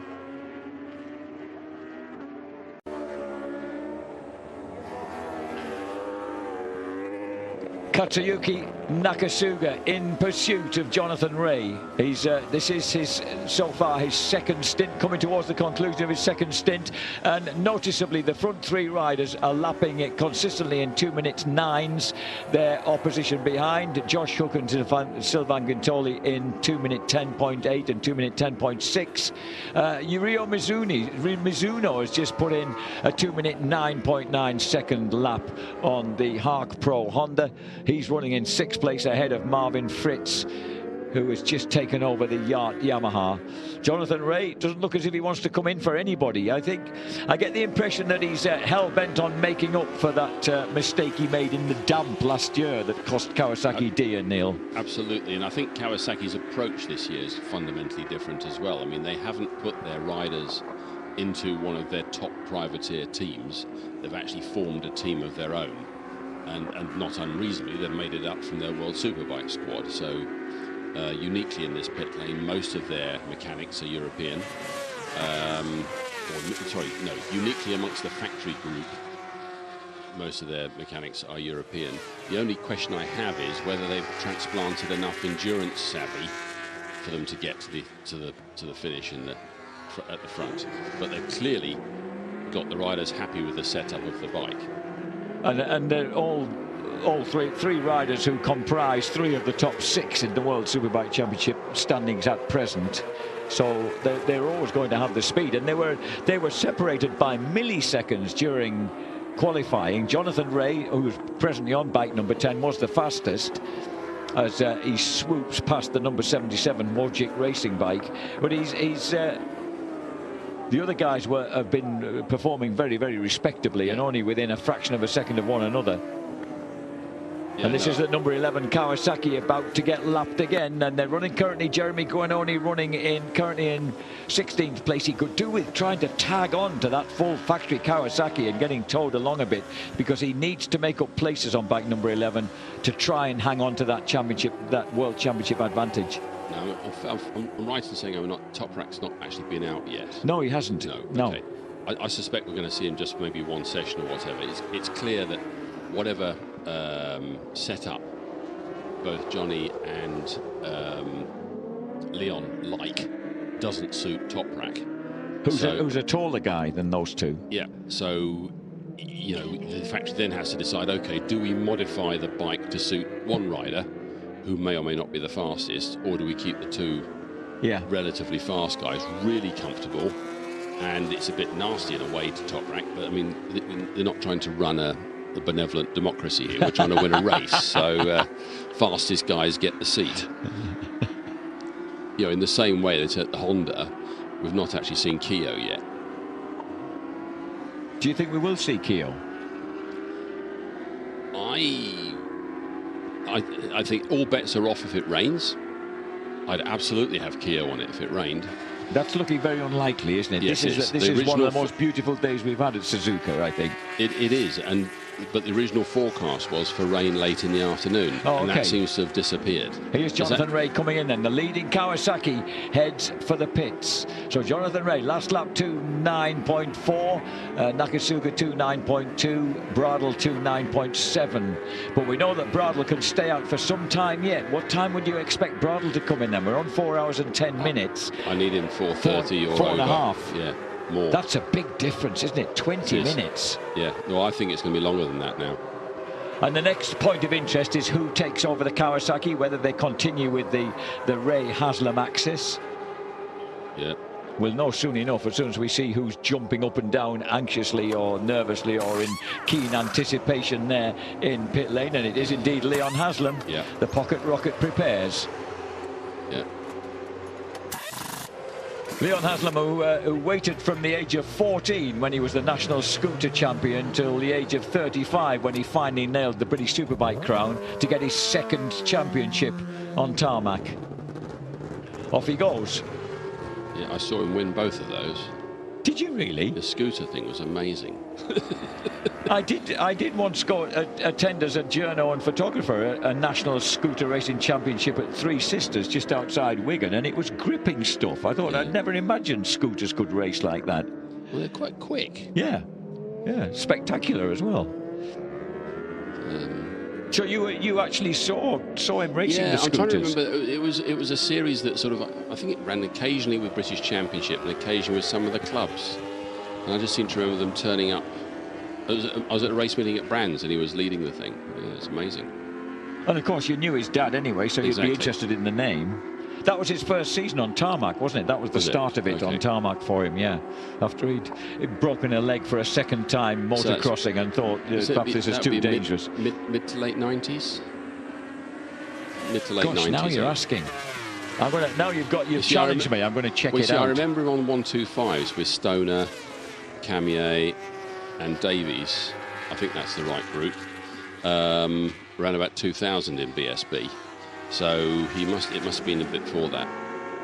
So it was 1997. Yeah. The only at the age of 14. And we have a Yamaha coming in. Yamaha coming into the pit. So they too are going to come in way ahead of the Honda, which will now inherit the lead in the hands of these Stefan bikes Bradl. are definitely running 7 stops. Yes, because they've only managed to eke another 12 minutes over the hour out of each stop, which, you know, that's a nice bit in hand in case you have a crash or something. You stand a chance of going back out on your original sequence. But Honda, I'm convinced, are going for 1 less stop. So Nakasuga then will hand over, if in the normal routine of things, to Alex Lowe's. Alex waiting patiently behind the fuel can. That's a proper crash helmet, that, isn't it? Kenny Roberts come back, all is forgiven. I do think it's particularly... Okay, Julian says not forgiven. I do think it's particularly neat. When Shiseido originally sponsored Yamaha, it was to support Tadahiko Taira, and they wanted to win the race. And when they didn't win the first race because the bike blew up with about half an hour to go, they stuck with Yamaha for 6 years and with Taira until they finally won it. And Taira's a partner at that time was Lawson. And I just think it's really neat that they started off with Taira and Roberts and finished with Taira and Lawson. You know? Yes, amazing.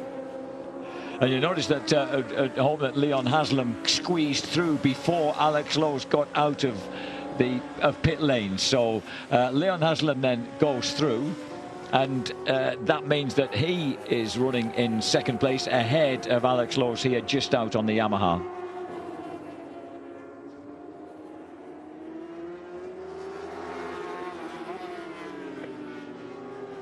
So with 114 laps complete then, Stefan Bradl leads the way now by almost 50 seconds from Leon Haslam, who is at an advantage of 6 seconds over this man, Alex Lowe's, who's just emerged from the pits. Josh Hooker's gone into the pits with the FCC TSR Honda, still in with that slight chance of a World Championship. And then it's the number 12 Suzuki, a couple of laps down now, the number 12 Suzuki, the Yoshimura Motor Racing Suzuki of Kageyama, Kazuki Watanabe and Sylvain Gintoli. And then it's the number 7, the Yacht Yamaha in 6th place. Number 634, the Musashi RT Hark Pro Honda in 7th. 8th place for number 95, the super consistent S-Pulse Dream Racing 1A1 Suzuki of Tommy Bridewell and Bradley Ray. It's claimed that Hideyuki Ogata is not well, so it's just Tommy Bridewell and Bradley Ray who are going out together in 8th place and making a very fine job of it too. And we've got another interview coming up. Reichi, incredible performance from last place up to 7th place.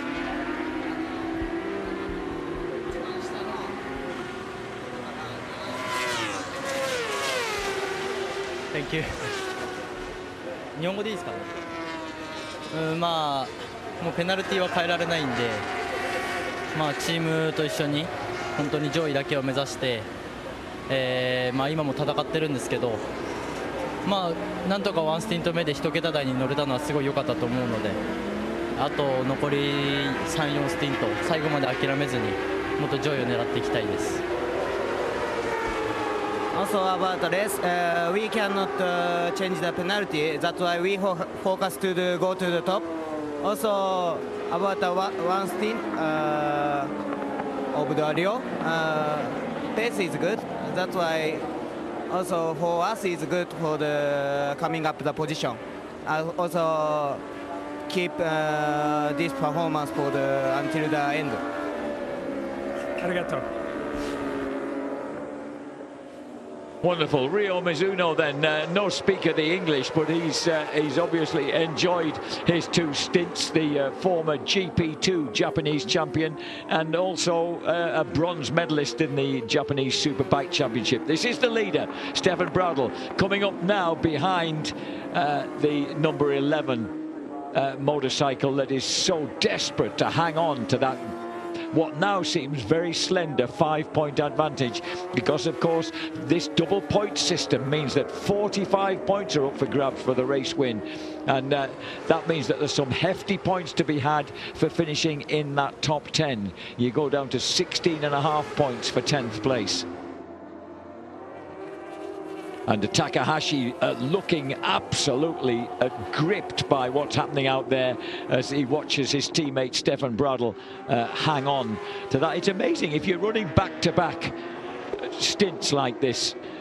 You've got to be ready in your leathers in this steaming heat to go back out again in a rather short space of time. I think yes, but I mean you do need to cool down as well, so I think there must be several sets of leathers.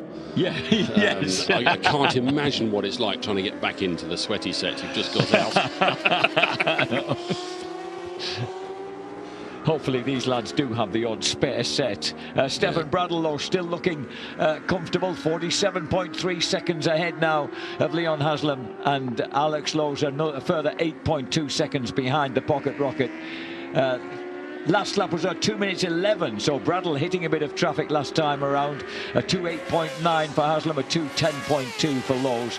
Mike DeMiglio is now out on the FCC TSR number 1 Honda, ahead of Kazuki Watanabe, on the number 12 Suzuki. Marvin Fritz on the Yamaha. And we're looking at time-wise. Now, you thought they might get to 4.5, needed to get 4 out on this stint. He seems to be getting very, very early for that, because he's coming up to 4 hours 19. Yeah, maybe he's just getting comfortable. I don't know. They need to be pushing it to that, because essentially they've got to go into the last hour 50 minutes in front. Do you see what I mean? They've got to keep shoving their refuel time back at least 10 minutes. Or getting on for 10 minutes every time. Oh well, they're headed for that now, aren't they? Even if they don't make the full 4.5 hours, they're still headed for at least 10 minutes ahead of the opposition. But if they miss it by a minute, that's the same as missing it by an hour. You've got to get the whole way. It's the splash and dash syndrome at the end. Yeah, and a splash and dash is going to cost you. Yes, 2 minutes rather than 3 minutes, but it still costs you. Honda Endurance Racing the Le Mans 24-hour race, in effect. Well, it is, but I mean, they only stood a chance of winning if they didn't splash and dash. So they were caught between a rather large rock and a rather large hard place, I think.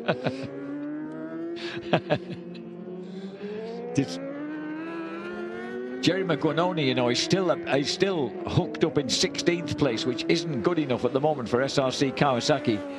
He's behind 52-year-old Shinichi Ito, who's still running around in 15th place, turning in, his last lap was 3 minutes 12, but that's because he's just come out of the pits. But all those the top 15 guys are doing 10, 11, 10, 2 10s, 2 11s. So a lot of consistently quick riding going on out there. 4 hours, 20 minutes in.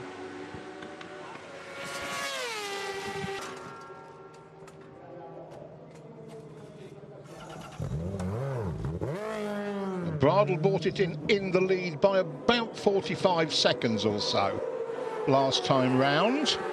Neil Spalding has a calculator in hand and a doubtful look on his face. Yeah, I think they needed to be over 4:35 for this to be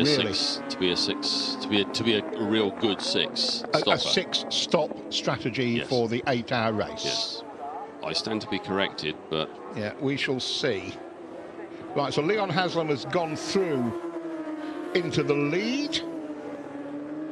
There's Alex Lowe's, and there is Takahashi right on the Yamaha, just having to deal with some traffic on his outlap. But I have to say, Takahashi has been deeply, deeply impressive so far today. Yes, yeah, absolutely. I think if you, the worst case scenario for Honda is they've got to stand up and just race for the position, and they all have the same number of stops. In which case, they also still stand a very good chance of winning, because that you say Honda is not Takahashi slow. can race can race most of these boys. Yes, absolutely. And I have so enjoyed watching Jonathan Rea this race, because it's very easy to get blasé about Johnny. I know this season's been different about him in World Superbike racing, but when he comes here and he can do the stint he did last time, fighting in Nakasuga all the way, around here, you are reminded what a rider Johnny Rea is. Absolutely, and he is, I mean, it's metronomic precision. Yeah. Absolutely, and he's and absolutely the outbraking manoeuvres, the ability with which he was, the ease with which he seemed to be able to outbrake anybody. Well, when Johnny's sort of been able to pull away in Superbike like for the last few years, you forget that he also learnt in the school of hard knocks on his Honda all those years ago how to use elbows. And they're clearly still very effective. And one of the instructive episodes this year has been Johnny not having it all his own way and failing to conceal his displeasure on occasions. But he's a competitor, he's a world champion. It's nice to be reminded. No, absolutely. And he's a fighter. Obviously, we've seen that. He certainly did not give up, did he? Well, he certainly has not given up. No, it's not over yet. It's just as well, because it's easy to get blasé about talent like that when they do a lot of winning, and it's a suitable warning to us all. Now then, what are the gaps? 8 seconds between Haslam and Lowe's, then 3 seconds back to Takahashi. So Haslam to Takahashi, you were being told. Yeah, so 11 seconds added to the deficit. Leon, he is an Iron Man, isn't he? He's absolutely the proverbial. We've seen him do 5 stints in this race before now. Mind you, his mum told me it took him 6 months to recover. Leon didn't, his mum did. I'm sure Anne is watching this at home. Yet again, the boys doing good, leading the 8 hour. I have shuffled my paperwork rather badly here, Mr. Spalding. I have to... Well, I'm just amazed. I think I've said it a couple of times, really. You look at the likes of Shinichi Ito and Yanagawa. These are, inverted commas, old men, close inverted commas.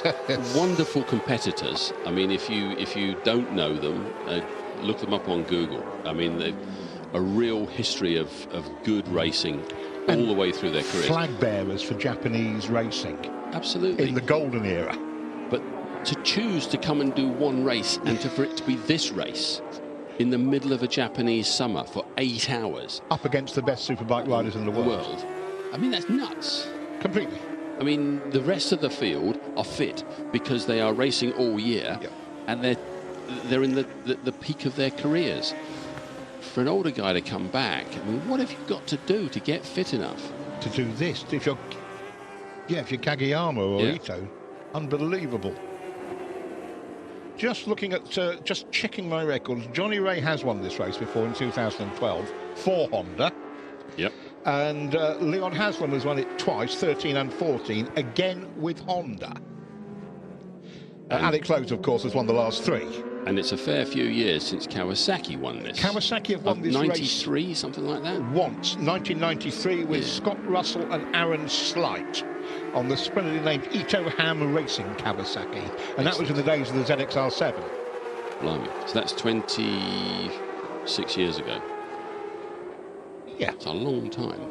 That is Kawasaki's solitary win in 42 years of this race. And given the efficiency and effectiveness of their World Superbike squad, you suddenly realise why this year their top riders are not subbed into somebody else's team. Yeah, they are running their own team, and the bulk of the squad is the World Superbike squad. Yes. Yeah. Yes. It makes a lot more sense. In management terms and strategic. World Superbike's on a bit of a holiday for a few weeks anyway. Yes, so quite a few weeks. All they were going to do was twiddle their thumbs. So. And you've got them on the payroll, so get them over here. And we're right on the 4.5-hour mark now as we look at Suzuki. The number 2, 9th place, Etienne Masson in the saddle, heading for, we think, the world title. These guys, number 11, were the championship leaders, but as you can see, there's currently 5.5 points if they stay where they are difference, and there is no one better than Dominic Mayon's Suzuki team at saying, right, all we have to do is this, and then they go and do it. And you watch them, you watch their pit stops, everything else. Pit stops have to be fast, but theirs are somehow thoughtful. Yes. Yes, there was that stop in Le Mans where they wanted to debrief the rider before they chose the next set of tyres. Yeah. That debrief had to take place in about 6 seconds. Yeah. But it was going to make a difference to what lap times they were going to do for the next hour. David Checker takes over. The Spaniard, who was one of the few Spaniards who's made a name in the endurance game, a world champion though. Well, he's made a proper career out of it, hasn't he? He became a career endurance rider, absolutely, and a very, very good one. Really, mainly with the GMT 94 Yamaha squad, who are now in World Supersport. Right. Okay. Yes. Absolutely a loyal man to them and a champion with them.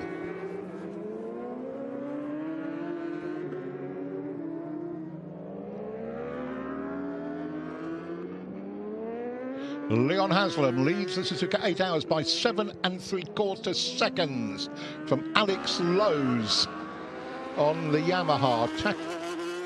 Takumi Takahashi is considerably quicker than the pair of them in 3rd place and is less than 2 seconds behind Alex Lowe's. So the Honda is on the charge, and this is going. I don't think we won't know what's going to happen by the last pit stop, Neil. This is going to be very, very close, because we are seeing not just one team, as in previous years, the Yamaha, having that perfect race by where they write a plan and by some miracle it all happens that way. Yamaha have done that for 4 years. And there seems to be almost like a clock from Honda, where they'll go off and do something else for a while, then they'll look back over their shoulders at a race they've sort of ignored for a bit and think, well, hang on a minute, Yamaha's having too much of its own way. Yes. About time we stop that. Yes. I mean, they did it in 800 MotoGP. They took 4 years to do it for various to sort of get reasons. themselves together. Yeah. Then with Casey, they won the very last 800 series.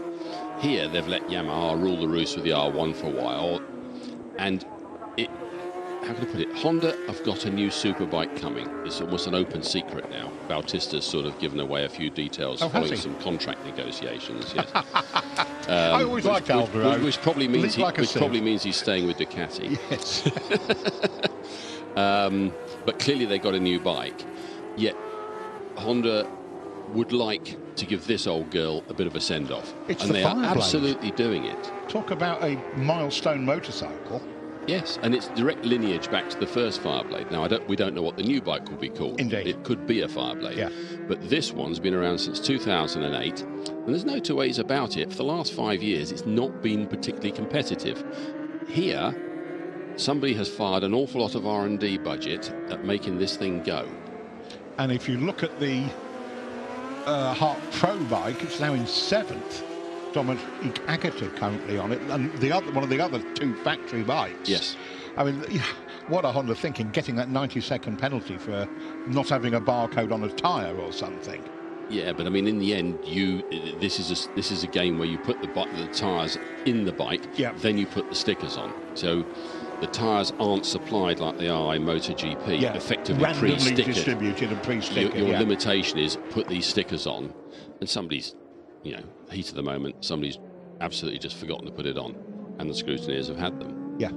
And whacked them with a 90-second penalty at the start. Yeah, and you have to send a message, you know, in a situation like that this is not the sort of thing that can happen. And frankly, endurance has always had this. Here are the rules, and these are very, very red lines. Yes, I mean, some of the super stock regs in World Endurance are quite frightening. You know, I mean, you can't change hex head bolts on the fork legs for Allen bolts, no matter how much you want to. You know, the fact that it's quicker to get an Allen bolt back in on the end of a electric screwdriver or ratchet. It's neither here nor there. No. Yeah. It came with hex. You're going to use hex. Yeah. It's called super stock for a reason. For reasons, yes. And endurance has always been, you know, and that is Takahashi getting well within range now of Alex Lowe's. This is going to be interesting coming together. Oh, Takahashi round the outside like a good one. There's a brave boy. Oh. Didn't even slow down, did he? Not one iota. That is the game here. You've got to be. As Terry was explaining, you get really good Grand Prix riders coming out, and they cannot. Who's that? Who's that? Who's that? That is 26, is it? My paperwork is all over the place. Is that the Army Girl team? Oof. Pass. That's a barrel roll and a half. I suspect, yeah, that's Army Girl. No, I don't know the derivation of the team name. It's broken. I I'm think not it's picking fair it to up. say. It's hot. I think that one is probably seen the end of its 8 hours. But there have been very few retirements. It's been a good advert for superbikes lasting in these conditions. Yeah. It's extraordinarily hot. Right, here is Alex, and right on his case, Takumi Takahashi, who I think it's fair to say has been the standout rider of this race so far. For me, definitely. I guess we should have guessed something when you start doing your homework and realise that, hang on a minute, Honda's winning all the Japanese superbike races with a Fireblade, and Takahashi's doing the riding. And it's up against Nakasuga on an R1, basically. So you just know some proper preparation's gone into this. And we knew the lad's quick, and he's... let's see what happens when he gets up to Alex. What's the gap up to Leon? 5.8 seconds. Leon fractionally quicker last time round by, you know, by a few hundredths. I mean, really, this send-off is a bit like Honda's determination to win the final 250 GP series. Was that Oyama? That was Hiro Oyama. Yeah. And, you know, I stood by the side of that bike and it looked absolutely stock. And I remember asking people, is it stock? And they're sort of smiling a lot and saying, yes, it is. It's a normal NSR. I remember Hiro was showing me you only had one bike for half the year. That's probably all they could afford to make. Yeah. Alex does a good job with the back marker. Takahashi does just as good a job. Yes. He's, what do you do now if you're Takahashi? Do you push past? Try to push past, I should say. You just latch onto the back and let Alex do the work. Yeah, and you wait until a nice, easy opportunity. Yeah, rather than trying to force anything. Rather than trying to get carried, get a bit creative and messing it all up. Easy to say, but these are motorcycle races. And it's not the way he's feeling, is it? That's not the way he went to Spoon Curve, was it? No. Scary old corner. Yeah, he's looking unbelievably comfortable on that bike. Just the confidence in every aspect of it. Having a think, not there, please. Try to...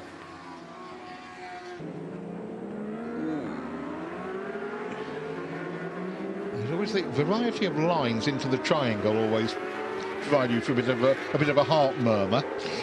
Well, yeah, and the Japanese riders for years had this incredible sort of 250 style, where they sort of sat very scrunched up on the bike. Yeah. High foot pegs. Now they look a little bit more comfortable. If you look at the two of them, though, Takahashi's getting his body weight into the corner more than Alex. Oh, a bit of traffic, probably where Alex doesn't want it. Yes. Takahashi's thinking I'll box him in. Alex is too smart for that. But he's, look at that, straight around the outside. Confidence, absolute confidence in what his bike and his tyres will do. Yeah.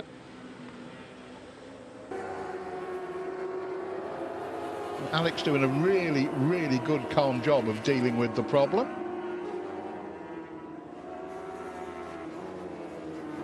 And that gave him a break. That was, Alex was there first, dealt with it.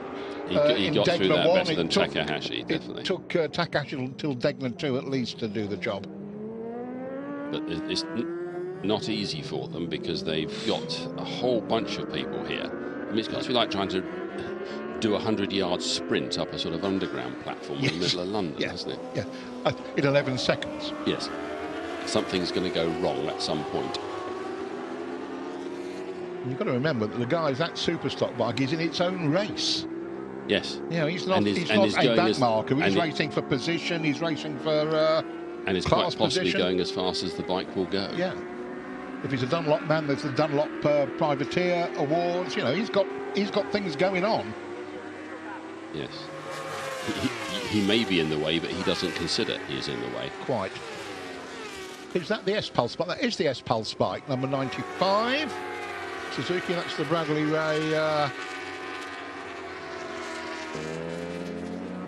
presuming Ogata-san is still parked. I would assume so.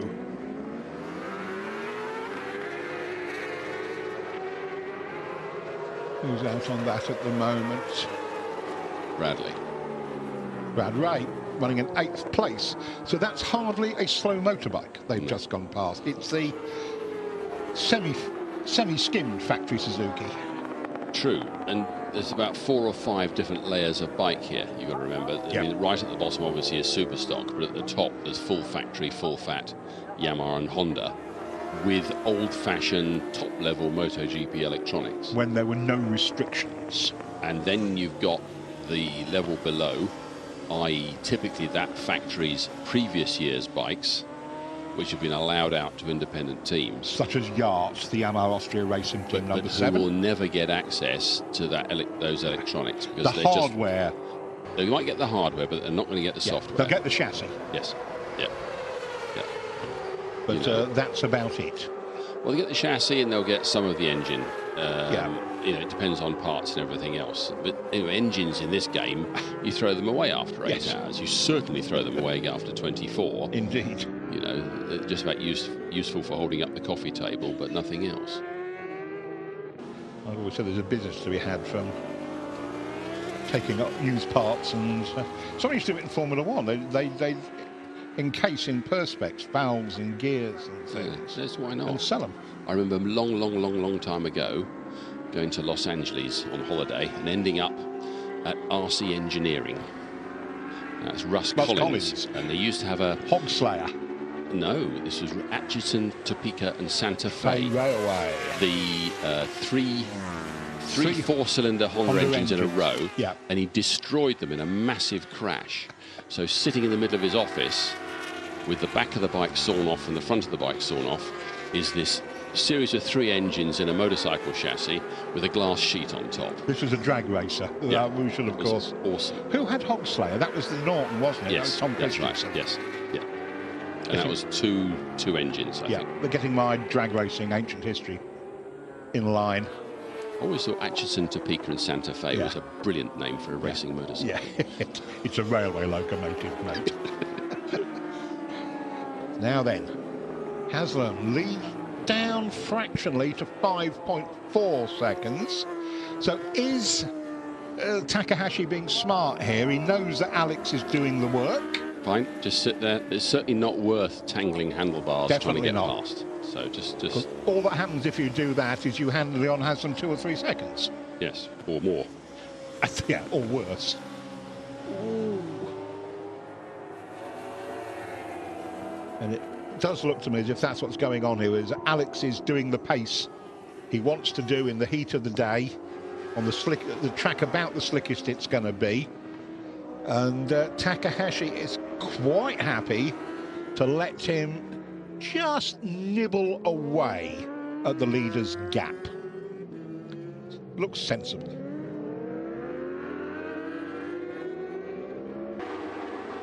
And again, the lead comes down just by that tenth and a nibble. Yep. So, and as you said, this is... and that Alex got the wrong end of a back marker there. Yeah. Takahashi just went straight around the outside. He is absolutely committed. He's a machine, isn't he, today? Let's have a look. This is the pass for second place. Into the big left-hander at the end of the back straight.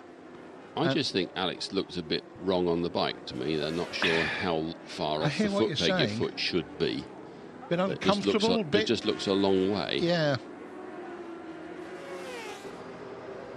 And little bit of tension. Toru Ukawa, manager of the Honda team, in the team shirt there. Excellent, yes. Multiple winner of this race. Winner of a Moto Grand Prix race when he beat Valentino Rossi in South Africa. Oh, I remember that. RC 211s. Yep. Trevor Morris, his team manager, his team chief at that point. Now runs the Triumph engines in Moto 2. And Toru is he the top winner of this race in terms of number of races won? Because he owned it for a large chunk of time. Right, okay, what, back in the late 90s? 1, 2, 3, 4, 5. I've got him down for 5 wins. It's not hanging around, is it? 97, 98, 2000, 2004 and 2005. Twice with Ito, once with Kato, once with Izutsu, once with Kianari. Yeah, that's a few on the few on the score sheet. On the sideboard, Leon Haslam has to make do with his 2 wins, 2013 and 2014. And clearly has designs actually not in making do with 2. Absolutely, Leon. Because they are doing a superb job here. I mean, if they pull this off, it is going to be quite something. Yeah. Takahashi 3 seconds behind now. This is another session here from Takahashi, isn't it? It is. I mean, I really did think for the first half of this race that Honda were going for a 6-stop strategy. And you're not sure now, are you? I really am not, no. But they are well out of sync with the other factory bikes on their pit stops. Yes, and in a way that, I mean, you do start thinking splash and dash and things like that. Yeah, but I mean, that's as good as a full fat pit stop, isn't it? You're still losing. Well, instead of 3 minutes, you lose 2, basically. Yeah. It might still be what happens, but this is endurance, so that these tactics and strategies matter. Well, and the trouble is you don't really realise just quite where it is until the last hour. Yes. And you realise how much fuel in the tank does matter. Look at the average lap time, Takahashi about 0.3 quicker than Leon for 10 laps. It's that, you know, if Honda are pulling the trick, as you said earlier, of not only being very fast, but being very frugal with the gas as well, that is such a clever trick. Well, I mean, logically, the 2 are mutually exclusive, aren't they? That's the point, precisely. Terry Reimer re-enters the, having been for a wash and brush up. Like a boss, he's back in the commentary box. And I think he's going to leap into your chair, Neil. Looks like I'm on holiday. Cool. Speak to you later. Excellent. Good. Thanks for your advice and input, Neil. Always a pleasure. As we go back to Takahashi. Just a little bit of traffic that's held him up. That has actually stopped his charge. And 3.2 the lead last time round, and Takahashi's struggling with these two because they ain't slow. Over the line. Timing will have a think about it. 3.5 it goes up to. So that cost Takahashi. Yeah, it's a difficult one, isn't it? Going through backwards and forwards. Yeah. You know, you see that concertina effect between the first, second and third, just trying to sieve their way through the traffic. And, you know, some riders are out here, you know, halfway down, maybe sort of 25th back, you know, depending on what situation they're in.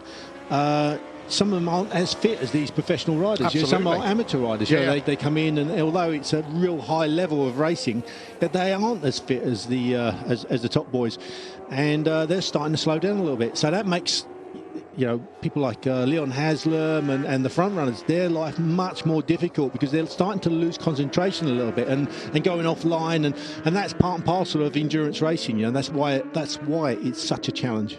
You have to. It's what's part of what you have to do. It's part of the game.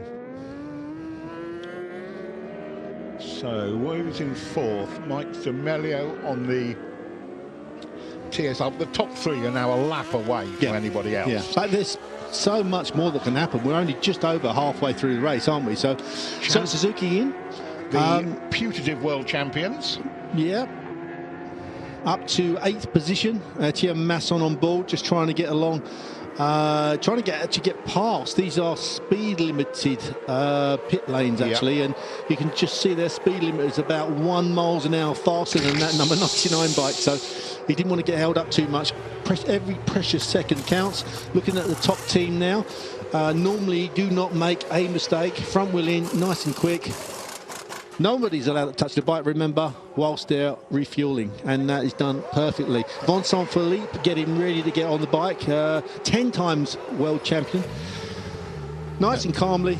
He's done this many times before. Oh, and he's been held up a little bit with the team just ahead of him. Yeah, the one, and their mechanics. The one they came in with, they happened to be next door. That's cost him a couple of seconds. I mean, they won't be too overly worried about that. They've just got to conserve everything as best as possible. Tyres, motorcycle, and get to the end of this race.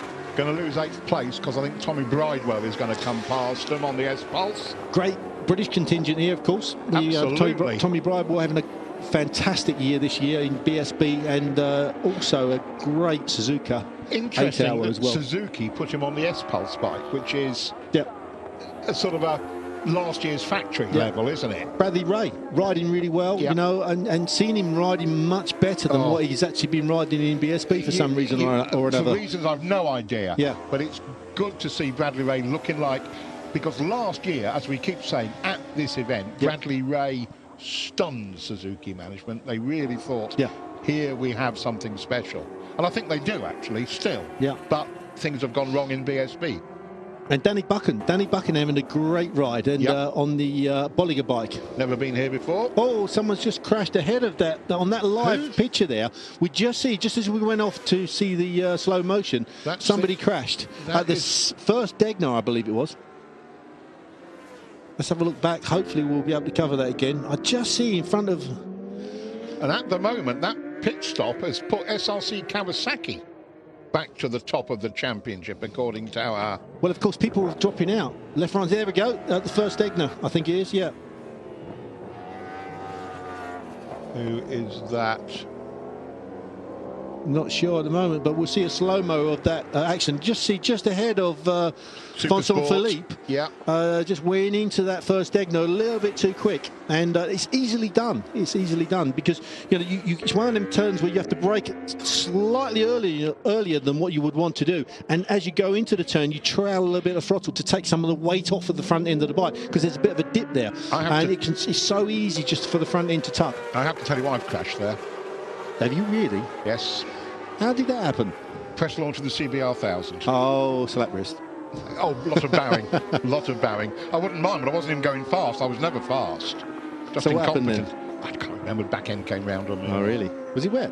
No, but I've been riding the VFR 750 up and down the gearbox. Chapter 6, excuse 5. Yeah, works rider. I was works rider level excuses, I can assure you. It was actually incompetence, of course. Well, at least you hold your hands up anyway.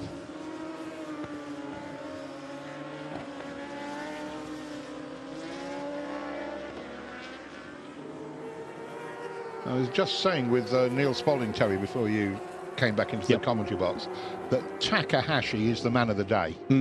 Everything he's done has been... Johnny Ray too, I think. I think that's a very good call. Yeah, I mean, to watch his last stint, Johnny's last stint was been... I was out the commentary box. We're watching Leon at the moment on number 10 Kawasaki factory bike, and he's had a great ride. But Johnny's had a really, really good ride so far. But I have to agree, Takahashi has been the man of that team, there's no doubt. Yeah, but Johnny Ray's ride in that session, basically against Nakasuga, was wonderful. Was. And I was saying to Neil that how nice to be. It's easy to get blasé about people like Johnny Ray who do a lot of winning. Yeah, easy to get blasé. He's always been a big fan of Johnny, and ever since the Honda days in World Superbike, he was riding the wheels off that bike, and he was very, very loyal. Hung around for a long, long time, and then when he finally changed to Kawasaki, things really started to happen for him, and he's been dominant in the World Superbike Championship, hasn't he? But just seeing a little bit of a glimpse of Takahashi, just coming in the shot now. Leon Haslam on the number 10 factory Kawasaki. He is struggling to stay ahead of Takahashi. Takahashi is going really quick on the Red Bull Honda. That's the number 33 bike there, just sticking his leg out going into the chicane. Leon There's the gap. Leon did well to get those 2 back markers. So last lap round was 3.6 seconds. Let's see what it is now. 3.4. So there was some traffic in the way. Okay, going across the line now, and let's see what. Just take a second. That says 1.2 on the our stacker caption. Is working quicker than our timing the screen. Official timing screen. So yeah, it looks about a second and a half or so, doesn't it? And actually closing, to be fair. Yeah. And just to add to what you're saying about Johnny Ray, and look what Takahashi's been doing. Yeah. The thing where Leon Haslam excels. Now, I've been a team manager running the JG Speedfit team with Leon on board one of the bikes, and where he's really good is when he gets into a bit of a dogfight, and that's where he kind of can up his game a little bit. It's always really hard, his dad. It's a real difficult balance up because you are in this ultra important race. See him going sideways through Dunlop curve there. Great shots. And you don't want to throw the bike away, obviously, because there's so much at stake. You are leading the biggest motorcycle race in the world, so it's huge amounts of pressure, and you've got somebody else closing in on you. It's a tough call. Just what to do. He'll be trying to hold station as best as possible, and then once Takahashi comes past, he will try and hold on to his rear wheel. I know it sounds obvious, but sometimes you can over push it. Brock Parts just getting ready to get on the Yamaha. That looks like place. Yeah, that's Marvin Fritz on board. Marvin Fritz having a good ride. We've seen Nicolo Canepa having a great ride in the first opening stint and qualified the bike really well as well, in 5th place. Haven't the World Endurance regulars shown up well? Ultra impressed with the World Endurance Championship regulars.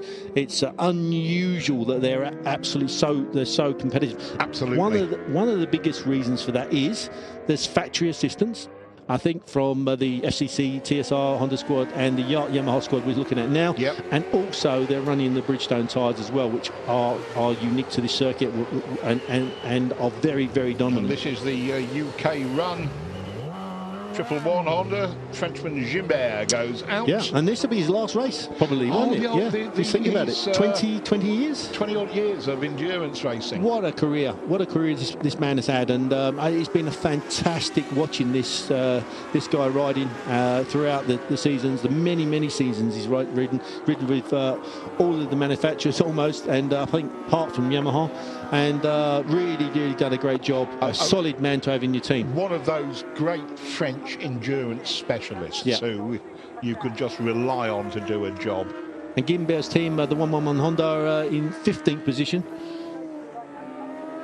On Dunlops. Okay, yeah. And we've got Randy De Punier who's just got off the from bike. This team. Just got off the bike, coming up for an interview. He'll give us a bit of an insight what it's like out there and how the bike's running and how the actual race is unfolding for them. Gimbert trying to bed the tyres in. The Dunlop's coming pretty quick, probably one of the quickest out of all the manufacturers on the first opening lap.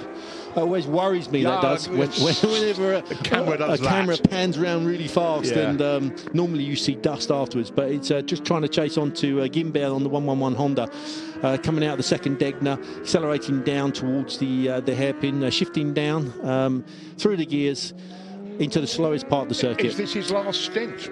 Yeah, it probably will be, actually. Last stint of his World Championship and his career.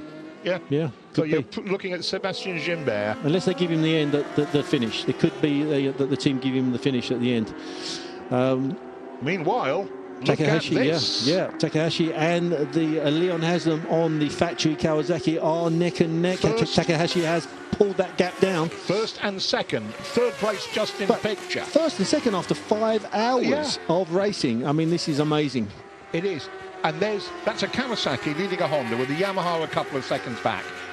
The trickiest superbikes these companies produce. Yeah, both riders pushing it to the limit. Oh. Takahashi just seems to have the edge at the moment. We've got Randy Dupunier finally coming up, and so we're going to have a chat with him to see how he's getting on in the race with the 111 Honda team. Just off the number 111 Honda bike. How is it out there on track on the, it seems that you're struggling a little bit with the tires, right?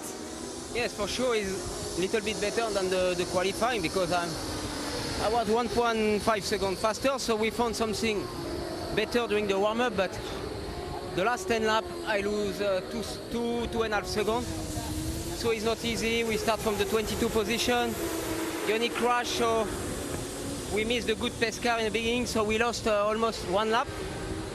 Anyway, we fight. We are able to fight between 10 and 13, so if we can catch a top 10, really good.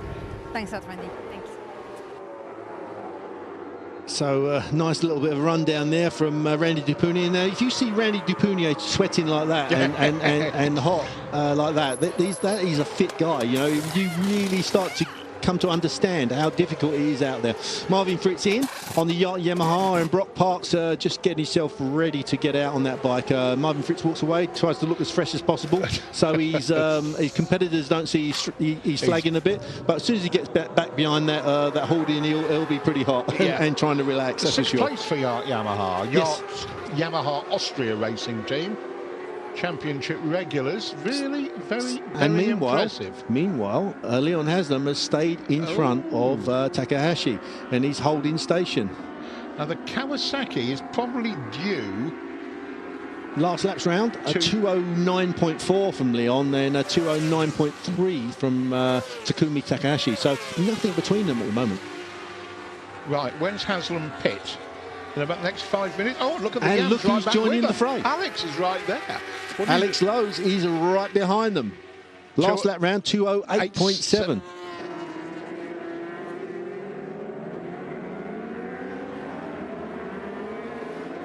So Leon Haslam opens the throttle, accelerates out the last corner, coming down the start-finish straight, trying desperately to stay in front of Takumi Takahashi and Alex Lowe's. It's a three-way battle after 5 hours and 4 minutes, Julian. Incredible stuff.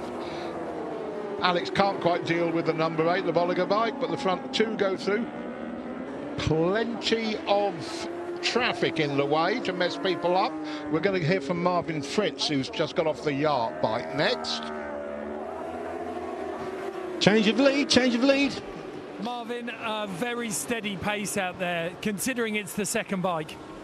Yeah, that's right. I mean, we were really unlucky this morning in the warm-up. I'm sorry to the team that I crashed, but there was no acceleration, so I lost the front. And we took the second bike with the bike we rode all the week. So we hope it stay all 8 hours, but yeah, we feel really good. We still think we could make a bit better pace with the race bike, but yeah, we are happy about that and hope we can continue like that. Top 5 place reality? Actually, I think really hard because all the factory guys are at front and pushing so hard, and we are full at the limit with our kit electronic. So we are anyway much better than we expected, and yeah, we are happy about our pace. Thank you. Interesting little aside there from Marvin about the level of electronics they get as a client team. I'm glad you picked up on that, Julian, because I was just about to say it's interesting to see. It's not a full factory bike with full factory electronics. And looking back at the overtake, so we got Takumi Takahashi just goes around the outside, Boxed makes him the in. right call. Boxed him when he gets tries to overtake the slower riders, doesn't quite get past, but managed to block past Leon Haslam and sends him into the boonies, really, didn't he? So what a great move that was. Look how close they are, and Alex Lowe's has a look as well, whilst Leon Haslam sits behind one of the slow riders, just sneaks up underneath him going into Dunlop turn. Fantastic stuff.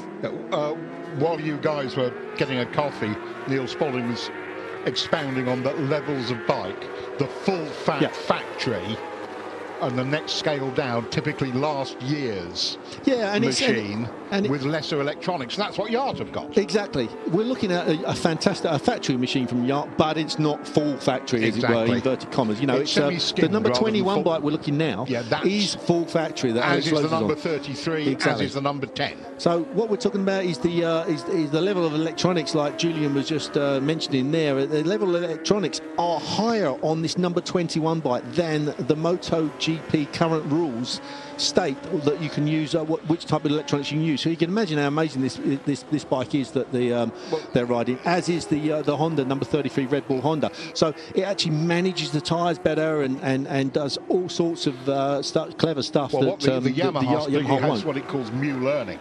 Yeah. Which is, in other words, it learns as it goes round. Exactly. Oh, I can give you more power in that corner because you didn't slip as much last time. It knows so it exactly where it more. is. It knows exactly where the bike is. Woof. Still going to ride it though, like Alex Lowe's rides it. Yeah, it knows exactly where the bike is on any given part of the circuit, and from a satellite sort of overhead scanning, and then just works. That helps work in that rear tyre as best as possible.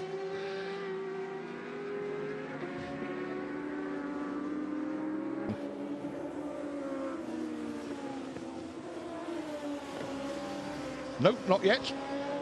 That'll be a little way down the line. Postpone that one. So Takahashi just has dragged out a little bit of time between himself and Alex Lowe's. Alex Lowe's, remember, is on his in lap, so this lap he will be coming in. So he's got to keep his concentration to a top level and not allow himself to drop back from Takahashi. Takahashi's pushing as hard as possible. There we go. There's Johnny Ray on his first lap, first rolling lap. 2:52, under 3 minutes with a pit stop. Yeah, that's quick. That's quick. So we'll have a look at the look at that, going into turn one. Johnny Ray pushing the front end so hard. Leon has them on the right hand side, landing the paddling port, just trying to cool his core down. Nice to see he has a fan operative working for him. Yeah. I can't tell you how much relief it is just to lay in that pool. It really is. You know, that is icy water there, believe it or not, and it just doesn't feel cold at all. You know, the doctors are trying to get your core level down, your core temperature down as best as possible, trying to get yourself hydrated. Ice bags on the shoulders as well. Yeah, everything. Absolutely. Yeah, you also. I can't even begin to explain how hot what sort of level you get. I mean, sometimes the doctors on board that are checking that your blood isn't at boiling point. Yeah, that's how bad it gets. I think we're going to get to talk to Leon. That's the interview we said we were lining up. Leon, 5 hours into this race, and the top three are still only separated by 1 second. Incredibly fine margins. Yeah, it's real close. I'm struggling a little bit this year. I broke my wrist 2 weeks ago in Laguna, a little bone, and just suffering at the end of the stint. But I feel good with the bike. The pace is pretty good, and Johnny's got a really good rhythm. So yeah, it's close. I've got to keep pushing on, and obviously got one more stint to go. It feels like the efficiency on the bike is stepping up as well. Yeah, honestly, the rhythm of the bike's not the biggest issue. I'm more struggling with my shoulder, which isn't injured, but I'm just riding a little bit awkward with my wrist. So yeah, we'll keep battling on. Like I said, my rhythm's pretty good for 75% of the race. I just tail off at the end, but you know, the adrenaline of the last stint will get me through, I'm pretty sure, and hopefully we can make it count. Thank you. We'll let you cool off. He is as tough as you like, Leon. No doubt. No doubt. And you know, to hold his hands up like and say, look, I'm struggling physically with my shoulder, my wrist and everything. And well, we saw it, didn't we? All of a sudden, any tiny niggle dropped a couple of seconds, but only right at the end of the session. What happens, the heat and the pressure of how physical this circuit is on your joints makes everything swell up. So if you've got a slight problem in your wrist, you know, an old injury or an injury from this year, whatever that Leon got, that will compound it much worse, and it'll get worse as this race goes on. It's a real tough call for him. Van der Mark back out on the number 21 Tech 21 Yamaha. So Yamaha using all three riders, whereas Kawasaki and Honda back-to-backing with two riders. Yeah, and that is starting to take its toll. And you do wonder whether that is going to... Johnny Ray just catching up on the number 21 Yamaha. Who's just come out of the pits. So Takahashi is still circulating. It's 15 minutes past the hour. I think he's got at least another couple of laps left in him, Takahashi, before he comes in. Oof, Johnny. And I was saying earlier, or trying to say earlier, Tel, that to be reminded just what a good rider Jonathan Rea is. Yeah. When you perhaps become blasé about people who have won as often and as regularly as he does. Well, he wins as often and as regularly as he does because he's an exceptional rider. He's an exceptional rider, and also he's got exceptional mental strength as well. Mickey van der Mark says no. Yeah, didn't quite make it there, and I don't think that he knows that that's Johnny Rea, but now he will know there's a green meanie just behind him. Yeah. But yeah, Johnny is exceptionally strong mentally and physically. You know, that's why he's multiple world champion. Yeah. He is an all-rounder, one of the best all-rounders there are out there. He's lining him up this time. I think he's going to make it because he's always the latest on the brakes. Yeah. And of course, Van der Mar's got a full tank of gas, and he's on brand new tyres as well. But what that's done is given him a little bit of a toe now that Jonathan Rea's gone past him. Goes in a little bit wider, but doesn't make it through past the slower rider. So he cost himself about 4 or 5 tenths there. Gets the Just drive look at out. the gap. That's amazing, isn't it? Yeah, just that little bit. One back marker in the chicane in the wrong place. Gap. And that's how easy it is to lose a few tenths. You know, can be quite frustrating. And the last thing you need to do, Julian, is to say, right, I've got to gain that time back. You're not going to gain it back in the next couple of corners, especially against somebody like Jonathan Rea. You've got to wait and be patient, and that's a really difficult thing on a 230 horsepower superbike. You know, just not to overdo it and just push too hard and throw the thing into the kitty litter. And one of the, I think, the joys of this season has been watching Johnny Rea being pushed a bit. Yeah. And then having the just concentration to fight back in the way he's done, and also reveal that rather than just being a nice quiet Ulsterman, he can be a right at times as well. Yeah. Good, he's a proper motorcycle racer. You know that. You know, it's yeah, he's got the passion there as well, hasn't he? It's there, and he is, as we keep saying, a remarkable. Yeah. Now here is the reigning, but not for much longer, world champion bike coming in. Mike D'Amelio just coming in and waiting to just coming in, just waiting. You know what? It seems like That's the longest pit lane. The longest pit lane in the world when you're coming down on that pit limiter. It really does. So frustrating. But he'll change over to Freddie Foray and Foray. This good balance of riders again in this one. The reigning endurance world champions for the until this race is over. And what you see there, you see D'Amelio getting off the bike. He goes over to the rider. Normally you'll have a little bit of a conversation if there's something wrong. If not, there'll be a thumbs up or a fist bump or a high five. Go do it, mate. Give him a pat on the back, and you try and G your teammates up as best as possible. You know, keep everything as positive as you possibly can, because everybody at this point are in pain. Yes. 18 minutes past and still the Honda. There's D'Amelio, and there is the virtual World Championship. Are back to second. Suzuki are back to big world champions. That changes with pit stops. Oh, it's close, isn't it? It is that close. But so everything to play for a world championship at this event. So this is probably one of the toughest events you could actually do on in a world endurance motorcycle, and to throw that in as well, the biggest race in the world, and also you're battling for the world championship. Yeah, that's pressure. That is indeed pressure, and you're running around in 9th place if you're factory Suzuki at the moment. That will do, because the 11 Kawasaki is down in 16th. And it's had a crash that's put it really that little bit too far back. I think it's Mike D'Amelio time. We should talk to the man who's just got off that Honda. Mike D'Amelio, P4 with Honda TSR, Honda France. How does it feel on the track? It seems that you closed the gap a little bit on top 3. The lap times were really good. Yeah, we are looking that 12 is not too far behind us. And I tried to make a gap. It was very fast in the first part of the race, but I need to lose time because in T1 I need to do 1 lap in 2:13, because in T1 was yellow flag and was a Ducati bike exit from at this moment, and I need to stay behind, and it was very slow. And after I tried to come back like I was on the start, I think I finished 11 or 12 seconds, was quite not bad. But we need to continue like that, because in case happens something in front, we can be on the podium. Thanks a lot, Mike. Thank you. Mike D'Amelio of the TSR. And although in pain, gives us a smile as well. He's a good man. I think you've got be a bit of a masochist to do this race, you know. He's an ex-125 world champion yeah, as well. He's no mug, a man who was spat out of Moto Grand Prix for various reasons and has found a good career here. Julian, the quality we've got on this grid.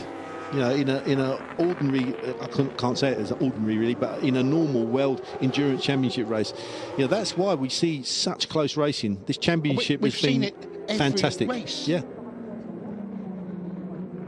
Just nice to see that in the UK it's sort of getting towards breakfast time, and Twitter is lighting up about this race.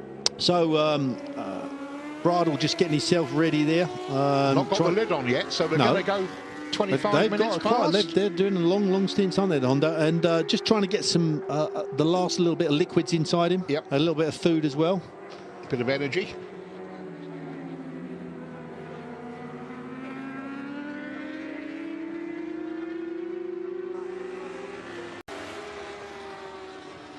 Twitter is waking up in the UK, I see. Terry, a couple of questions for you.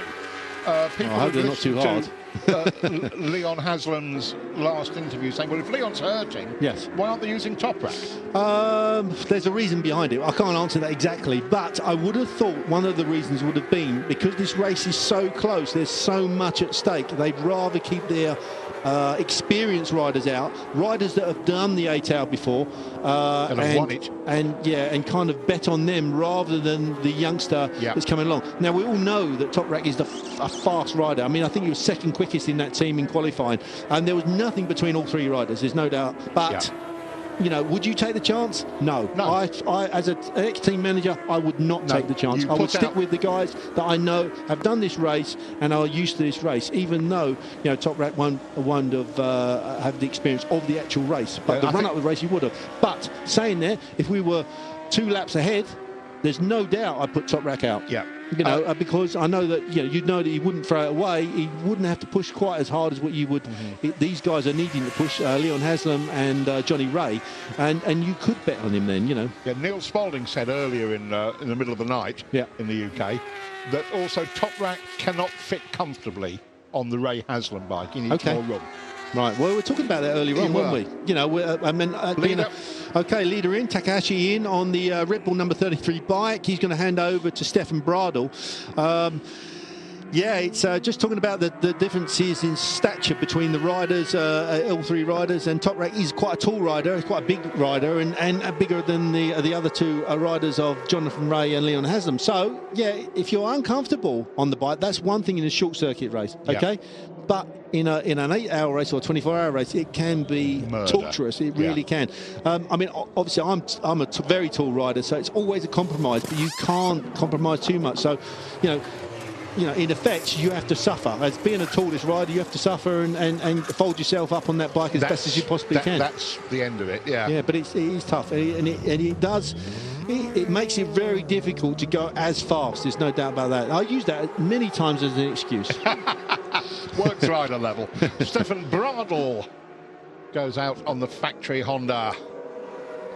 So we'll see now he's out lap. Now, my bet is that Stefan can't get that bike out of the pit and into the first corner anywhere near as quick as Johnny can. And we've seen in previous stints that Stefan has taken a couple of laps. There's Johnny. Right on him. Here's Johnny. Right on him. You've been waiting all race to say that. So, Jonathan Ray is up to speed, and Stefan Bradl is trying to bed his tyres in as best as possible. He's got a full tank of gas, and Johnny will get past. There's no way, I believe, that Stefan Bradl will be able to hold on to him, but he's desperately trying. You can see pushing that bike as hard as he possibly can with them brand new tyres.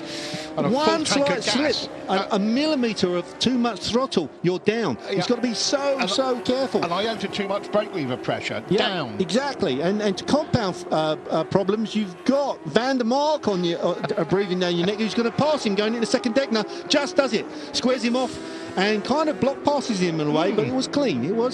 Accelerates out, and you know, this is where you've got to stay focused as a rider. You can't let your head drop. You know, you got to try and get that, get the tyres working as quick as possible. Stefan now, don't lose sight of Van der Mark. and dig in and hit your rhythm and get yourself... And now you can see that Stefan is starting to get up to speed. Although he's lost a bit of time, he's bedded them tyres in. He can get that feel from the bike, and he can start pushing really, really quick now. He's lost 1.5 seconds effectively. Yeah, and now that's the difference between Jonathan Rea, because the Takahashi and Jonathan Rea were lapping exactly the same lap time, yet that's how much time Jonathan Rea pulled out on that opening lap. Now, that's probably, what, 3 seconds? 4 seconds maybe?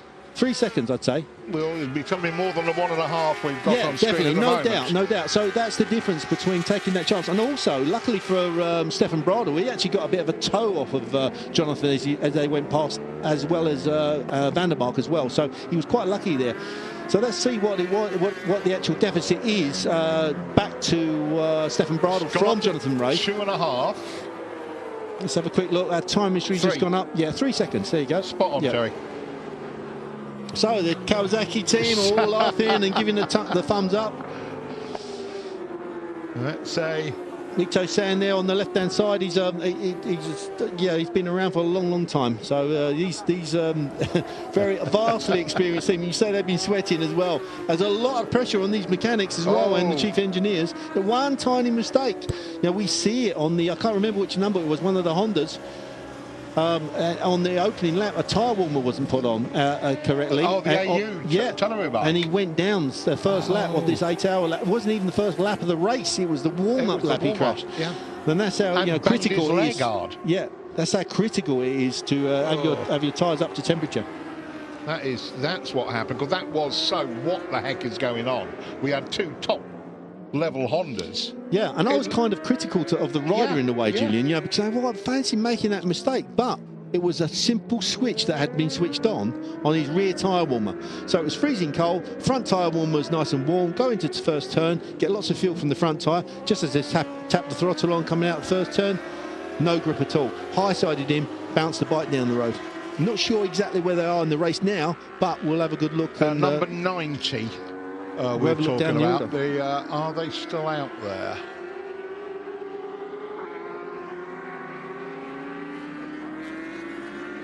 Let's have a... Jonathan Rea makes a lovely arc through Spoon Curve. That really difficult turn to get right. It's a little bit blind, increasing radius as you go in, and then decreasing radius, as you go in, mid-corner, and then increasing radius as you exit out. But it's blind as well. It really is an important corner to get the drive down that back straight. Van der Mark in second position now, roughly about 2 seconds behind Jonathan Rea. We'll have a look in a minute. 1.6 seconds behind him. I'm looking down for that AU Teleru bike, and I'm getting nowhere. And there's a shot of that Kenny Roberts Senior crash helmet of Alex Lowe's. It's the copy of, I guess it's in homage really to Kenny Roberts, who rode this colour bike, this Tech 21 bike in 1984, Julian, was it? That sounds about right, with Tadahiko Taira. That's it, Blew up in the last hour. But it was a real revelation at Yamaha when it came out. It was head and shoulders quicker than everything, Genesis, yes, that's right. When they call it the Genesis, and it was an F1 bike, and was... And of course the OWO1 derived from that later on, a few years later on, and Yamaha quite dominant in the World Superbike sort of field, other than the Ducatis, of course. Indeed. So... 4A up, right up behind... the Stefan Bradl bike. So they're pushing on. Yeah, so Bradl... 209.7 last lap round for... 4.3 seconds behind. Now 4.8 seconds behind the leader. Yeah, but look how far he is behind Bradl. Yes, yes. I mean, that's impressive. For the there is a possibility that the FCC bike could finish on the podium. Wow. That would change the World Championship that really would. Order, wouldn't it?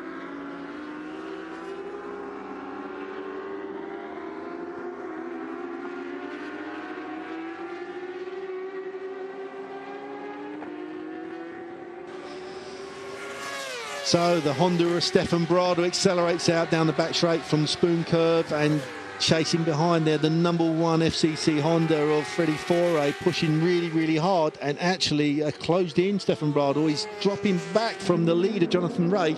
Number 10, Kawasaki, ahead, just ahead of Michael van der Mark, about 1.6 seconds or so behind. This is... I have no idea how this is going to finish up. I'm really don't know. So we got 4 manufacturers in the top 5. Yukio Kageyama in 5th place on the number 20, the number 12 Yoshimura Suzuki. So we got Kawasaki, Yamaha, Honda, Suzuki. That is pretty impressive, isn't it? Where's the next Suzuki? Tommy Bridewell and Bradley Ray in 8th place. Yeah, I think we've got to have a bit of a shout out to the Brits as well, haven't we? I think we should do. I think that is a very solid bit of riding. Brilliant. And again, 2 men only from on both the bike. of them. Yeah, two men only. Yeah, Bradley Ray really coming into his own at Suzuka. Bridewell is on the bike at the moment. Immensely impressed with Thomas Bridewell. You know, Tommy's been riding the wheels off every single bike he gets on. Whether it be at World Superbike level or British Superbikes, and now at the Suzuka A-Tower. So, you know, riding and quite different bikes as well compared to the BSB. You know, different different feel. Completely different piece of machinery. It goes back to the old adage of a good rider, an exceptional rider can ride just about anything, really. You know, it's a motorbike, ride it. And looking down the order, Stefan Hill still out there. He's ahead of James Ellison, actually. And Danny Webb. Yeah, 2:14 last lap out. Danny Webb in 24th position. And of course Danny Buchan as well out on the Bolliger bike. I was chatting to him earlier on. He was just said it's the first time he's been to Suzuka A-Tower, and he's absolutely amazed by the place and the venue and the whole event. He said it's always been his dream to go there. It's his first time there, and he's really held a great account of himself. He really has done a good job, and I believe that he'll be on the radar for a lot of top teams for next year. I think you're right. There's the Yamaha, Brock Parks. And that is... I cannot get over, in danger of repeating myself, how impressive the regular Endurance World Championship boys have been in a race where historically they've scrabbled to get a point or two. Whoa, is that the Hart Pro bike?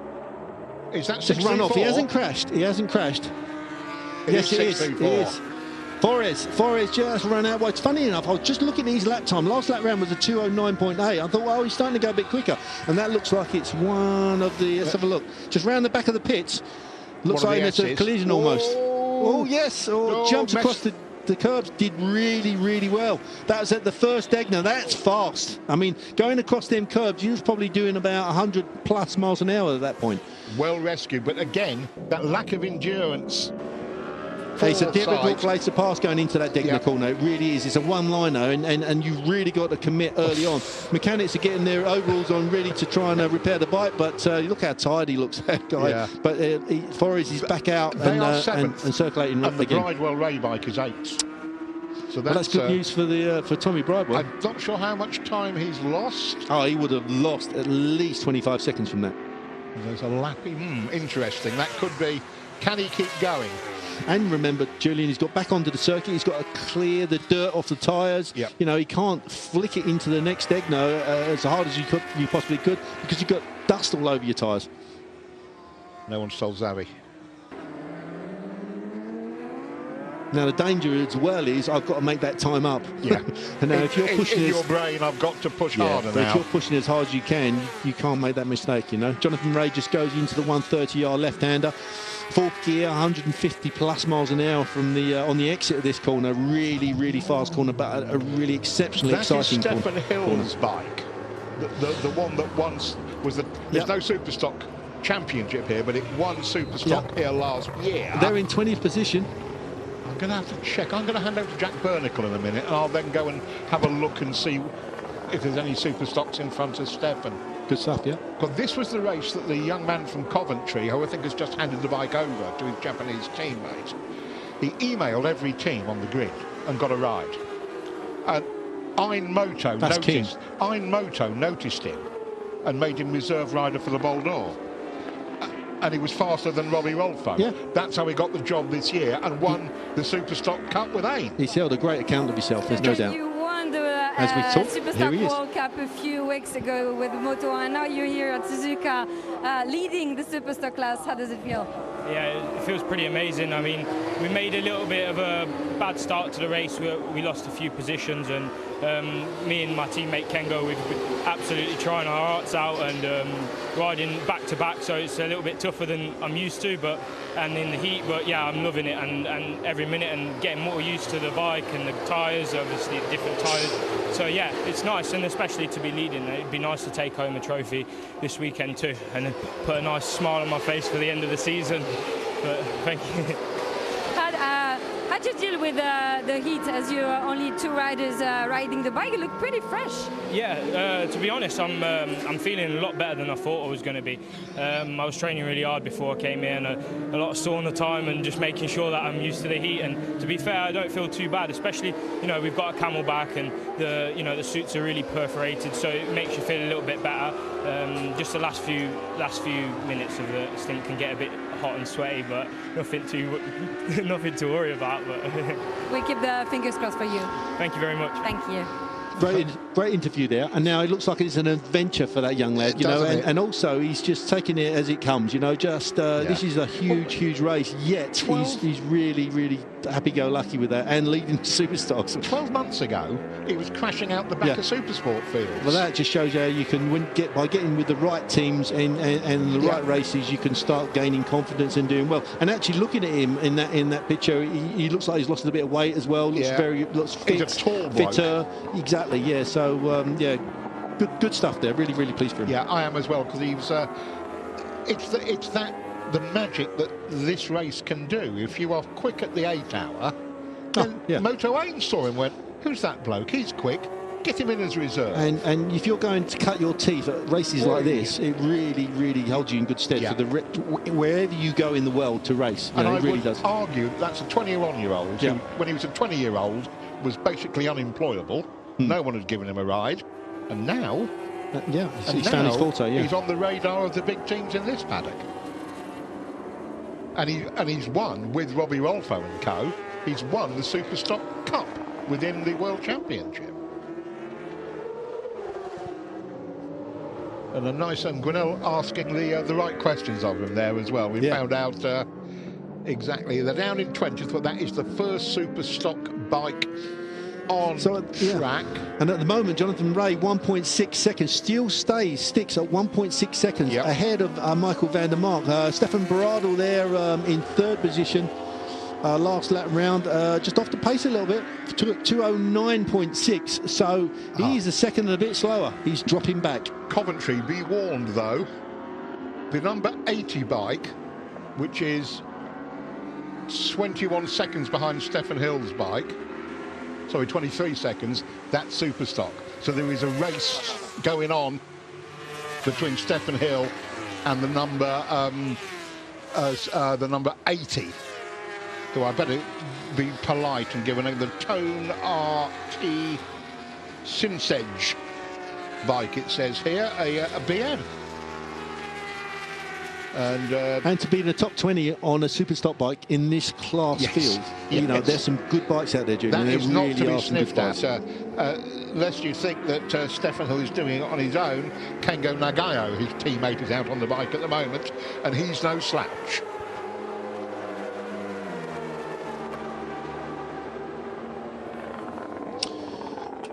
And we've got a bit of on-board footage coming up, actually. So give everybody at home a bit of a taste of what it's like to ride round Suzuka. Let's see how long we get out there. Hopefully we'll get a little bit of time. I can talk you through a bit of the lap. So we look forward to seeing that. At the moment, we see Freddie Foray pushing really hard. And actually, looks like he's just got ahead of Stefan Bradl. Not quite. Okay, we're going to go with Freddie Foray, I think, on board with Freddie. So let's see how it goes. And we're away on the right-hand side of your screen, going down the start-finish straight, up to 5th gear, down 2 gears, going into turn 1, hard on the brakes, and it's kind of a fast kink going in, and then the corner just tightens up on you, the second part of the first turn. Here you've got to be really careful to hold the apex and pull the bike back to the right-hand side to get into the left-hand apex. From the left-hand apex, you quickly change direction into the right. You carry a trailing throttle, accelerate up to the next left. This is around the back of the pits. It's a really tough part of the circuit. You're changing from left to right, from right to left. Accelerating out the last right into the left-hander, going into Dunlop curve. Short shift into 4th gear, hard on the gas now, trying to get as much horsepower through that rear tyre as you possibly can. Big black lines coming out the back of the bikes. Going into first Egner, we see their Forest run off straight on there. Really easy to miss the apex. Second Egner, hard acceleration under the bridge where the track crosses across. Into a fast right kink, braking really, really hard. Down the gearbox into the tightest part of the circuit. This is the hairpin. Accelerating out the hairpin, short shift, second, third, into the right-hander of the short chicane at the 200R corner, accelerating out hard again, making sure you don't end up high-siding off of the bike, coming really, really fast, up to 130 miles an hour, braking hard into spoon curve. Now you'll see here where I was explaining before, hit the first apex, you can't see the second apex, just see the bike ahead of you, just going into the apex now, it drops slightly away, accelerating out of onto the back straight, 4th, 5th, hard in 5th gear and down 2 gears into the 130R corner. This is 150 miles an hour plus on the exit of the corner, and you see Forest really hard on the gas there. Brakes now, brakes really, really hard all the way down the gearbox into the right-hander of that really slow chicane. Coming out the chicane, 2nd, 3rd, 4th gear, accelerating down, and that's a lap of Suzuka circuit. Thank you very much, Terence. I lived that every second of the way, and our thanks to Freddie Foray, who we got in picture just then. What's going on? Honda team in. They've got a problem. What a shame. They were running in 15th position, and now they haven't crashed. It looks like it's some form of an electrical problem with that bike. There's Adrian Gorst there in the spectacles on the right of picture, the New Zealander who was a crucial part of Colin Edwards' World Championship Superbike winning seasons. So number 111, Honda Endurance, back on track, but we're going to hear from Johnny Twelvetrees, their manager, about what the problem was with the bike when it was in the garage.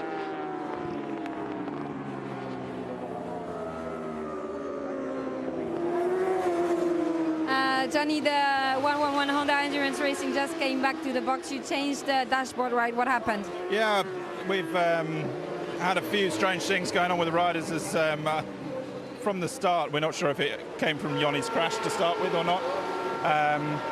Yeah, looks electronic related, and we're also using more fuel than expected. So yeah, maybe something to do with sensors.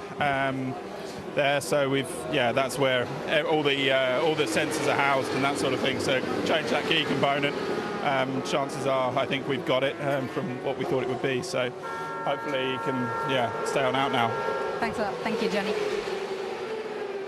So Johnny Twelvetrees there giving us an update on what the problem is. And I suppose any kind of accidental, if I can interrupt your love affair with your margin, 0.288 of a second. Was that the finish margin that you lost the Suzuka 8 hours by, Mr. Runner? Aaron Slights just texted me, so and I've just texted him a swear word back.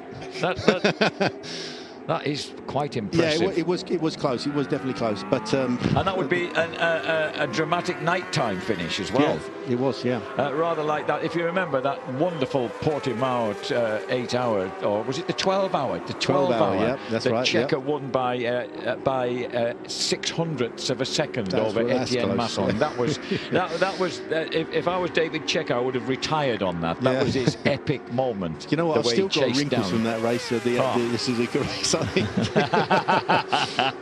Good times though, good times. But Suzuki, Cert Suzuki getting ready. Dominic Million on the right-hand side, team manager of Cert Suzuki. Vincent Philippe getting himself ready to come in, just signalling to the riders behind him to say that he's actually coming into the pits, making sure nobody goes up the inside. Virtual World Championships on the right-hand side there. 145 2.5 points in it at the moment. The third Suzuki comes in just as Erwin Negon has hauled himself up to 14th place, which is worth 10.5 points. So it's still in the balance. It is still in the balance despite the SRC Kawasaki spill. So Vincent Philippe. Remember Vincent Philippe when he wildcarded at Magny-Cours in the final round of a World Superbike Championship and ran top 6. He got taken out in the first race and finished sixth in the second one, which proved to me what a terrific short-circuit speed he has as a flat-out racer. Definitely, yeah. I think I was commentating with you, Jack, on that quite a few years ago. I think it was Andrea De Cesaris or Andrea, one of the ex-Moto GP stars actually took him out, didn't he? Going into, I think, the third corner from the start-finish line. Yeah, the hairpin at the top of the hill. Yeah, that's right. There always seems to be an incident or two going on there. Oh, certainly an incident or 10, yeah. Andrea De Angelis, I think, so, yeah. So just checking what a little bit of British Brit watch at the moment. We've got obviously Jonathan Ray leading the race as Cert Suzuki rejoin. We've got I'd like to call Xavi Forres a resident Englishman. He's in 7th place. Brad Ray's 8th. And I think we're going to have a word with the aforementioned Vincent Philippe after his stint on the number 2 Cert Suzuki. So Vincent, over to you. Vincent, it's been a masterclass so far, the way you've controlled the race. Was that the plan all along? Yeah, we must push because we don't have enough gap. So it's difficult on the bike. The temperature is very hot in my head, and the 10 last laps was terrible on the bike, but okay, we keep control and we push a lot. It's getting more nerve-wracking though, because the problem with Honda endurance racing means there's only 3 points between you and SRC right now. Yeah, I just see that, but for sure it will be the hard race at the end. Maybe crazy endurance race. Nervous times. Yeah, for sure. Everybody. Every race is like this, so. I tell you what, I don't think he really needed to hear that from Ed, did he? You know, you got 3 seconds between you for the World Championship, and 3 points, sorry. And that's the last thing you need to hear when you had a microphone shoved under your nose when you just got off a bike and you are burning like as if you are on fire. You know, it really is. So. So the 41-year-old from Besançon, who's also a cyclist in the EC Baum team, incidentally. He's a proper fit 41-year-old, that fella. So 10-time world endurance champion, hands over still in 9th place, which is worth that precious 18 points and keeps them just that smidgen in front of the SRC Kawasaki squad, currently running in 14th. Hands over to Greg Black, and Greg Black doing a sterling job on that bike as well. All feeling it now. I think all of the riders, no matter how fit they are feeling the heat of this race. Not only the heat under pressure, but certainly the heat, the humidity. It was due to get much more humid at this circuit at Suzuka as the day went on, and we're up to about 85% humidity. That is, I can tell you, that's like racing a motorcycle inside a sauna after throwing lots and lots of water on the coals. It really is. It's I can't even start to explain how difficult it is. So these guys doing such a great job just to survive out there on these motorcycles, let alone try and win races and concentrate. Also, the concentration. I was going to say, to keep a clear head when you're in traffic like this. Jack, the concentration levels needed. You know, we're talking about, you know, movements of the throttle and the brakes of millimeters. You know, if you move it, you pull the brake slightly too hard, open the throttle too early, lean the bike over a tad too early. 1 point between Cert and SRC right now. This is Erwin Negon, and you can see the tension in their camp as well, as they were great hair on the left, as they try to work out what they need to do. Well, what they need to do is gain another place or two. Negon at the moment, well, unfortunately, he's got a lap or so ahead of of it, he needs someone else to have trouble. We've got Sakamoto, Nago and Hiura in front of him, and I doubt whether any of them are going to be sluggards round here. They'll all be very well familiar with this circuit. Yeah. Somebody just come off a bike there. Did you see that? Just as Nijon was just about to go around the outside of one of the riders, a piece of bodywork or something come flying off the bike, and it really made him jump. You could see him lift up. Yeah. He doesn't look overly confident to me, Nijon. Nijon has really struggled a little bit in this race, I think. Look at this, he's losing so much time through that second deck. Now, these are the places where you do not want to sit behind traffic with much slower riders, because it's a one-line corner, really. You've really got to take a huge amount of risk to overtake a deck. Now, he's made the wrong decision here as well. Gone out wide, and that doesn't quite work. Now he puts himself in a dangerous position. Which is exactly what happened to Guintoli last year. Exactly the same move. Got pushed onto a curb, didn't he? And then folded the front end. So easy, you know, there's you know, and here's our first glimpse of Danny Buchan, all elbows. The man you keep on telling you want him to move his handlebars forward a bit. But he's doing a good job, Danny Buchan, who finally won his first British Superbike race. That's on bike number 8, the Bolliger team, making his debut in World Endurance and running currently in 18th place.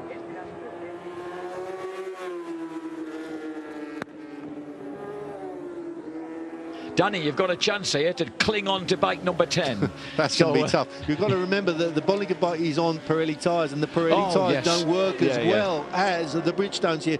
Not saying that Johnny wouldn't be slightly faster on the factory bike anyway, but it would give Danny a bit of a chance. And even now, he's hanging on. I mean, he's done such a sterling job for that team. He really has been the quickest rider all weekend, all week. It's the first time he's been to Suzuka circuit. I think he's done a great job, and I think his telephone will be ringing for next year with a few offers on the table.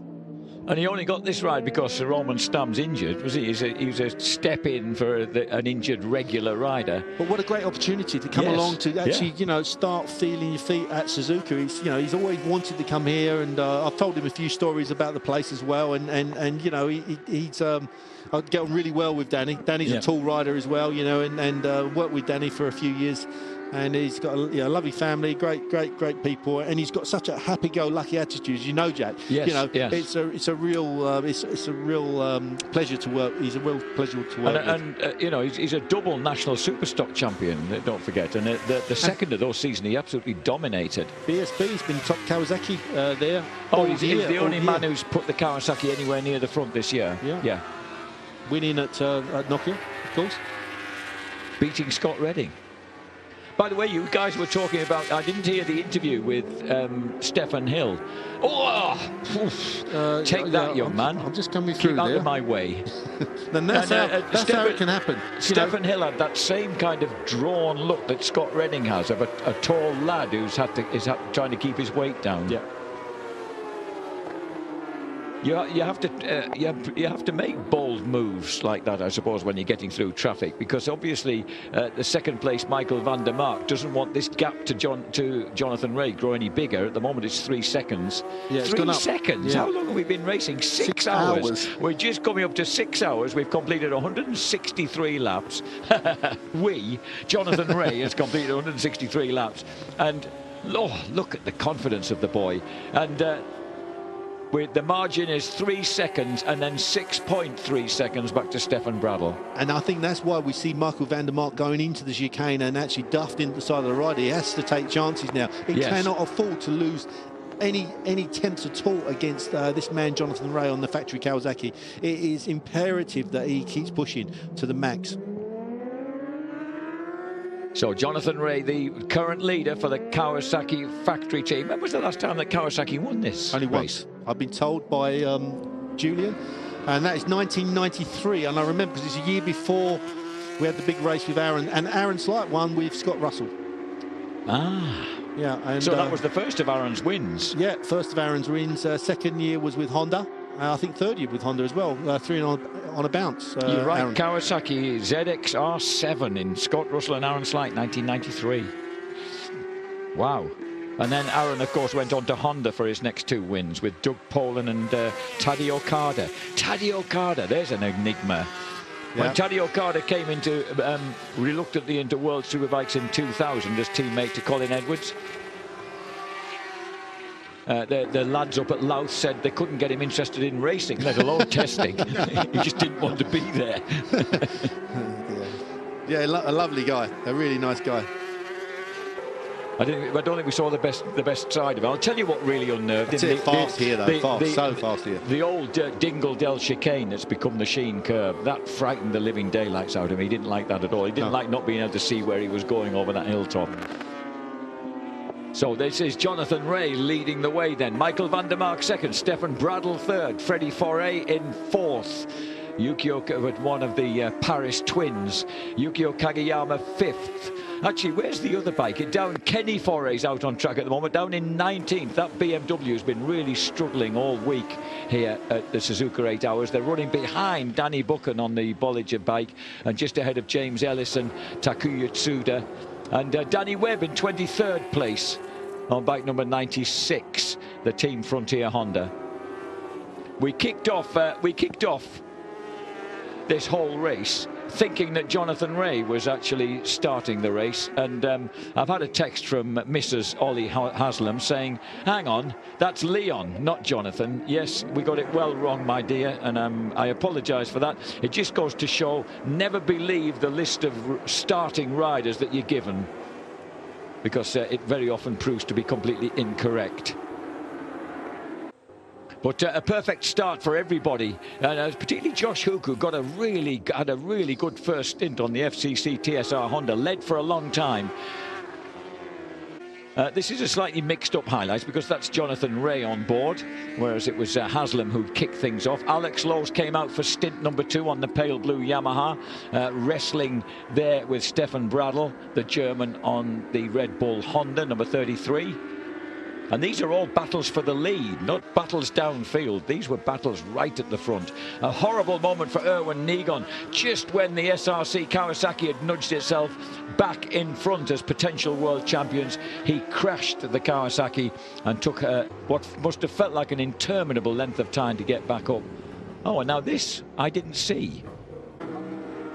Well, I didn't see who that was either. No, that was obviously an Oriental Yamaha rider being hoisted off his motorcycle. Meanwhile, Alex Lowe's fighting it out at the front. This time with that, I think, with Takahashi. So some brilliant battles going on all the way through. What we haven't seen, actually, is a glimpse of the amazing battle that went on between the Yamaha and Jonathan Rea. Look at that move by Takahashi to get round the outside of a surprised Leon Haslam. Leon gets a bit boxed in, and then number 21, Alex Lowe's, tries the same move, swings round the outside and leaves poor Leon hung out to dry. Leon now enjoying a proper cooling bath, which is obviously what you need. And meanwhile, the battle carries on at the front with his teammate Jonathan Rea nabbing the advantage back off the Red Bull Honda, and the Red Bull Honda then being taken immediately by Alex Lowe's number 21. So Bradl dropping back to 3rd place. And right now, that is where the Red Bull Honda is. Kianari hasn't been out yet, neither has Razgatlioglu. It's Kawasaki, Yamaha, Red Bull, separated in total by, you tell me, about 15 seconds after 165 laps. And then it's Josh Hook and the FCC TSR Honda with Freddie Foray on board. Yukio Kageyama, all 45 years of him, ahead of Brock Parks for Yacht Yamaha. And then it's Xavi Forés for the S-Pult Stream Racing team. And then the Search Suzuki team still a whisker ahead in that battle for the World Championship. The number 11 Kawasaki is 5 laps down, but more importantly, they've got to try and gain another place, because right now they're a point off retaining that championship lead. There's the Team ARC BMW Motorrad Endurance team struggling round in 19th place, ahead of now of James Ellison, who's down in 20th. And then Stefan Hill with Kengo Nageo, they're in 22nd place, just ahead of Danny Webb. That's down to the top 30, but that's no means all of it. There's Shinichi Nakatomi on the super stock bike, running with Ratapong Wilairot. They're in 32nd place. Dan Linfoot, Josh Waters and Nobi Aoki still struggling on. One of the Aoki brothers, the one who's, I'm sorry, I don't remember his first name, who broke his back in an awful accident years back, actually rode a motorcycle round an hour before this race started in front of a hugely appreciated crowd. Takuma Aoki, with his two brothers, Haru and Nobby, helping him onto the bike and seeing him on his way. He rode a complete lap on the Honda. And he was in tears as he set off, and Nobby was absolutely in bits, whereas Haru was grinning happily at the whole affair. Nobu, who had a race to come out and run, was absolutely in pieces. Unfortunately, Josh Waters dropped the Motormap SWAT Suzuki, which is a super stock bike, incidentally, very early in the race, and that put them well and truly on the back foot. They also had the misfortune to be running Pirelli tyres, which don't seem to be working quite as well around here as the opposition. The VRD Eagle PRA Experiences bike down in 49th place. They looked a promising team, but unfortunately Xavier Simeon crashed that bike early on. And also problems for Yanagawa and Mark Aitchison. They were running really strongly, just outside the top 10 for the first couple of hours of the race. 62 teams still out on track. 6 hours, 10 minutes, make it 6 hours, 11 minutes, and the new race leader once again as the Red Bull Honda retakes the... Oh, that's sideways. So lovely. Same from Van der Mark as well, going through Dunlop turn. That must feel sensational. If I had the faintest idea how you do that, it must feel marvellous. It's a great corner, Jack, it really is. It goes up over a brow of the hill, the bike gets slightly light and it opens out and you can really get on the gas, but it's fast, you know, it's a really fast corner. It's 120 plus miles an hour sideways corner, you know, really is, and you've got to get the bike slid sideways and kind of get the bike squared off towards the left-hand side of the circuit to get through the first Egner, which is a real fast kink. And if you're too late on the switch back across the track, you end up running off onto the grass. So you've got to be really precise through that point. Now Bradl has really started to open up a gap over Van der Mark. Yeah, and he did a lap. The lap in which he took the lead was a 2:09.3 against a 2:10.4 for Van der Mark, who obviously lost a bit of time when he got surprised by Bradl's move on the inside. Nakasuga getting ready to go out on the Tech 21 Yamaha. So it looks like Van der Mark will be coming in very shortly. Maybe not, certainly not this lap, because he's in the wrong side of the circuit. Trying to outbrake one of the slower riders. Is he going to make it? Yes, he does. He puts that Yamaha in exactly the right position. Gets a great drive out onto the start-finish straight. See that tube looping around his neck, Terry?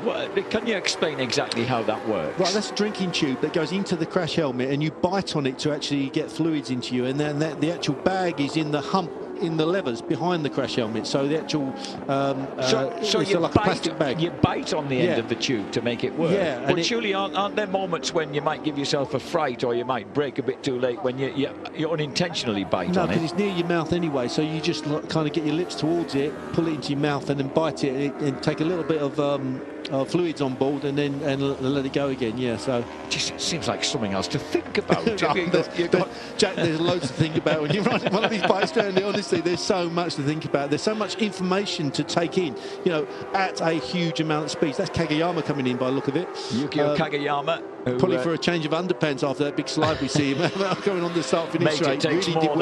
Really did well to hold on to it. Remember when he had that awful crash at Cadwell Park in 2003 in British Superbikes, and remember he had a colostomy bag. He had terrible internal injuries, left him with a colostomy bag and stuff. And he came back and finished third in the championship in 2004. He's a tough boy. He is a tough boy. There's no doubt about that. He really is. And what a huge crash that was. I mean, he went into the Armco at over 100 miles an hour, you know, and lucky to be alive, lucky to be here racing again. Well, remarkable that he came back and raced again with such success. So as the number 12 Suzuki comes back out there, remember this was the leader for almost an hour at the beginning. Sylvain Guintoli had a brilliant opening stint, which was so much more than he expected. Yeah, and you've got to think as well, you know, Sylvain is a test rider, so he doesn't get that much racing. He's done a few MotoGPs, but you know, intermittent. You wouldn't have thought he would have been so race ready. Yet he went out to this 8-hour race and absolutely smashed the first hour.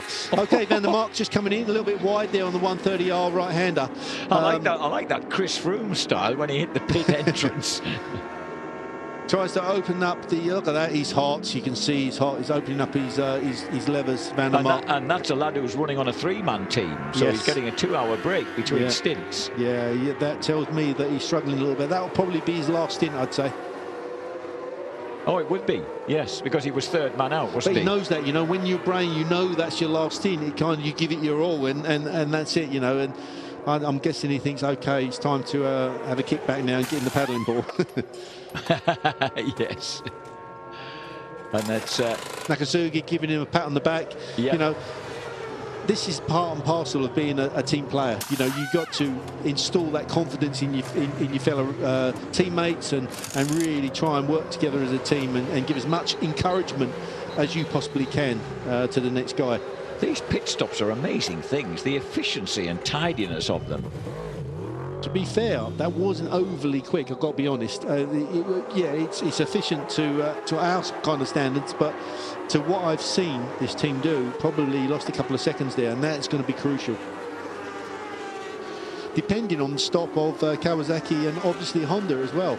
You know, that's how close this race is going to be. It's going to be down to every single tenth of a second that's gained or lost on the circuit, but not only on the circuit, in the pit as well. And on the outlap, as we see Nakasuga going out on the outlap, keeping it nice and tight there, but yeah, he's pretty quick. I mean, he should be able to get this Yamaha up to speed and chime in as fast as possible, because he's done so many laps around this circuit and so many outlaps in his career. So Nakasuga takes over the pale blue Yamaha, the factory racing Yamaha. Stefan Bradl leads the way for the Red Bull Honda. That's looks like Erwin Nijon coming in on the SRC number 11 bike, the bike that's battling for the World Championship at the moment against Suzuki, remember? And they need this to be a good stop, and they need to get out quick. I know that's in that Guanoni, I think it is. Yeah, Guanoni getting ready. You can see the pit bull there of 111. The Honda team, 11.7 seconds, whatever that denotes to, I don't know. Possibly whoever's behind them. But Jeremy Guanoni getting himself ready to jump on that SRC bike. So let's check out what Michael van der Mark feels after his final stint. Michael, an incredible pace being set out there. What kind of toll is it taking on your body? Yeah, at the beginning the pace was really good. I had a nice toe from Johnny and I felt really strong, but to be honest, at the end, when the tires dropped, the handlebar position of the bike is not ideal for me, but also with my wrist, which I broke in Misano, the last 10 laps were really painful, and you know, can't complain, but I always want to be quicker. But now it's up to Katz and Alex. They already did some fantastic stints, and I'm really happy to be in Suzuka this year, because I thought I wouldn't be here. Thank you very much. Good luck. I thought he must be in. He had to be in some discomfort, because that was an enormous accident he had at Misano. I think that the return. Well, you guys are not like we mere mortals, but your ability to come back from injury is quite extraordinary. Yeah, the same as Leon Haslam. You know, just that little tiny niggle. You know, an ex injury or an injury that you've had a couple of months before will take its toll at this track. I can tell you that now, because of the amount of pressure that you're putting through your wrists, through your knees, through your ankles, changing direction. It is one of the most physically demanding circuits on the calendar. I mean, it's the most physically demanding circuits on the calendar, and throw in a 90% humidity and 30+ degree heat. Man, this is tough. Nakasuga has just dealt summarily with number 96, which just happened to have Alan Tesche on board, who's a former Grand Prix racer, is he not? And a lean angle through Dunlop turn. I don't think he's losing too much time on his outlap, Tel. No. Stefan Bradl, meanwhile, goes on his merry way. He's got 4 laps, is that, before you come in? 4 laps to go, yes, right. And he'll be counting that down. I'll tell you, 4 laps around Suzuka circuit at the end of a stint is a long time, Jack. It's a real long time. But you've got to keep your head down, you keep your concentration running, you know, the pains and all the old injuries and everything coming back, but you still got to stay positive and determined, you know, and these guys are exactly that. They really are consummate professionals. So Takahashi, that is I beg your pardon, Stefan Bradl. He'll be handing over to Takahashi, we assume, because we haven't seen anything of Yuichi Kinari, not even hiding at the back of the garage. I don't think they he's could not afford even to, here. can they? I don't think they could afford to put him out because he's slightly off the pace. And yeah, you know, I think there should be a rule where they should put Toprak and Keogh. Then that'll make it really interesting. Just to give at least just give one stint. They won't to do that. Actually, yeah, they won't do that. You're right, actually. I doubt if they do it anyway. I remember, was it 3 or 4 years ago when Kyle Smith never got a ride and had to mount the rostrum? Last year, I think he didn't get a ride, did he? He was injured.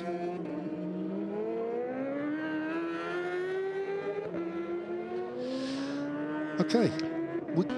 We're going to get a 360, a treat of a 360 camera angle on this circuit as well. So I'm really looking forward to that, because some of these angles are great. You'll see the rider, you see and the side of the bike as you overtake people. Really, really exciting stuff.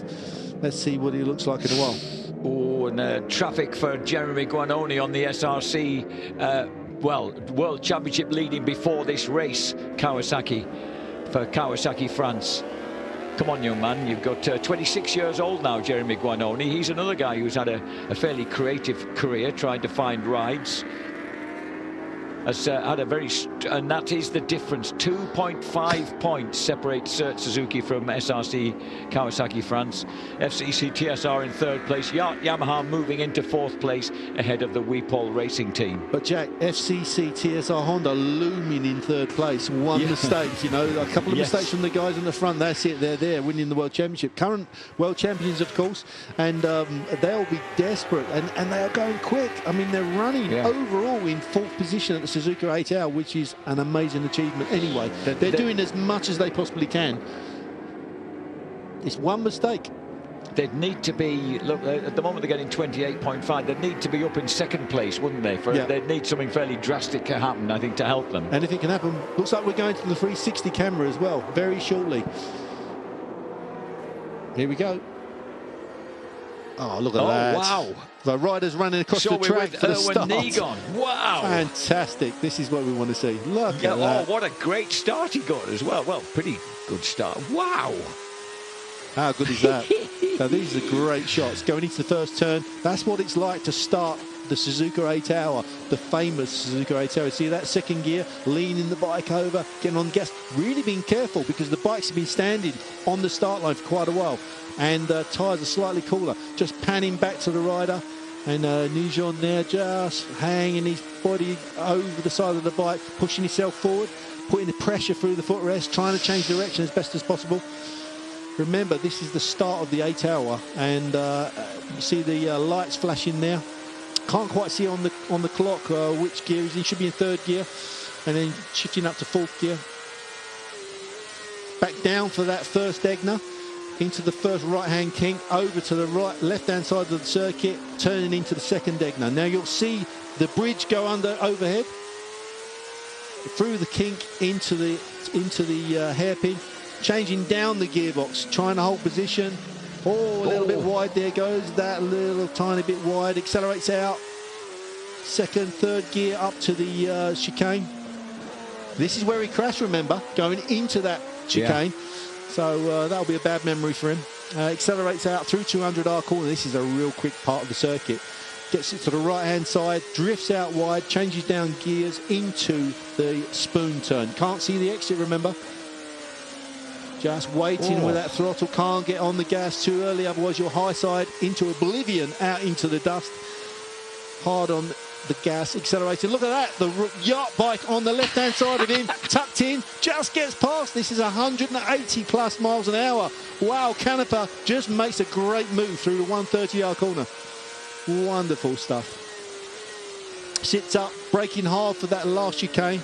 Nijong trying to hold station. Look at Canepa go underneath the Suzuki, a little bit wide, accelerating out that chicane. Wonderful stuff. Bit of a glimpse here of the wheel, the funfair wheel. And there we go, across the start-finish line. That's a lap again. Wow. Great shot. I'm glad you were able to talk your way through that, Tal. I was just completely absorbed in the visuals. That was extraordinary. And it showed how close they were together. They were nose to tail with Suzuki. If they could have stayed there from, admittedly, that was lap 1. But if they could have stayed within touch, then the championship could well have been theirs. But right now, they're not quite in touch enough. In 14th place, Greg Black in 9th. This lad, Jeremy Guanoni, in 14th, and that means that right now Suzuki are the guys in the driving seat. Stefan Bradl, meanwhile, leads at the front by 44 seconds from Leon Haslam, who's 24 seconds ahead of Nakasuga.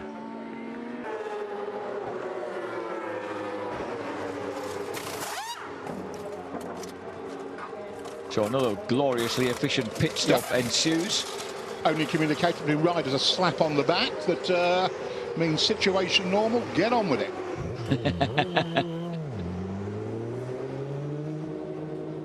So Taka takes over then.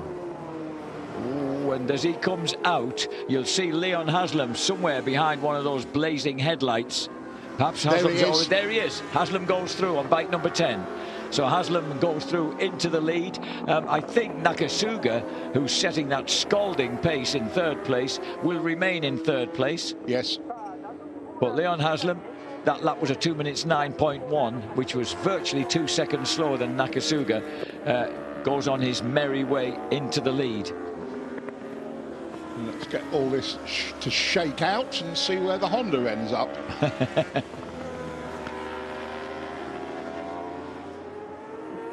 So Leon Haslam, injured like Mickey van der Mark, carrying the niggling after effects of an injury, causing him to overcompensate with one arm. Just so, and in these debilitating conditions, you realise how fit these blokes have to be. Terry's talked about it now. Yes. Just, I mean, the odd bit of hydration on the bike it's too little too late. The Camelback is just to make you feel comfortable, so you can wet the old tongue and mouth. It doesn't really do anything for you. It's too late for that.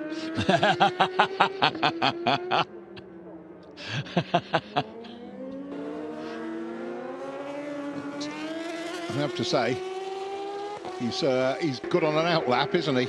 Yes, the Japanese, he and Nakasuga have this knack, dare I say, of being pretty brilliant on their outlaps.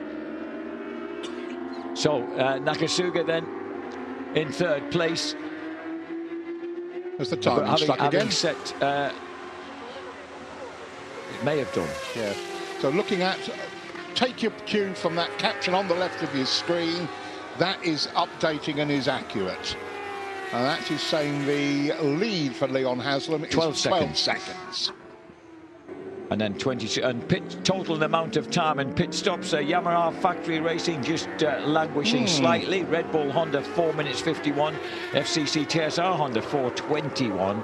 And Kawasaki Racing Team 4:25. Terry spotted it, and I thought I did too from the back of the corner. That last pit stop for Yamaha Factory, the front wheel, they were late with the front wheel change for reasons I can't explain. Yeah, but it was not optimal. And that, as you can see, you've given away 35 seconds or so in the pits to your rivals, which is not a comfortable feeling. Way downfield, Dan Linfoot's lapping in the 2:10s and he's up to 33rd place. That's respectable. After that early fall by teammate Josh Waters. Yep.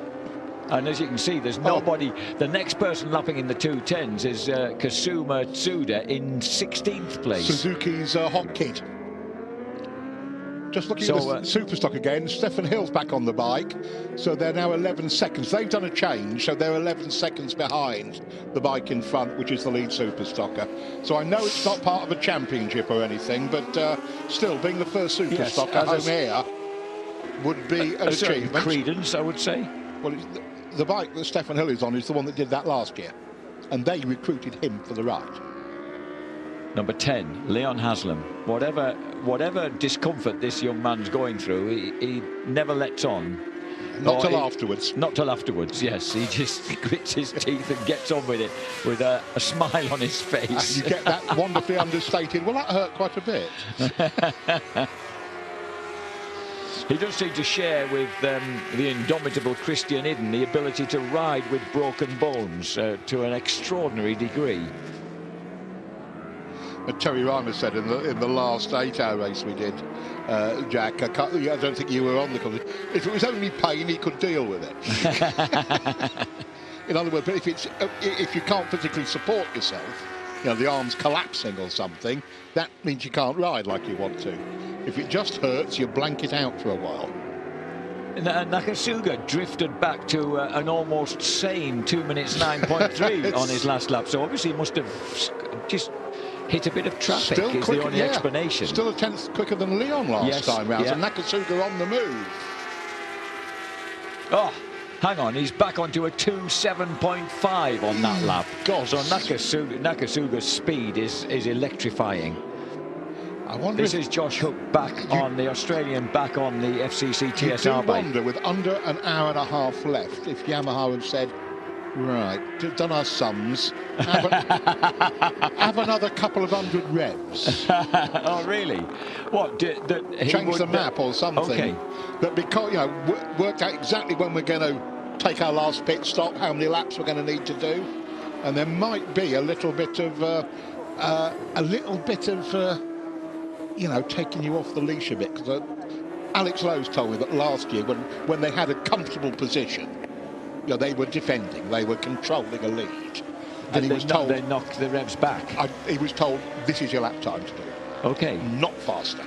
Wow, it's the Japanese are that specific. It's endurance. That's, you know, to hit your schedules, do the right number of pit stops.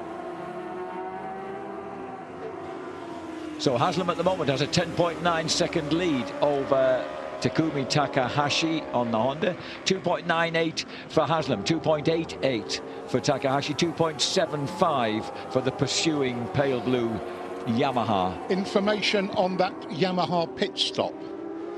They couldn't get the fuel flap open. A mechanic had to take a screwdriver to it before he went to work on the front wheel. That's why I thought the front wheel was late being done. Yes. There was something else he had to do before he worked on the front wheel.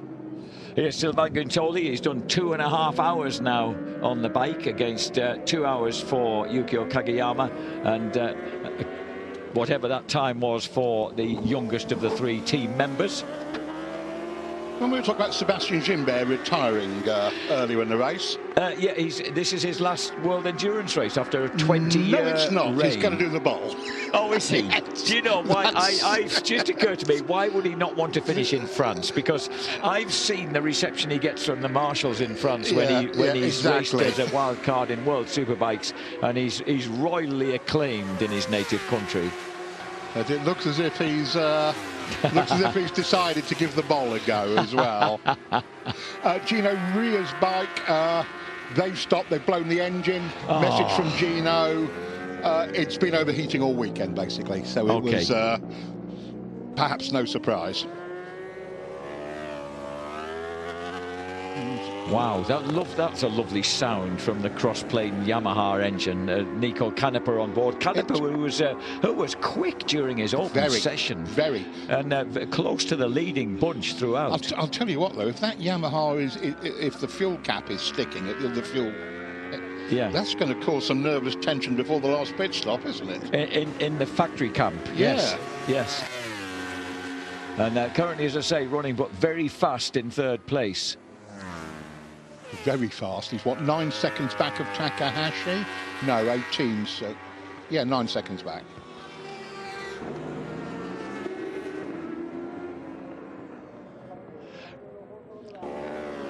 So right now, 10.9 seconds against 9.1. That adds up to 20 seconds in my books, which puts Nakasuga exactly 20 seconds behind the race leader.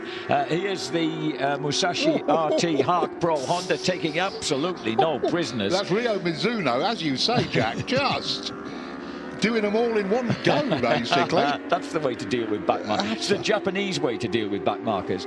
Running still in 7th place, and as Julian just pointed out, having lost a virtual lap at the start, has been what did the damage to them.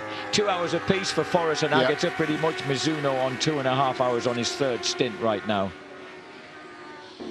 Yes, Agata has been impressive, as has this guy. Coming back, starting a race like this, knowing you can't win it.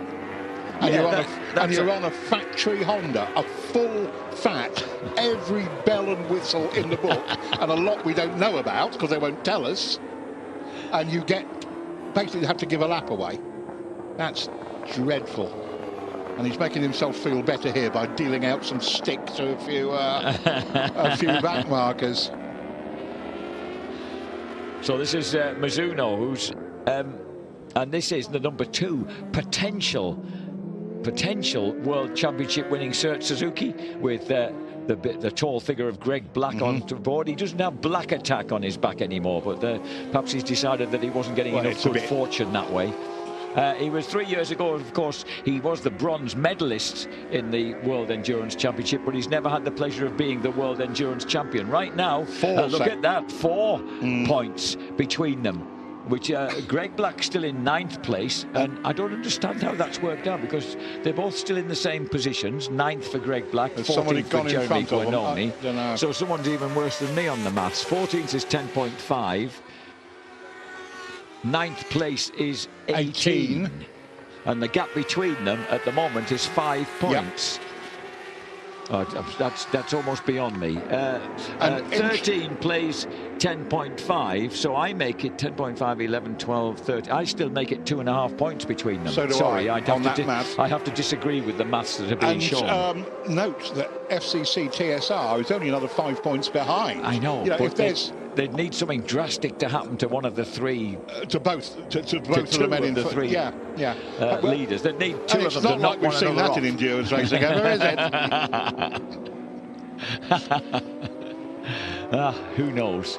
Indeed.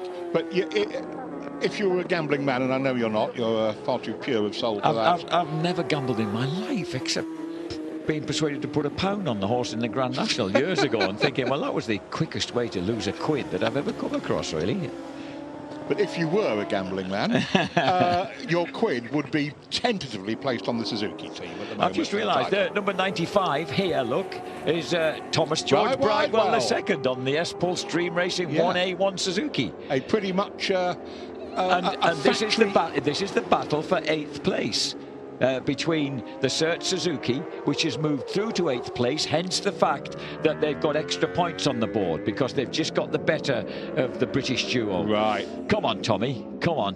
He won't want to see this happen. Then that's no, it's not. It's I'd pretty certainly say it says on our screen that it's Bradley Ray. I don't think so. That looks like Bridewell, doesn't it? It's Bridewell. It's Tommy Bridewell. So Bridewell then, neck and neck with Greg Black. It's the happy-go-lucky, the man with the colourful language sometimes live on air, Tommy Bridewell from down Devizes Way in Wiltshire, versus Greg Black, originally, of course, from Derby, but long-term resident in France. I must just quote, you'll enjoy this, boys, the World Championship, the FIM EWC series. What time is it? It's time to rewatch start of the 8 hour. And Andrew Pitt, the well-known laconic Australian double World Supersport champion, has tweeted, it's time for the live timing to work. Thank you, Andrew. Thanks, Pitty. That's exactly what I wanted to say. Thanks for your input, Aussie. So Andrew, it took him a frustrating 18 months to get me to stop saying Aussie, and Jack, it's Aussie. Whoa, Greg Black goes round the outside, gives himself a moment there on the Search Suzuki. Gave me a moment. Tommy Bridewell comes up the more sensible inside route before drifting into the first turn. Bridewell, you've got to hand it to that. Oh, someone's run straight on, but has plenty of room for manoeuvre. Right. Bridewell, remember, is riding for the Oxford Racing Products and Ducati in British Superbikes. In case you were doubting us at home, it is Tommy. And the live timing is wrong. Bridewell has stepped onto a Suzuki and proved to be extremely quick on the Suzuki. He has indeed. Very impressive round here. This is the sort of ride, and don't forget the S-Pulse Suzuki, that is factory supported. That is not a, ringing up a privateer and saying, we'll give you 30 bob on your plane fare, fancy riding it. This is a lot more serious than that. And he's doing himself, I would say, Jack, a power of good.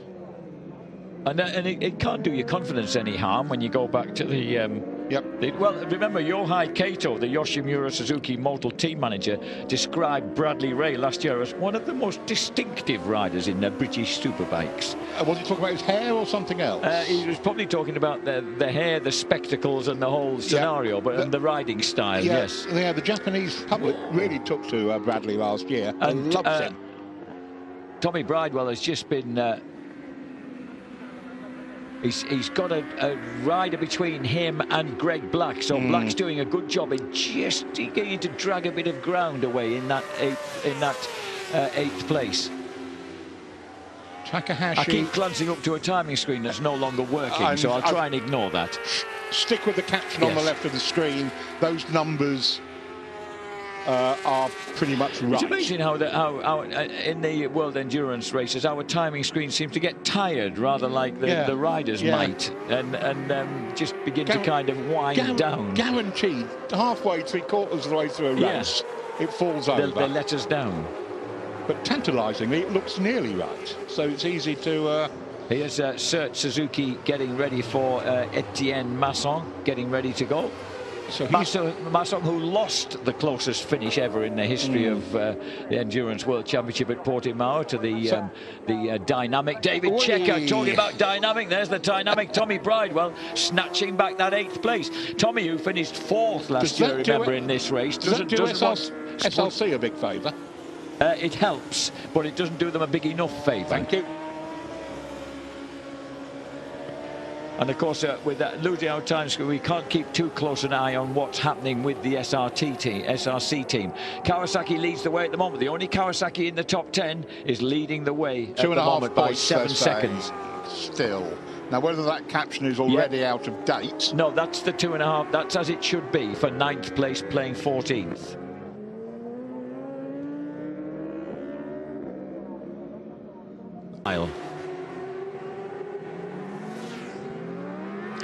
The number 2 Sert Suzuki, Greg Black on board, comes into pit lane then. He's just been having a terrific fight with Tommy Bridewell. Bridewell has got the better of him and moved past into 8th place.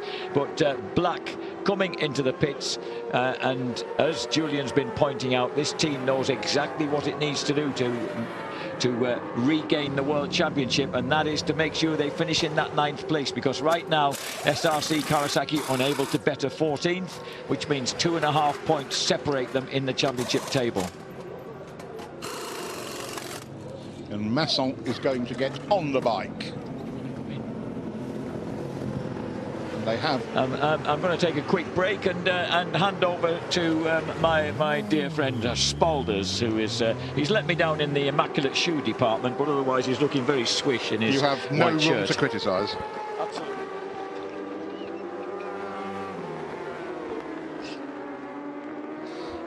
I do like having the microphone button. I can avoid giving Jack Bernacle the last word. One of my great ambitions in life. It's all getting nice and interesting now. It is. How are you reading the fuel stops and the economy? Because it looks like Honda, forget that, you're racing. Well, you're racing, but maybe not quite. Worst case, a pit stop takes 3 minutes. From the moment you decided coming in to rolling down pit lane nice and slow, to swapping tyres, to fuel. 3 minutes, really? By the time you've got halfway around the next lap, going a bit slower, the entire cost to the team. Let's say it's 2.5. Yes, I'm more comfortable with nearer 2 minutes. Okay. But all of the top teams, bar Honda, have got to do a full tank of fuel. Yes. And a pair of tyres. Yes. Honda could probably do a splash and dash. Forget the tyres. And leave the rider on it. I was wondering, because yes, otherwise Bradle finishes not Takahashi where we are at the moment. So you leave Takahashi on it. Yes. He goes out on full honk. Yep. He's had half a tank of fuel. Maybe you've knocked a minute out of that, or 40 seconds out of that 2.5 minutes. What does that put you? That will be interesting. That will be. Yes. I mean, basically, it would vault you straight past everybody else. So what we've got to see is what times the teams do their last big pit stops in, knowing that the Honda isn't coming in until about 7:30. 7 hours 30. And again, Takahashi taking lumps out of Leon Haslam. We know, Leon said at the end of a session, his injury, the effects of the injury take effect, and his pace drops in the last 3-4 laps. Okay. Whereas, we've got Takahashi absolutely at one with the machine. Yep. Now, it's also the end of an 8-hour race. He's also done a good 4 hours to date. Yes. Because there's 2 riders in the end. Keogh hasn't come out to play. Indeed. He's not in great shape. Terry just pointed out that on their out lap from a splash and dash, the tyres are there, they're warm, they don't need running in of any sort. Your 2 minutes shrinks and shrinks and shrinks. He's just out. Yeah. So I do wonder if that's whether it's always been the Honda strategy or turned into the Honda strategy. Because the pace car early on would have affected some of the... Yes. And there is the men doing the same calculations as you, I feel. Only looking like they've got somewhat more nervous tension to cope with than your good self. I suspect there's a bonus on the line at some point. I suspect there's a job on the line. Yes. Now, the next thought is, of course, that if Honda do win this, they haven't really done anything to help FCC. Do you want my opinion on that? I don't think they care. Quite. No, I mean, they want to put a leg over Yamaha. This race is so important, and it's the finishing race basically for this Fireblade. Yes. So it is, and that is sort of, you think, the way Honda like to operate. Yeah, it's like that wonderful Kenny Roberts quote about the last race of his 2-stroke down at Phillip Island, isn't it? Yeah. Jeremy Williams put it on pole. Yes. And Roberts was so startled, he said it's a bit like sort of taking your favourite dog to the vets for the last time. And then bringing it home. Yep. Despite the pit stop, Suzuki still lead our virtual World Championship. That's nerve-wracking, but Kawasaki will pit next, so that's going to... Yes. The old cynic that is the double world champion of the sport, Terry Reimer, has just pointed out to me that Honda would rather Kawasaki win this year than Yamaha. And you suspect that might be true. Absolutely. No, I mean, there has been this rivalry between Honda and Yamaha particularly in racing, basically since 1957, since I was 1. Yeah. They've from the Mount Asama hill climb onwards, it's been those two. Suzuki have joined in and done a very, very good job of messing things up, and they've gone home away. Yeah. And Kawasaki have turned up and decided sometimes to prefer road bikes. But Honda and Yamaha have been at it like big brother, little brother. Forever. And Yamaha's the irritating little brother, and Honda's the quietly superior big brother. But given to, and having had good old Suji-san, the boss of Yamaha, a couple of years ago, we can do this for as long as we want, after the 3rd win, I think. Yes. You can just imagine how well that went down, can't you? Well, I think at the start of the preparations for this race, or certainly at the start of the PR for this race, Suji-san, who has gone from being the engine man who Yamaha put into rugby in Warwickshire to build Formula 1 engines, he's now, in his last few years before retirement, he's now president of Yamaha Racing. And he said, we want to do 220 laps. Which would break, I think the record is 218? Yes, as in that's what he would like to achieve. Yeah.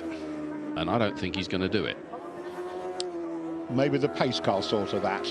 Yes. Takahashi closing right in on Leon Haslam. Half a second or so last time round. Very, very close. It ain't that anymore. No. Now we're coming up to 5 minutes before the hour. I am wondering, given what Leon Haslam said in that interview after his last session about how his physical condition affects the end of a session. Well, the bike obviously gets faster, but the rider gets slower. And he is now just 10 minutes off his stop. Yes, they've been coming in just after the hour. Yep. If he starts to really slow, they might pull him in a lap early, but they're not going to pull him in, I can't imagine, before the hour is up. Absolutely. Yes. And then send Johnny out to finish the job. If you're, as Kawasaki would see it. And then, but while they're doing that swap over, Takahashi absolutely goes for it. Goes for it, and then might do a splash and dash to try and hold on to the advantage. Think half an hour before the end, you'll see that Honda in. A little bit of fuel. Keep the tyres on, keep the rider on, literally just dump a couple of gallons and go. Interesting. Very, very interesting. Well, it is, because all these positions were actually decided hours ago. We're only really sort of working out what the game plan is now. Yeah. I'm just looking at Takahashi about Leon looks at, it doesn't look as smooth as the entry to the chicane. This is where the Hondas always seem to have a bit of pace, but now Leon gets that Kawasaki rolling, but here comes the Honda.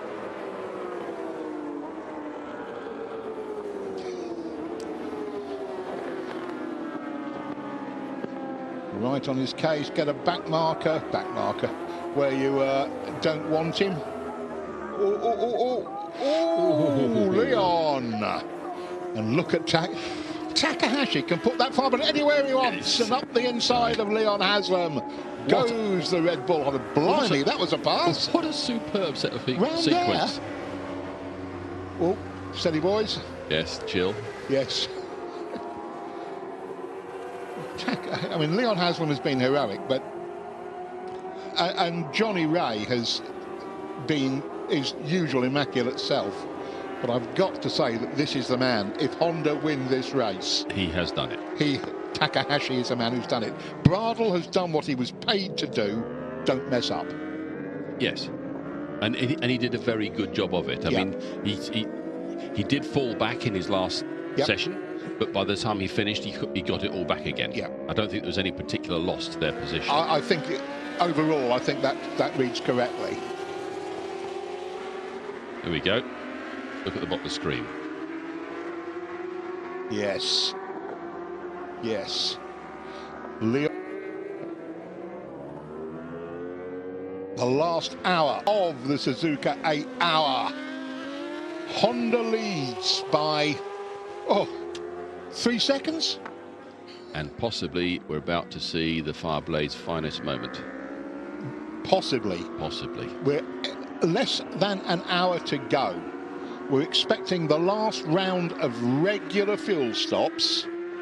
Certainly from Kawasaki, certainly from Yamaha, second and third. Honda will also do a regular, will they? Everybody except Honda have got to do a full fuel stop. But Honda has stretched theirs. They don't have to stop until half past the hour. And so they can choose to come in and just put in a bit of fuel, splash and dash, and go. Leave the tyres in, leave the rider on, save getting on for half a minute. Yeah, because I didn't believe when I was looking at the sequence earlier. I thought, well, that means Stefan Bradl will finish the race. I don't think so. No, you leave the rider on. They will leave Takahashi on it. I believe so. I would. Yeah. Unless he's whinging particularly loudly about how worn out he is. Well, there was that last year, wasn't there, when they stuck PJ Jacobson on it at an inopportune moment. I think that was because it was raining. And there were stories about the Japanese riders maybe deciding they didn't want to do it. And I'm not sure I believe that fully. But Takahashi doesn't want stories like that going round again. No, but Takahashi has clearly delivered on what he's doing in terms of riding the bike. He's done the work. He deserves to take the checkered flag. As Terry points out, you wouldn't, when you have a spare rider available, not have him ready to go. Yes. If Takahashi comes in and he's absolutely knackered, you'd put Bradl on it. Yes. But if he wants to stay on it, he stays and on he's it. Up to speed, stay on it. And for what worth, I'd probably put him on Lorenzo's bike for Brno as a present if he won it. If he wins this, I would. I would expect a gold-plated Moto Grand Prix bike to be there.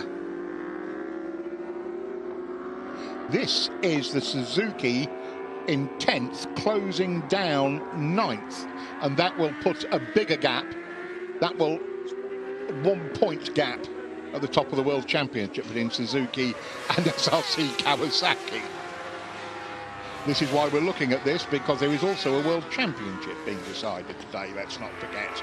And that's as clean a pass as you will see from Etienne Masson on Yuki Takahashi, who's dived up the pits anyway.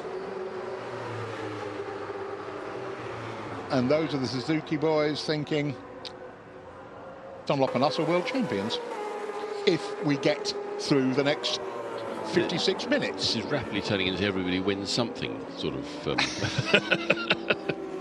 I can think of a couple of people who won't agree with you. Yes. One has to feel, I mean, in all these calculations, Kawasaki will end up, unless something magical happens. Jonathan Rea? Well, I mean, as we've just seen in the last few rounds of World Superbike, you don't give up on Jonathan Rea. Absolutely not. And if you put Jonathan Rea out to fight with Takahashi. But if he can get, if he gets half an hour. Yeah. Yes. And he stands a chance of being in front for a few of those laps, definitely. We saw Dominic Mayon, the Suzuki manager, just then. And here is Leon Haslam at 5 past the hour, coming in to end his participation, no doubt greatly relieved given the injuries he's been carrying. And Jonathan Rea is going to get on it. And how fast can they do this?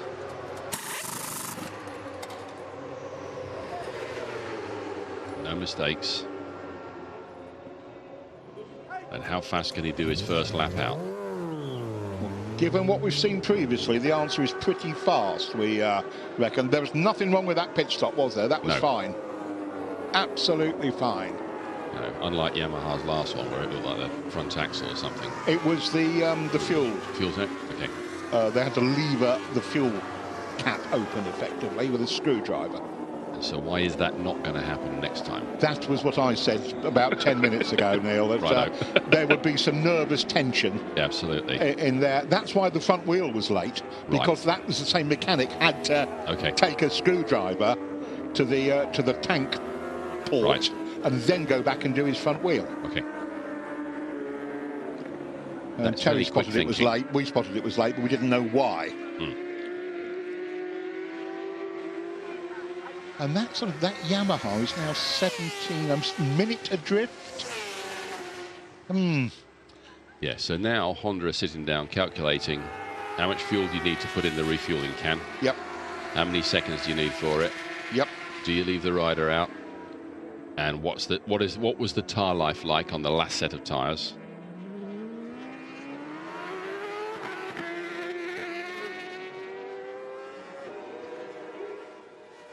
There's less than an hour left. This is what we have seen so far. Yamaha off pole, Kawasaki and Leon Haslam second place. But the whole shot, it was Sylvain Gintoli on the Yoshimura Suzuki who led for most of the first session. Looking, we have to say, we're only mildly biased, splendid. The World Championship may have been decided by this mistake from number 11 SRC Kawasaki. They got the bike going again, they got back out there, but that handed the advantage to number 2 Suzuki. Meanwhile, at the front of the field, it was the factories. It was Honda versus Yamaha versus Kawasaki.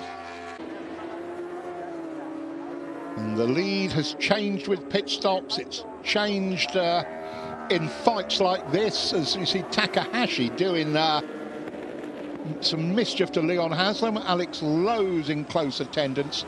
3 trickiest superbikes in the world, and you could cover them with that proverbial blanket for most of this race. Leon Haslam, absolutely heroic, carrying a recent wrist injury. That means he's been overcompensating with the upper arm, and he's been suffering towards the end of his sessions.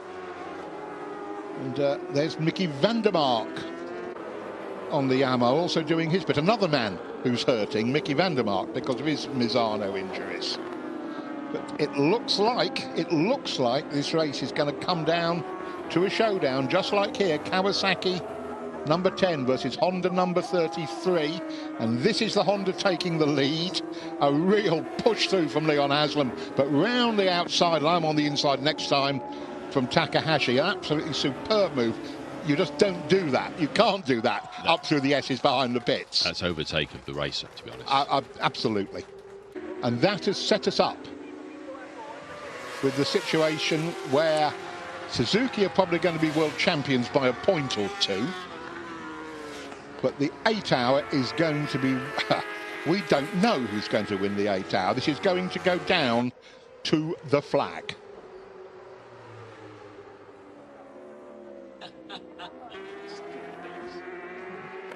Here's where we stand. Honda leads by 13 seconds, but they've got a pit stop to do. Yamaha also have a pit stop to do. Kawasaki have done their final pit stop. Correct. Yes. TSR.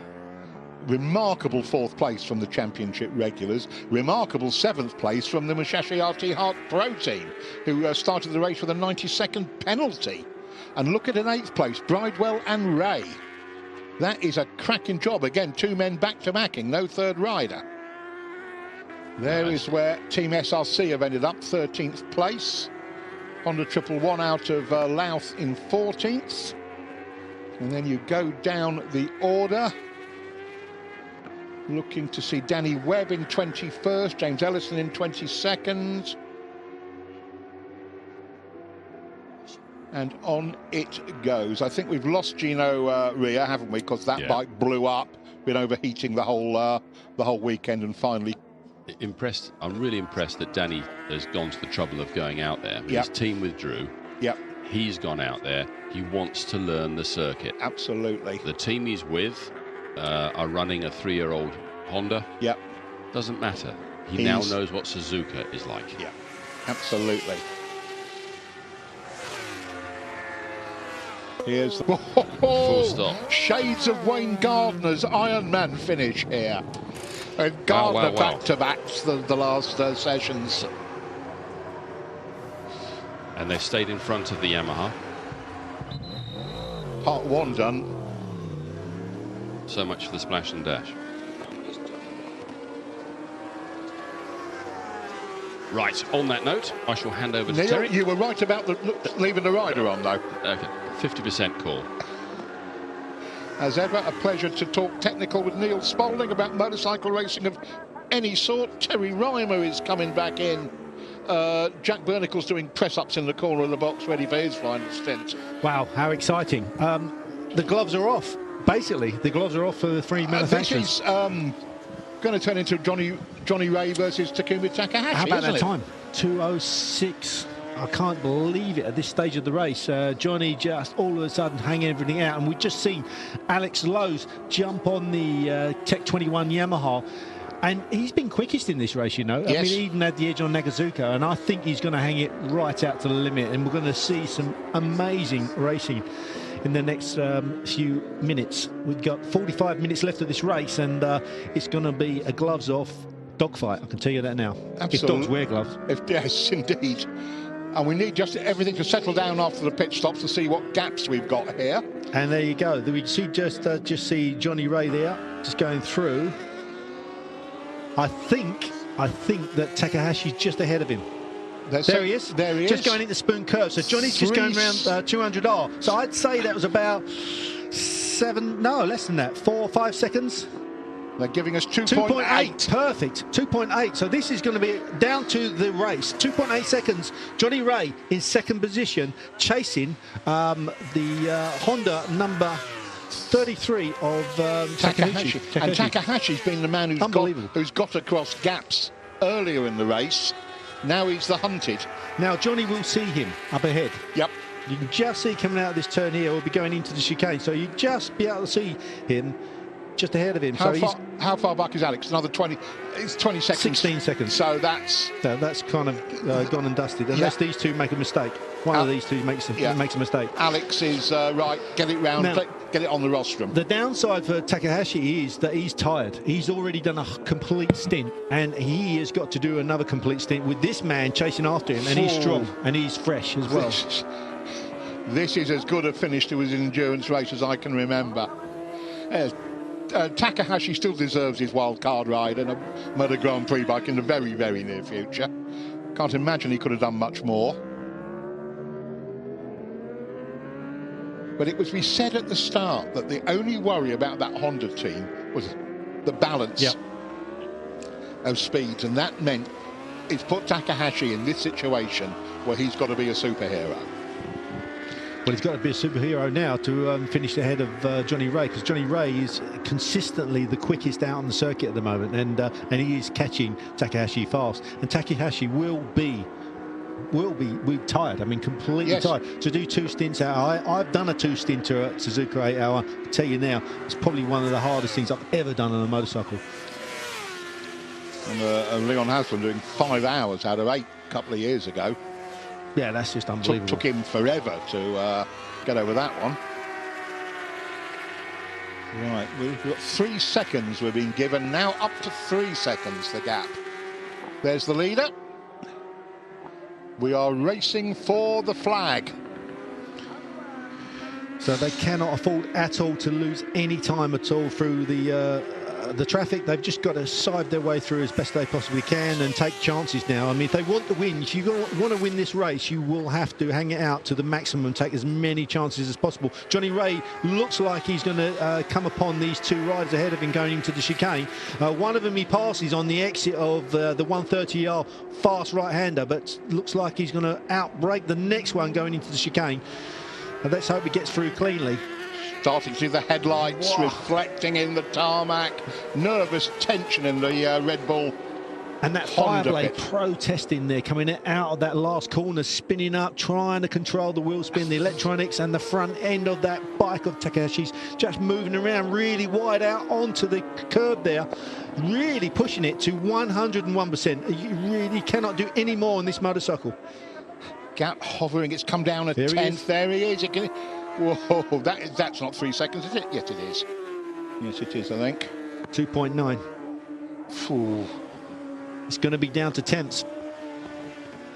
What was the... I had to bring this up, Terry, but what did you lose the 8 hour by? 1/4 of a second? Yeah, 0.2 of a second, yeah. 0.2, so yes, temperature just dropped on anyway, the commentary box. That. Let's watch this. No, it's going to be a real nail-biter, that's for sure. I brought that up only to point out that that's the closest finish we've ever had. It is the closest finish. I was reminded, I think, by Aaron a while back by text. Aaron Sly. Yeah, Aaron Sly, that is, who actually won the race. If I was Aaron, I'd be reminding you every hour on the hour, I think, of that one. Oh, he's slowed down, got slowed down. Look at that. He's taken a huge chance there, going round the outside of that slower rider. Someone's had a bit of a crash at the chicane, so he's okay. That's the number 98. 98. So look in slow-mo, see what's happened there. Front end, I'd say. Oh, Team Hanshin riding school. Too tight to the curb. And rear, unusual. Got on the gas a little bit too early. All Japanese privateer team. Super stock bike or stock bike.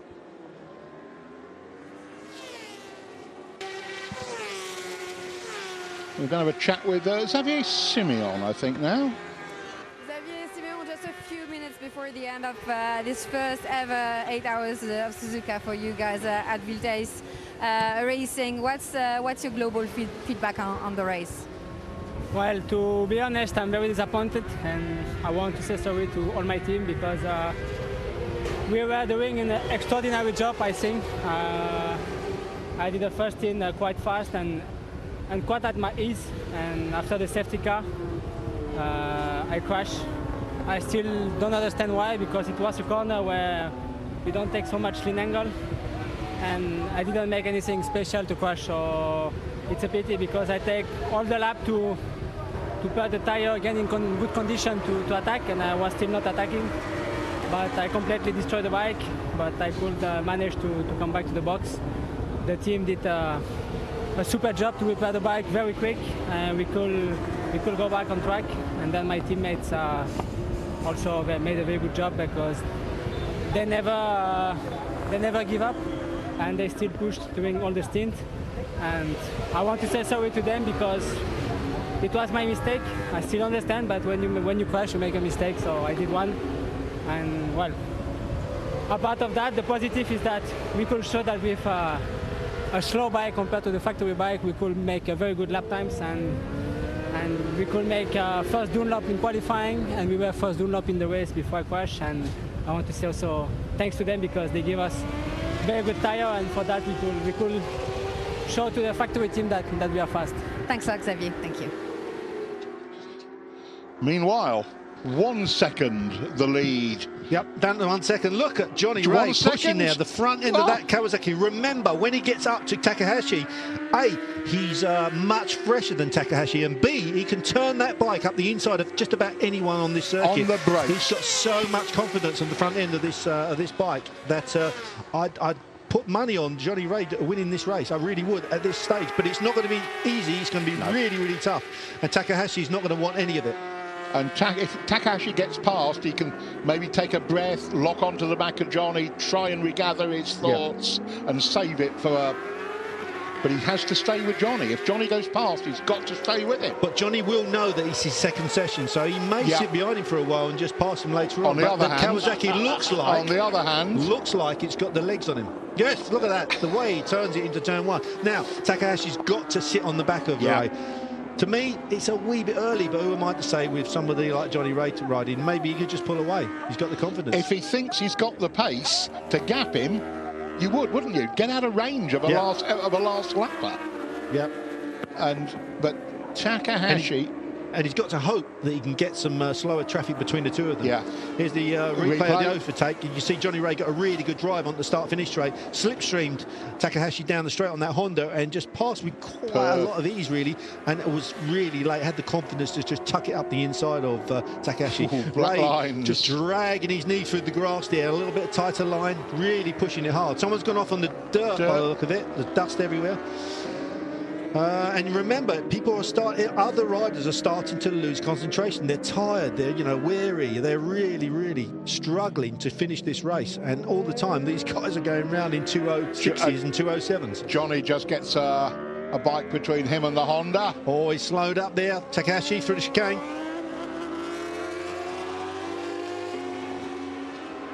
So Johnny Ray leads the Suzuka 8 Hour. Literally, there is about a second or so between him and Takahashi on the number 33 Red Bull Honda, and that gap is definitely widening. That back marker in the wrong place has really put the... Look at Honda's faces there. They're know so what's happening. Disappointed. They know what's happening. Probably the best superbike rider in the world. Well, after this, if he does this, I mean, there's no question. Yep. Is in front. So Kawa.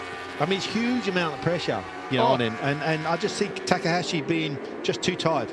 And at the end of the day, if it does finish like this, it's down to the team not being as well balanced as the Kawasaki team, in my opinion. Right at the start of proceedings. Yes. And what's the gap going to be given us? 1.5 seconds over the line. And frankly, you can only see it going up from here on in. Just over half an hour to go. Yamaha pretty much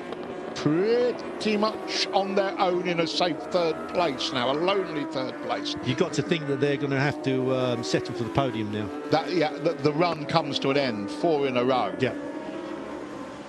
Honda was second last year. Takahashi was on the bike, and it looks like second again, and it looks like, and I really don't like saying this with over half an hour to go, but Kawasaki's second only win ever in the Suzuka 8 Hour.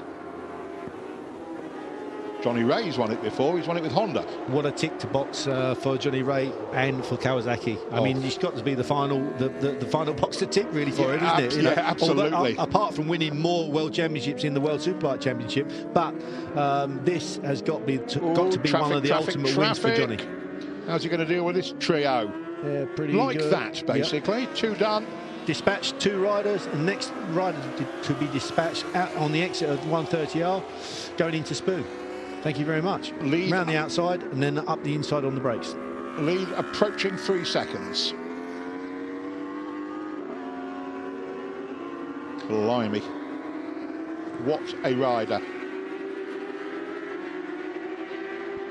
This is a demonstration, a reminder to those of us, and I get like it just like anybody. You get, oh yeah, Johnny Ray wins everything, but you forget. No, you don't realise the work rate the guy puts in. Just the level the man is working at. And it can come to this. Different tyres, different motorbike, totally different, not totally different, but a very different discipline to what he's used to doing. And he can do this. And do not underestimate the contribution of Leon Haslam. The colour-coded grandstand, well, the green bit goes up in a flurry of excitement. Yeah, and as you were saying before, it starts turning dusk, and the last 20 minutes or so it gets pretty dark, and then it really kind of gets dark quickly. What's that in the road? That's that in the road. Yeah, sorry about that. I nearly fell off my chair. Something sitting in the road, and one of the slower riders almost took Johnny Ray out. That would have been the cruelest thing ever to have happened. I thought for a millisecond that was Johnny. I thought for a millisecond. Wow, that was unbelievable. I think he just ran over something on the inside of the track, a bit of fairing or a bit of bodywork. A bit of bodywork or something. Just looks like I think exhaust pipe. And the rider just comes out there, doesn't see it, and then just clouts the side of it, lifts the front wheel up, and almost takes Johnny Ray out. That has to be one of the closest calls ever at the end of an 8-hour race for the leader. I'm just handing around the heart pills. How close was Johnny Ray to having all those laurels we just talked about snatched away at the last second? Wow, bit of excitement there. I thought I've got back on my seat. I'm okay. I think sometimes it's worse watching these races than actually riding them.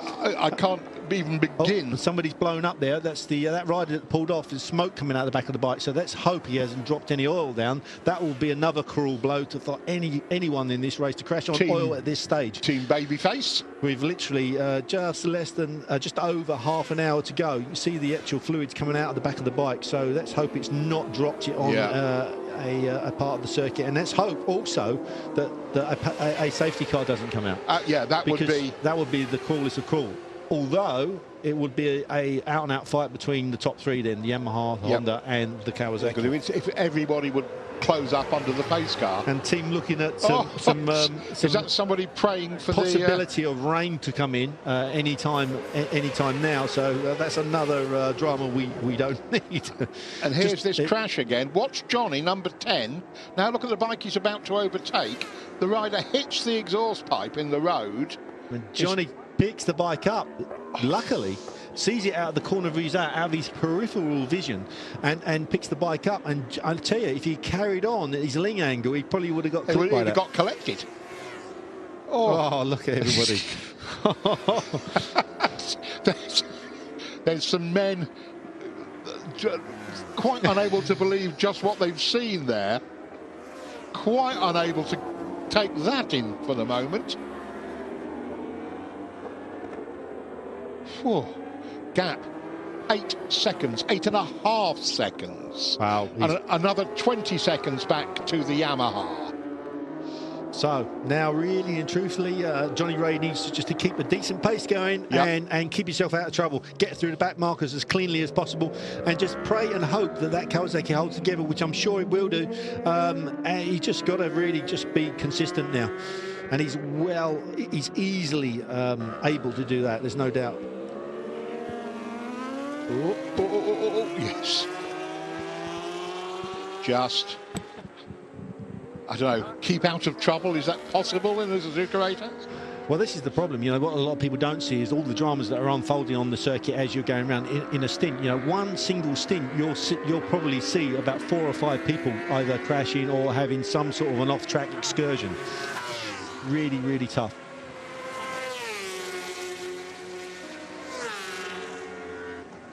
Nothing's not concerned yet.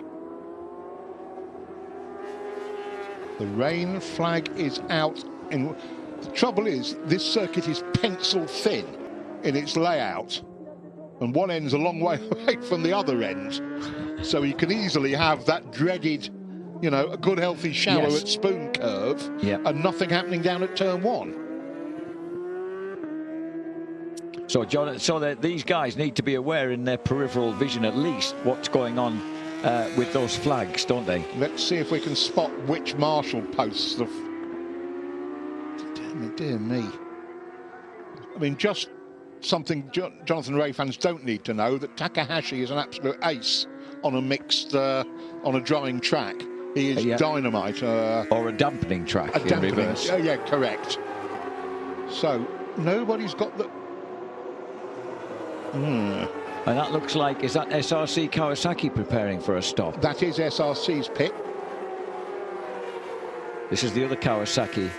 Look, I've just, with our timing screen having gone down, I've just missed the caption telling me what position SRC Kawasaki are in. They were 13th. So they're still 1 point behind Cert Suzuki. Yeah. If they were able to make 1 place more, they'd win the World Championship by half a point.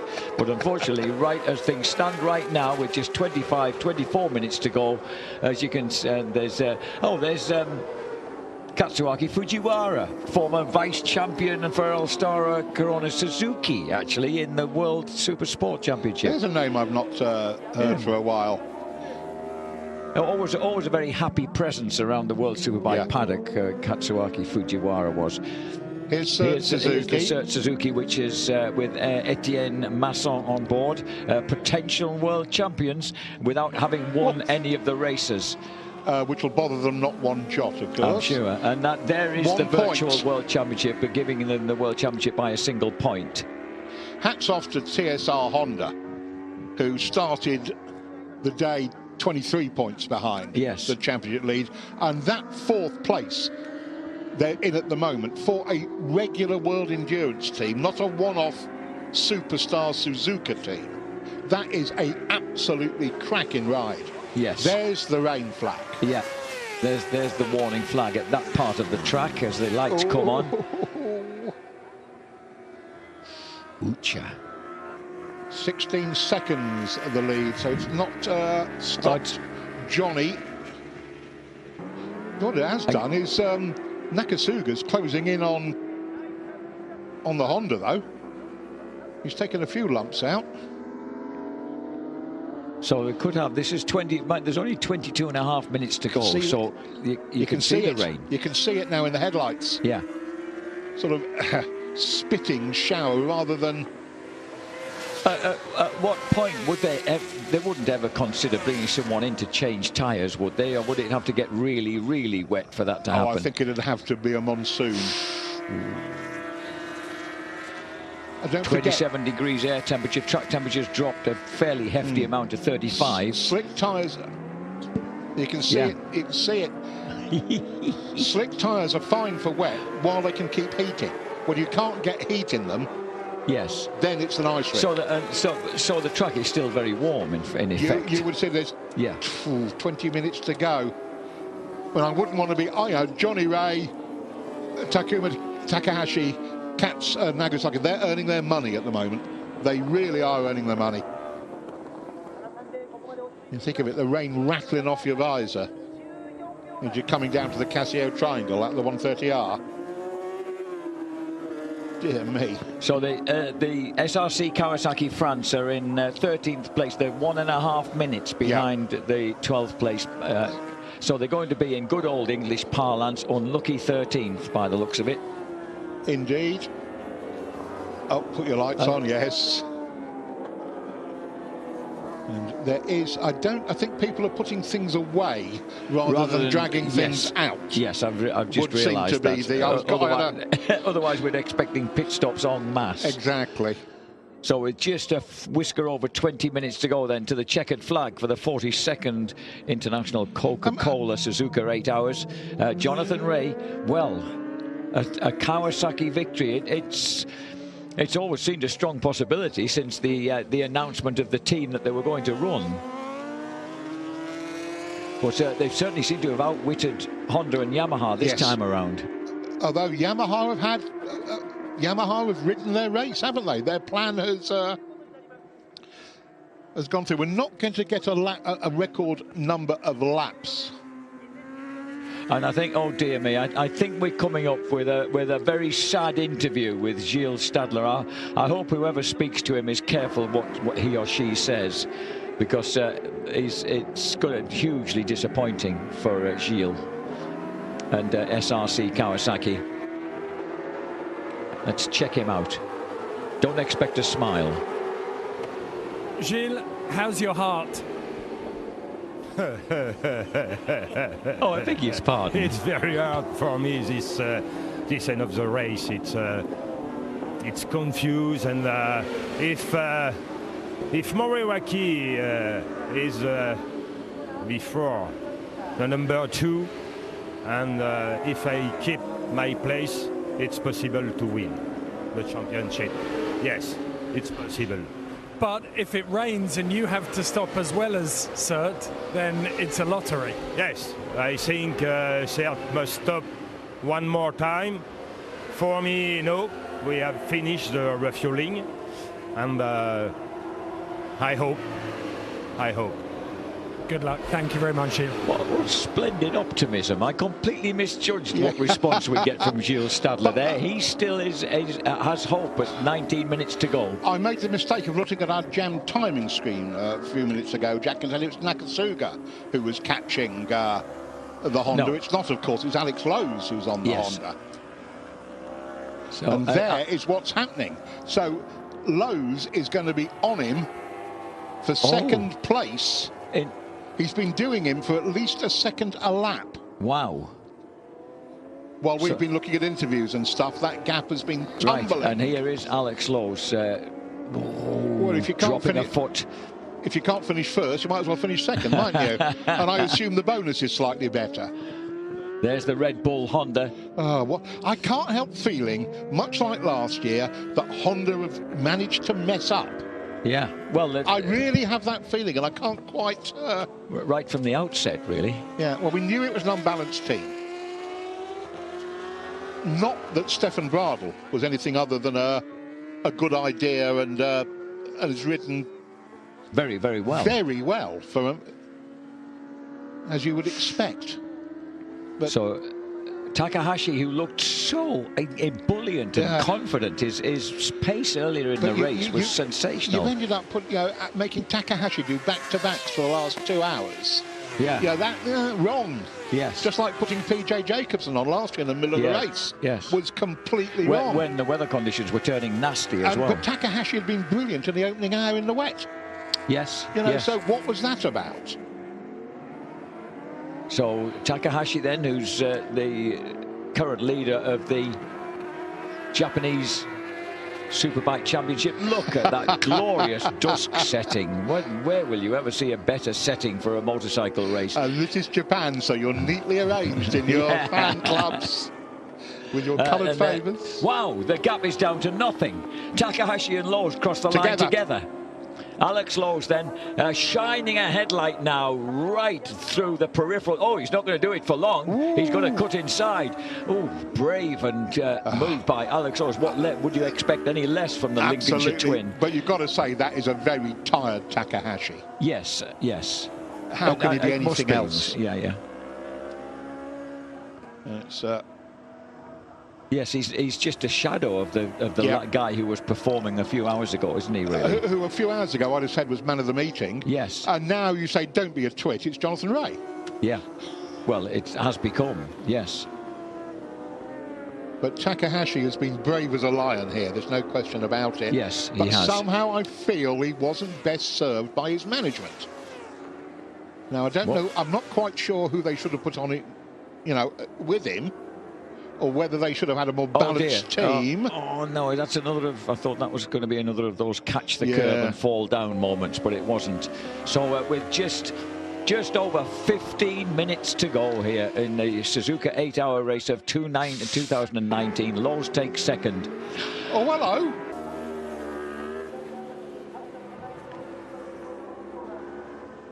So the number 2 Cert Suzuki being, this is the number 21 of Alex Lowe's. He's running the Yamaha in second place, possibly ending their sequence of 4 years in succession of winning here at Suzuka. Ahead of them by about 22 seconds is the number 10 Kawasaki of Jonathan Ray.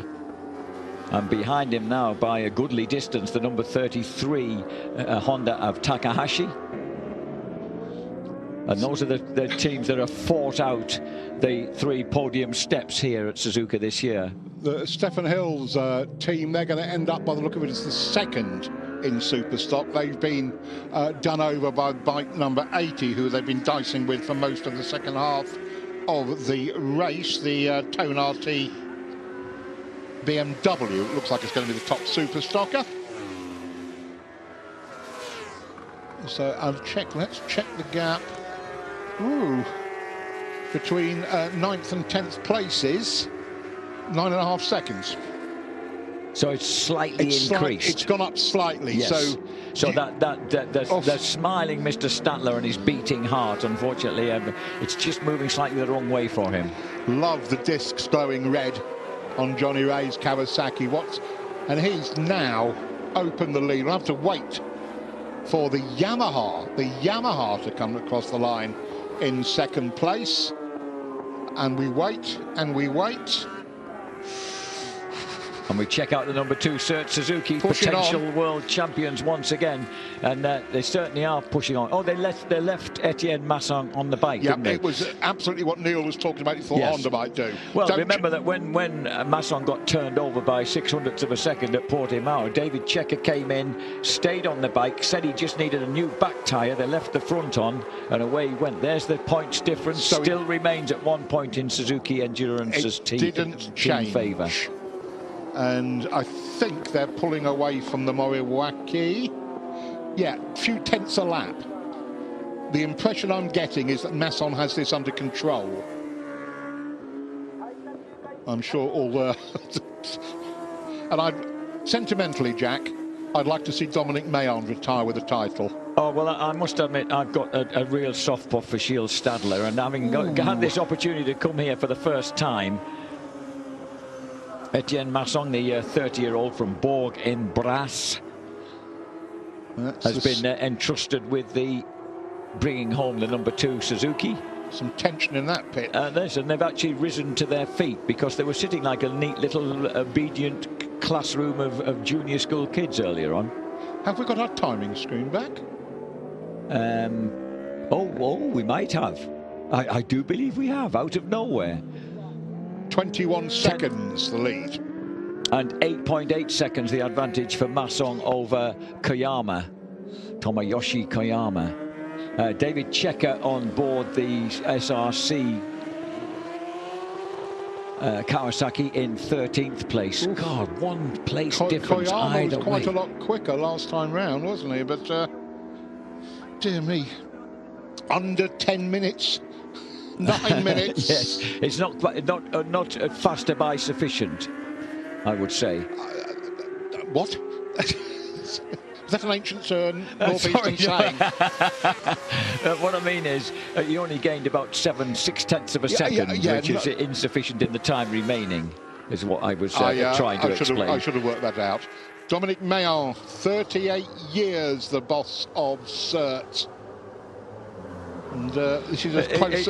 He looks as if he's aged during that time. It's time for the boy to pack in. He's aged during the last half hour, I think, yes. Jack.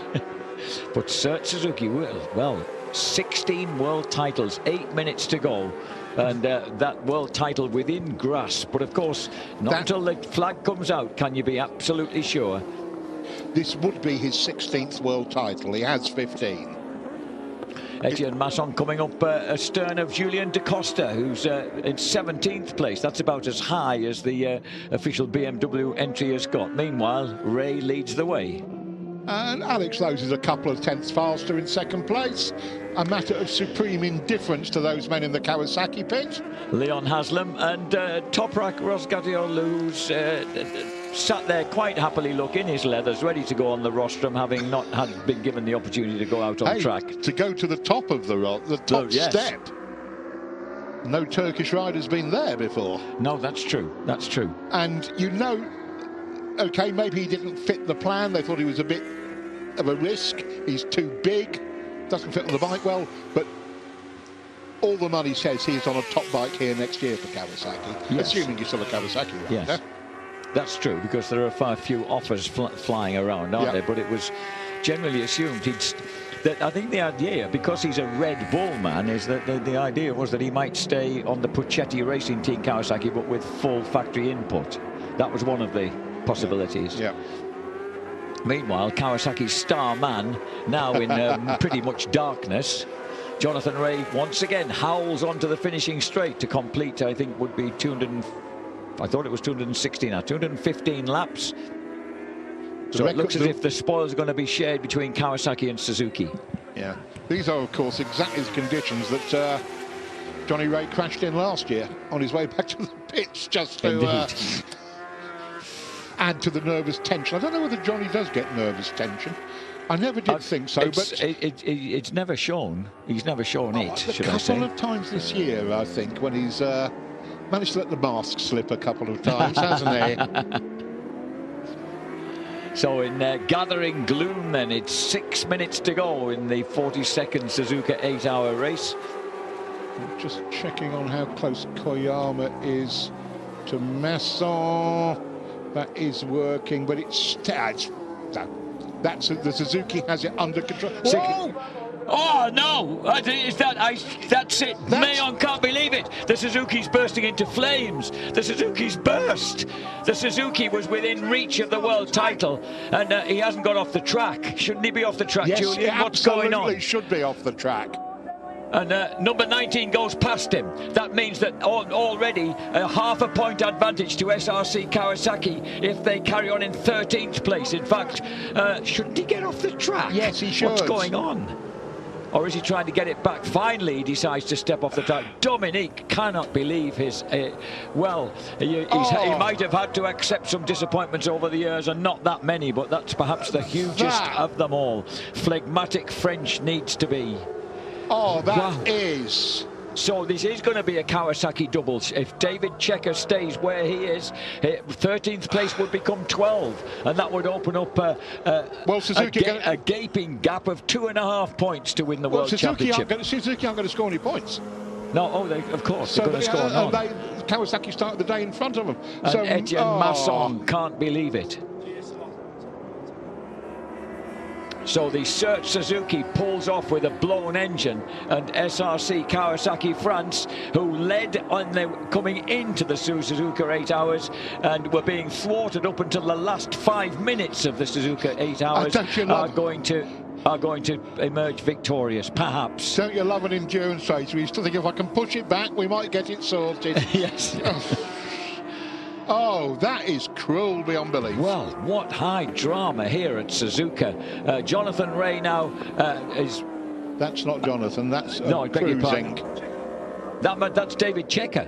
It's David Checker on the who's suddenly, I would think, desperate to bring home the SRC Kawasaki without mishap. Absolutely. It's always a wonderful atmosphere when you get nightfall in world endurance racing. It makes it impossible to spot anybody, of course, for the director, the cameraman, or us. But right now, with a 13.7 second advantage, Jonathan Rea leads it, and the SRC Kawasaki squad. Well, you've got to admire Gilles Stadler's sterling optimism when he was spoken to earlier. He was right. Where's he disappeared to? He's not sprouted that manly beard on the left, has he? No, I think he's just taking the needles out the doll in the back of the pit. Number 21, Alex Lowe's, will have to settle for runner-up position. He's got just 3 minutes to carry on round. And Jonathan Rea ahead of him. Well, what? Nothing is certain until the checkered flag is shown. And Julian. This is why endurance racing is so cruel. If you blow up in a short circuit race, it's Stetton next week, you know. But these lads have had their misfortune, and don't forget they've won brilliantly on a couple of races this year. They SRC won Le Mans. Yes. and were second at Ottersleben.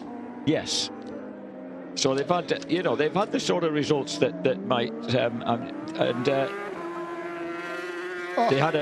they had a bad time of it at the Slovakia ring where they didn't finish. Like everybody at the top of this championship, Jack, there's been a couple of good and a couple of awful. Yes. Yeah, it has been like that throughout. They did actually rescue a 7th place at the Ball d'Or. And we're coming up towards the top of the hour. The 42nd Suzuka 8-hour race is within range of virtual completion. And that will see Jonathan Ray, bike number 10, Kawasaki Racing Team, together with his erstwhile... Oh, no! Jonathan's fallen! Jonathan Ray's fallen!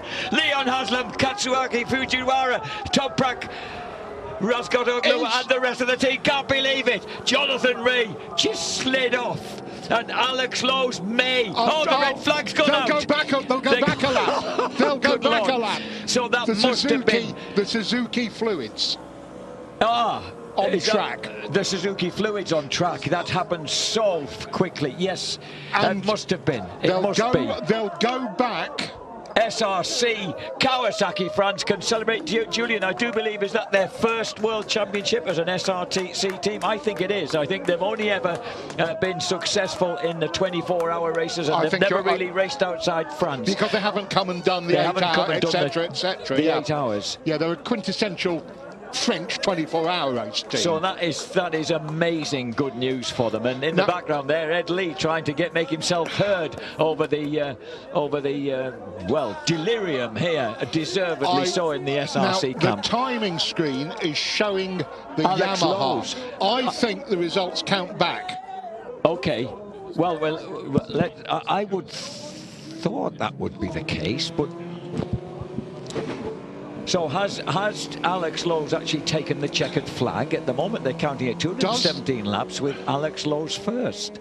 So we are mystified too. Our timing screen still says Jonathan Ray. I think we just be very careful here about... Well, absolutely. I couldn't agree more. Do they have to, because the Kawasaki have to get back? I haven't got the regulations. Yeah.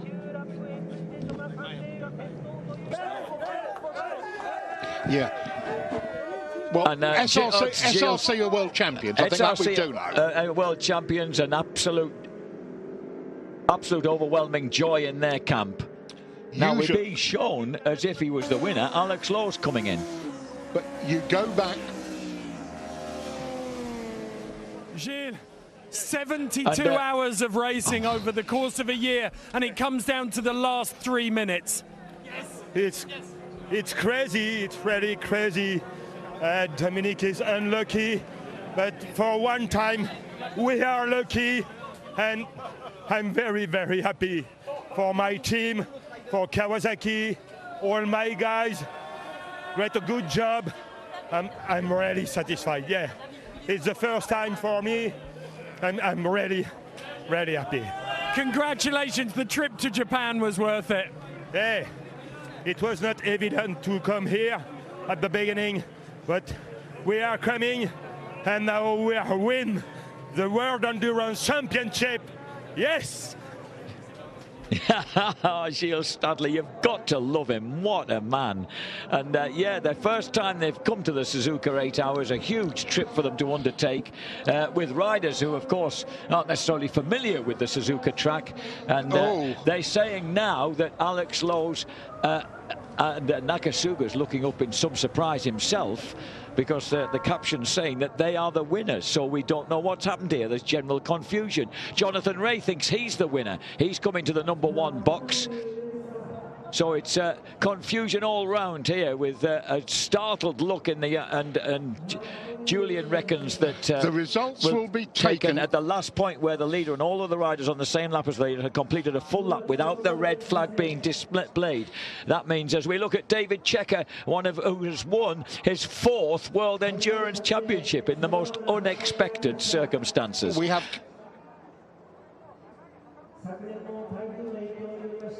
conflicting information. We have conflicting information here, but it looks as if, surely, given those regulations, then it will go back to Jonathan Rea being victorious because the red flag had gone out. And the official timing screen is showing Jonathan Rea as the winner. So confusion here. Kawasaki banners understandably being held aloft because that was an astonishing climb. But David Checker, bless him, he had to bring that Kawasaki home in the increasingly tricky conditions, and eventually they'll have ended up, I think, in 12th place. That's right. Certainly in 13th. They're giving Etienne Masson 11th place at the moment, despite the fact that that blew itself to pieces, and David Checker in tears of joy because that's probably the least expected of his World Endurance Championships. The first one with GMT 94 Yamaha back in 2004, and he remained. There's probably no motorcycle racer has ever remained as loyal as he did to the same team. To GMT, 17 years. Yeah. And it's only this year that he's moved over to Team Green because GMT 94 absconded to the World Supersport Championship. They did indeed for this year. A championship in which he's previously done well himself. So an emotional younger brother of Carlos Checker. Carlos, a winner of this race, of course. Yes, he was, wasn't he? Way back. So there you are. If you can't win it, well, at least win the World Championship while you're here. And so we're fairly certain that Jonathan Rea has been announced the winner of this race, or been received as the winner of this race. Julian Da Costa there in the foreground. What a messy week it's been for the official BMW team. The clue, Jack, is the Tech 21 crew there do not look very excited. That's very true, yes, and they would do, wouldn't they, were they? And you can see the FCC TSR team, top left of screen, Freddie Foray and the boys in conversation there. Yep. The regulations are the same as for most World Championship racing.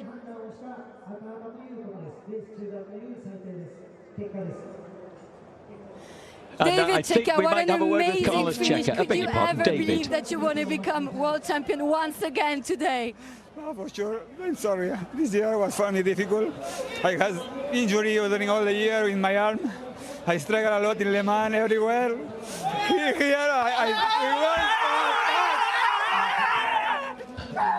But to say thank you the team because they put me on the board, oil on the track, and this is why I don't crash. They did really good job on the stand, on the board. Nothing to say. Thanks to Gilles, thanks to all the team. Fuck, we win! Go! Congratulations, David. So David Checker, so he's been carrying a hand injury this year, hence the fact that they didn't use him at Oschersleben. And did I hear that correctly, that the team told him there was oil on the track? There's Dan Linfoot, bless him, and who's obviously enjoyed himself here at Suzuka, even if the SWAT Suzuki got dropped early on and had to work his way through the pack at a very decent speed, it has to be said. We saw the 11 Kawasaki touring, we thought, towards the end of the race. And David Checker just said, the team told me there was oil on the track. Ah, right. Didn't it? That's, yes. So that's why he was touring. Yes. So that I wondered why he was going so very slowly. So that's proper knowledgeable team then, letting their rider know just to take great care. So an emotional David Checker then, part of the new Endurance World Champions for 2019, the SRC Kawasaki France racing team. And congratulations to all of them, and especially to the riders and to the amazing Gilles Statler. He's waited a long time for that.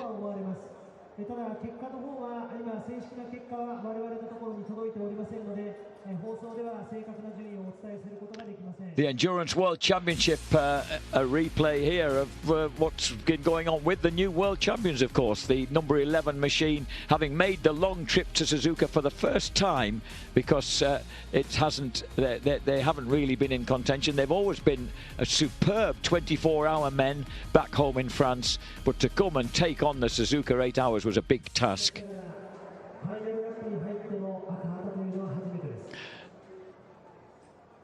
Michael van der Mark. Now we're being told that they are the winners of the race. Michael van der Mark, what an unexpected win. Till the very last second you were second in the race, pushing so hard to catch the number 33, and then now you find out that you won the race. 5th win in a row for Yamaha. I don't know. You know, to be honest, we didn't deserve to win. We made so many mistakes, especially with the pit stop, and the others were faster. Okay, Alex at the end, he was a lot quicker than Takumi, but yeah, Kawasaki was really quick today. They deserved to win, but you know, at the end, it's racing, and I think Alex slowed down the last 2 laps, and the others didn't. And of course, it's not the way you want to win, but at the end, it's a win. Alex, just a few words about this completely unexpected victory. Yeah, to be honest, obviously, the Kawasaki guys did a good job today. 2 riders, Leon and Johnny, they were fantastic. And I noticed at the end, if you check my lap time, I dropped a lot because the track was so slipping. Yeah, obviously I feel a bit sorry for them, but you know, it's 8 hours. We stayed on the bike. We did a good job, and yeah, I just want to say thanks to Yamaha, thanks to Michael. What he's done the last 3 weeks to ride with the injury he's got is amazing. So yeah, thanks to them guys, thanks to this guy, and yeah, you know, sometimes in life you have to take it when, you know, even if you feel like you don't deserve it, but we did our best. So yeah, thanks. Congrats on this 5th win in a row for Yamaha. Congrats Nakasuga-san. Congrats. Michael van der Mark has now won this race 5 times. That puts him in a pretty exclusive club, I'd suggest. Right up there with the Toru Kawas of this world. Well, isn't that extraordinary? So whatever regulations we thought existed, perhaps didn't mean a thing. So we've had astonishing drama at the end of both competitions going on here. One for the outright victory and one for the world title. That's what we're being told.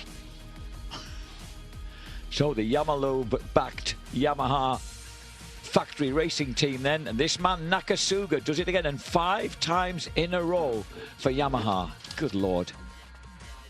Mickey van der Mark, twice with Honda. Yeah, going back to 2013. Yep, when he won it with Haslam and Takahashi.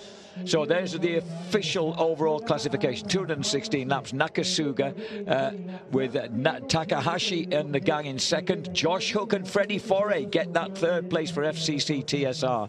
And then further downfield, 11th place for the number 11 and the new world champions, Jeremy Guanoni, Tommy Bridewell and Brad Ray finish in 7th place. A stupendous performance by the 2 Brits on their own. Danny Buchan with Deguchi and Walraven gets 14th place. That's a cracking result. Great result for those boys. And Danny Webb in 16th, Stefan Hill in 17th.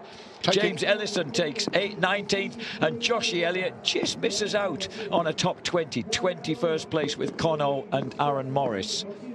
Josh Waters, Dan Linfoot and Nobby Aoki make their way all the way back to 26th place from the absolute back of the field.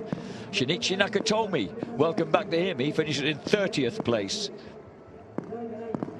Well, if you look down through these, look how many Bridgestone tyre users there are here. Who finished. Who finished. And checking further back down the field, most of these, of course, are going to be Japanese privateers. A lot of them there on Dunlops, in fact. Indeed. And even Pirelli's, the Panigale finished in 61st place. Well done, boys. And the VRD Eagle Pira Experiences ends up in a lowly 45th, but they'll definitely be back. And looking further down, they're classifying 53rd place classification for Haslam and the gang, 54th for Cert Suzuki. Well, these and the 2012, the 7-year-old Doghouse Suzuki of Iwatani and Samura is almost the last finisher in 6, if you could call it that. I don't think finishing. Yeah, I beg your pardon. It must have expired, but they get a 60th place donated. Fairly early on. So Team Kawasaki France eventually take it by an almost balmy 6.5 points enormous from margin. FCC TSR Honda, who moves second ahead of the luckless Suzuki because of that podium team. finish just now. So Suzuki, who were Yamaha in 4th, Waypole Racing in 5th, Honda Endurance grabbed 6th place, Bollinger Team Switzerland in 7th. And there, look at that, from absolutely nowhere, all the blue lights are out, and that's where the excitement is. Constructors' Championship goes to Yamaha, as I think it was always going to, given the state of play at the start of today anyway. Was in despair. And then number 10, Jonathan Ray, comes into play. And look at this. Oh, he was hardly even keeled over, Julian. No, he just went from under him. But race direction must have said that he was the cause of the red flag. Because if you're the cause of the red flag, you are out of... Yes. You're out of the reckoning, aren't you? Yeah.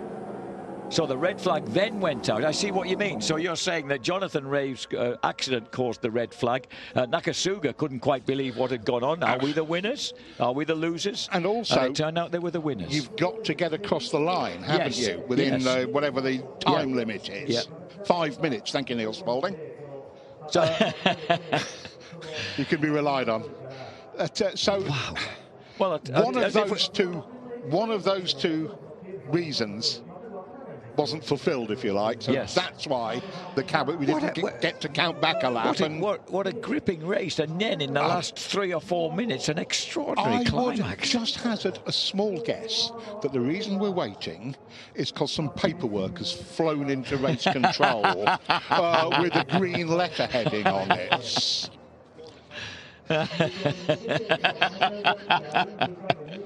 If you get my meaning. Dear sirs. Dear sirs, you're a bunch of. Oh, notice the wheel on the left turned green. It was red earlier on. Yes. So we're waiting then for an actual confirmation of the outcome of the race. Our timing screen is still locked on 217 laps, and Jonathan Ray ahead of Yamaha Factory Racing and Red Bull Honda. The official timing screen has shown the Kawasaki as the winner. But the Kawasaki didn't complete 217 laps, I'd swear. It was on its 217th. All we've had to confirm the result is television stuff. Yes. Yep. So everybody is now, there's a kind of a faintly embarrassed silence hanging over this place when it's usually absolute bedlam by now. I think the only people who can celebrate are the new world champions. Yes, that's done. That is SRC Kawasaki are world champions. That's done. That's marvellous news. I must admit, I know Terry wanted Suzuki to get their 16th. I had a Dominic Mayond sentimental. No, I like Stadler. I think he's a don't special the bloke bloke at all. It's, but there will now be some big holes in the door at race direction. But we're heading for the podium. And I think the podium of the World Championship first would make sense because we know the result. Yes.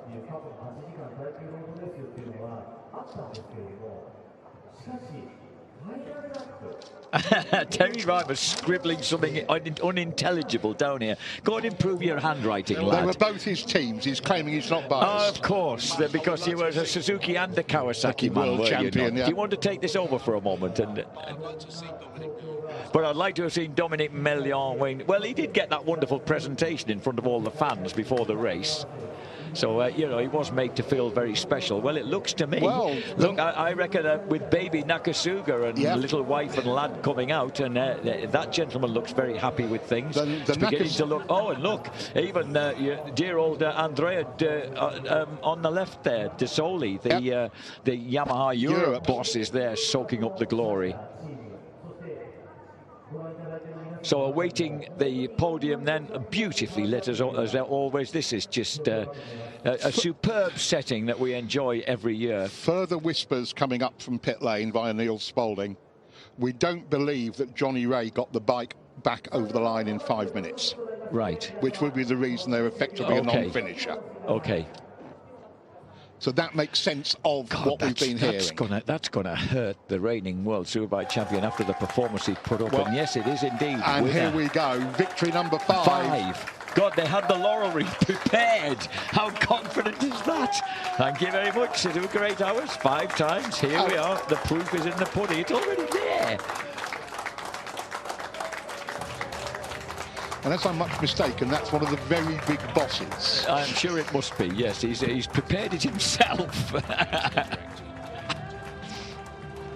So now, the Endurance World Champions then will come up next, and it will fall to the number 11 Kawasaki with a great performance from Jeremy Guanoni, from Erwin Negon, and from very emotional David Checker. It does explain a lot that David Checker's been riding the season with a hand injury. It would explain why he hasn't been. We couldn't understand why he wasn't up to pace as he should have been. And left off the bike. And left off the bike, Yeah.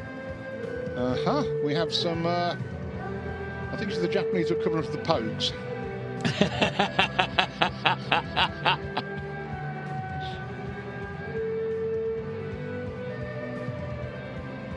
And we are going to get the race podium first by the sound of it. So I think we can take this as read now, Jack, but one of those two requirements...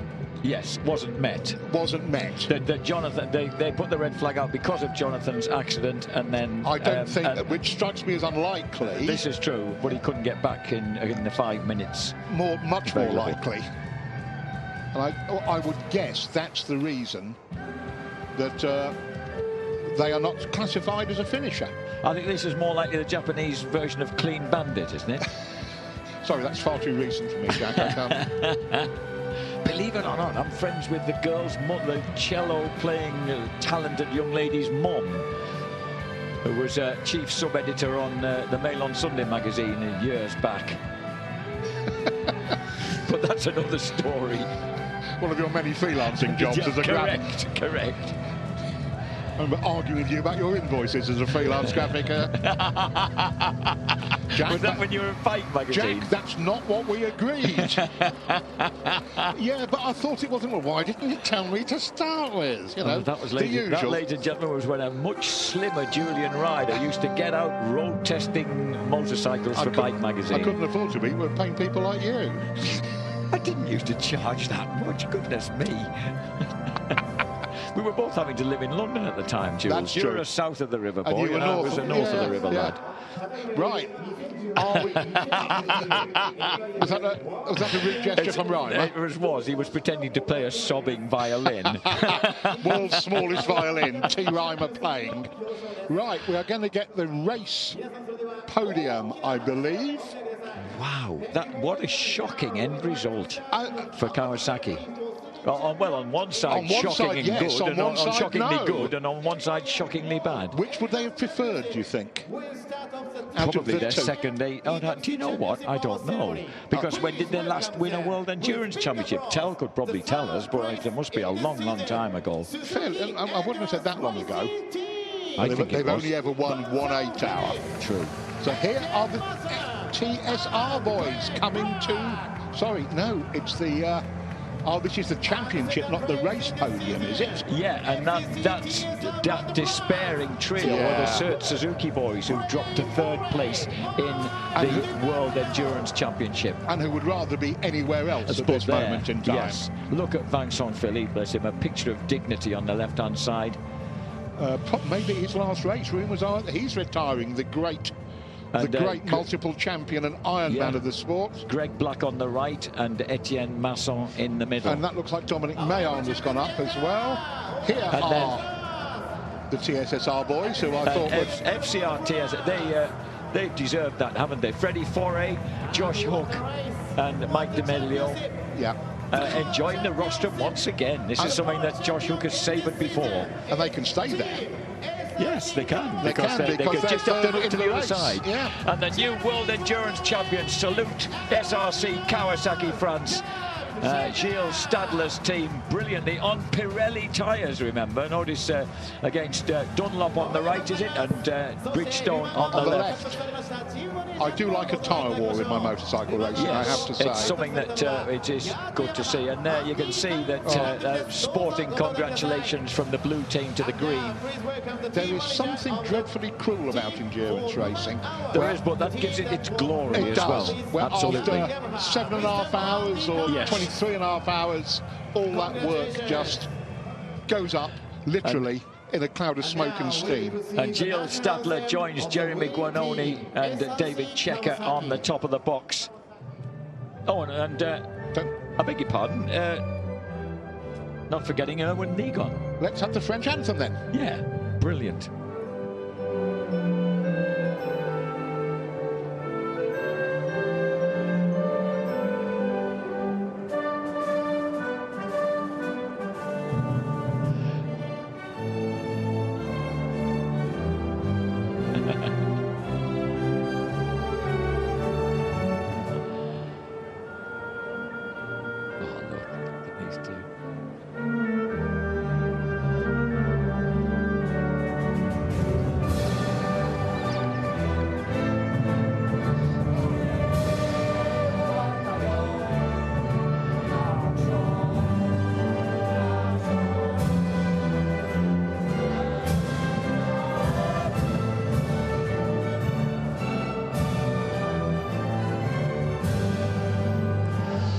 The Marseillaise rings out for an exultant SIC Kawasaki team. They had the black T-shirts printed already, and the tears flow for Jeremy Guanoni and Gilles Stadler. I love the way it was conducted by a Spaniard. Yes, it was brilliantly conducted by a Spaniard. And also, look, they had not only the T-shirts printed, but a big black flag.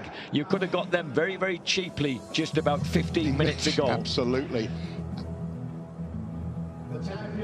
So I think we may have to leave before we actually get the final EWC trophy being presented by Jorge Villegas and Kyoru Tanaka. And it could be, well, we'll celebrate the World Championship win, because it's been a long time coming for the gallant Gilles Stadler. He's always produced a terrific team, produced some terrific results standing alone as Kawasaki France, and he's got the best team he's ever had so far. The experience of Owen Nigon and David Checker against the relatively raw talent of the young Jeremy Guanoni on the right-hand side there, and they've come together perfectly in the end to receive the gold medals and finally receive the FIM Endurance World Championship. Jorge Villegas, chairman of the FIM, who actually at the beginning of the evening, beginning of the day's proceedings, it was he who presented a plaque to Dominic Mia to say goodbye to him and pay respects to his achievements in the Endurance World Championship. But Stadler, he's endured some big blows over the years. You know, it's wonderful to see him achieve this. Josh Hook, Freddie Foray and Mike D'Amelio, the departing world champions, I've got a feeling they'll be back come next year, because that FCC TSR Honda team is a strong one. And they've upheld Honda's honour good and proper. They have, haven't they? Haven't yes. they? Yes, they really have. And as you say, are the Suzuki boys still there, or have they made their excuses and left? I would have made my excuses. Oh no, bless them, they're still there. That is a horrible thing to have to suffer. But then, look, Dominic Binion, bless him, gets a conciliatory handshake. But, you know, why not be there to enjoy the atmosphere, even if you're not feeling like being a part of it? They're not enjoying it. Okay, I'll take Tetsui Suzuki, president of the Japanese Motorcycle Federation, presents the bronze medal medals. But the bronze medals, in fact. It's part of the game, isn't it? It's part of the game, Part of the game. Because don't forget, these guys, Vincent Philippe has won this championship 10 times. Yeah, and Meillon 15 times. He's had a fair share, They're not short of trophies on the mantelpiece. He's not short of trophies to retire on. Very true. Very true. Whereas the other lot, you might say, are a little bit more in trophy poverty. Yeah. And David Checker filled in for the injured Christoph Gaillot at Oschersleben in 2003. The team won it, and he became a full-time world endurance rider after that. So, you know, he's worked long and hard to get world championship medals, this lad. Oh, absolutely. You can't deny them anything. I agree completely. It's and also the other thing is he won that 2016 French Superbike Championship, the man on the left, and we know how good Guanoni is on the short circuits, and that's what's really been brought into world endurance racing in recent years. Yeah, you have is the tenacity of the short circuit men. And you have to be able to do that pace straight away. Yes. Go. Well, that is a picture of dejection in blue. It is. On the right, I'm afraid, but nobody said motorcycle racing was fair, and endurance racing is a lot less fair than most. I mean, we've seen SRC Kawasaki have big engine failures over the last couple of seasons, and you know, that's possibly the first time we've seen poor Suzuki suffer possibly the most ill-timed of them all. Yeah, that ill-timed is the phrase, absolutely. And team manager. Oof. Yeah, Dominic, just a glance backwards. Oh, and he's pushed back into position. Pushed back into position with a wry smile on his face. There's a lot of dignity there in that group, I have to say. Definitely, Jack, definitely. And elation with the boys on the left, because they have grabbed an unexpected second place in the World Championship, and also, of course, third step in the actual Suzuka 8 hours. And always great to get your name down as a rostrum finisher. Of course, there'll be some handy bonuses flying around for the FCC TSR boys. Yes. top 3 finish in the second place in the championship. Yep. On the podium at the 8 hour, Kerching. Freddie Foray makes one of the Sèvres twins, makes a...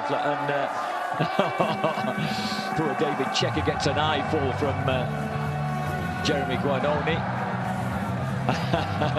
And it's getting properly out of control. Yeah, it's now getting a bit random up there.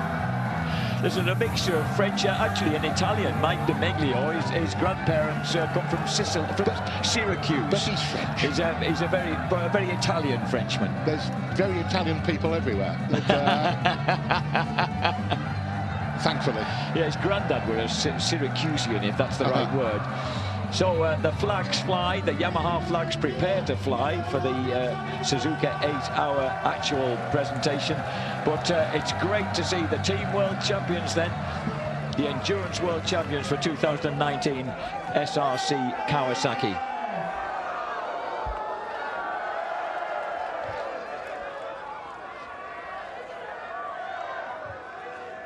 So congratulations then to SRC Kawasaki. They are the Endurance World Champions of 2019. We've thought of them as being pure 24-hour specialists before now, but this season they have really risen to the top. And in a dramatic finale here on their first visit to the Suzuka 8 Hours, they clinch an absolutely enthralling World Championship series. We'll be back, of course, starting with the Ball d'Or in just a couple of months' time here on Eurosport with the action from the 2019-20 World Endurance Championship. That was the moment that Suzuki's hopes went up in smoke, and Etienne Masson realised, along with Dominic Merian, that their dreams of another championship had gone. Meanwhile, we think that the winner was Yamaha. I'd like to say thank you to Julian Ryder, to Neil Spalding, to Terry Reimer, from myself, Jack Burnicle. Bye-bye from Suzuka.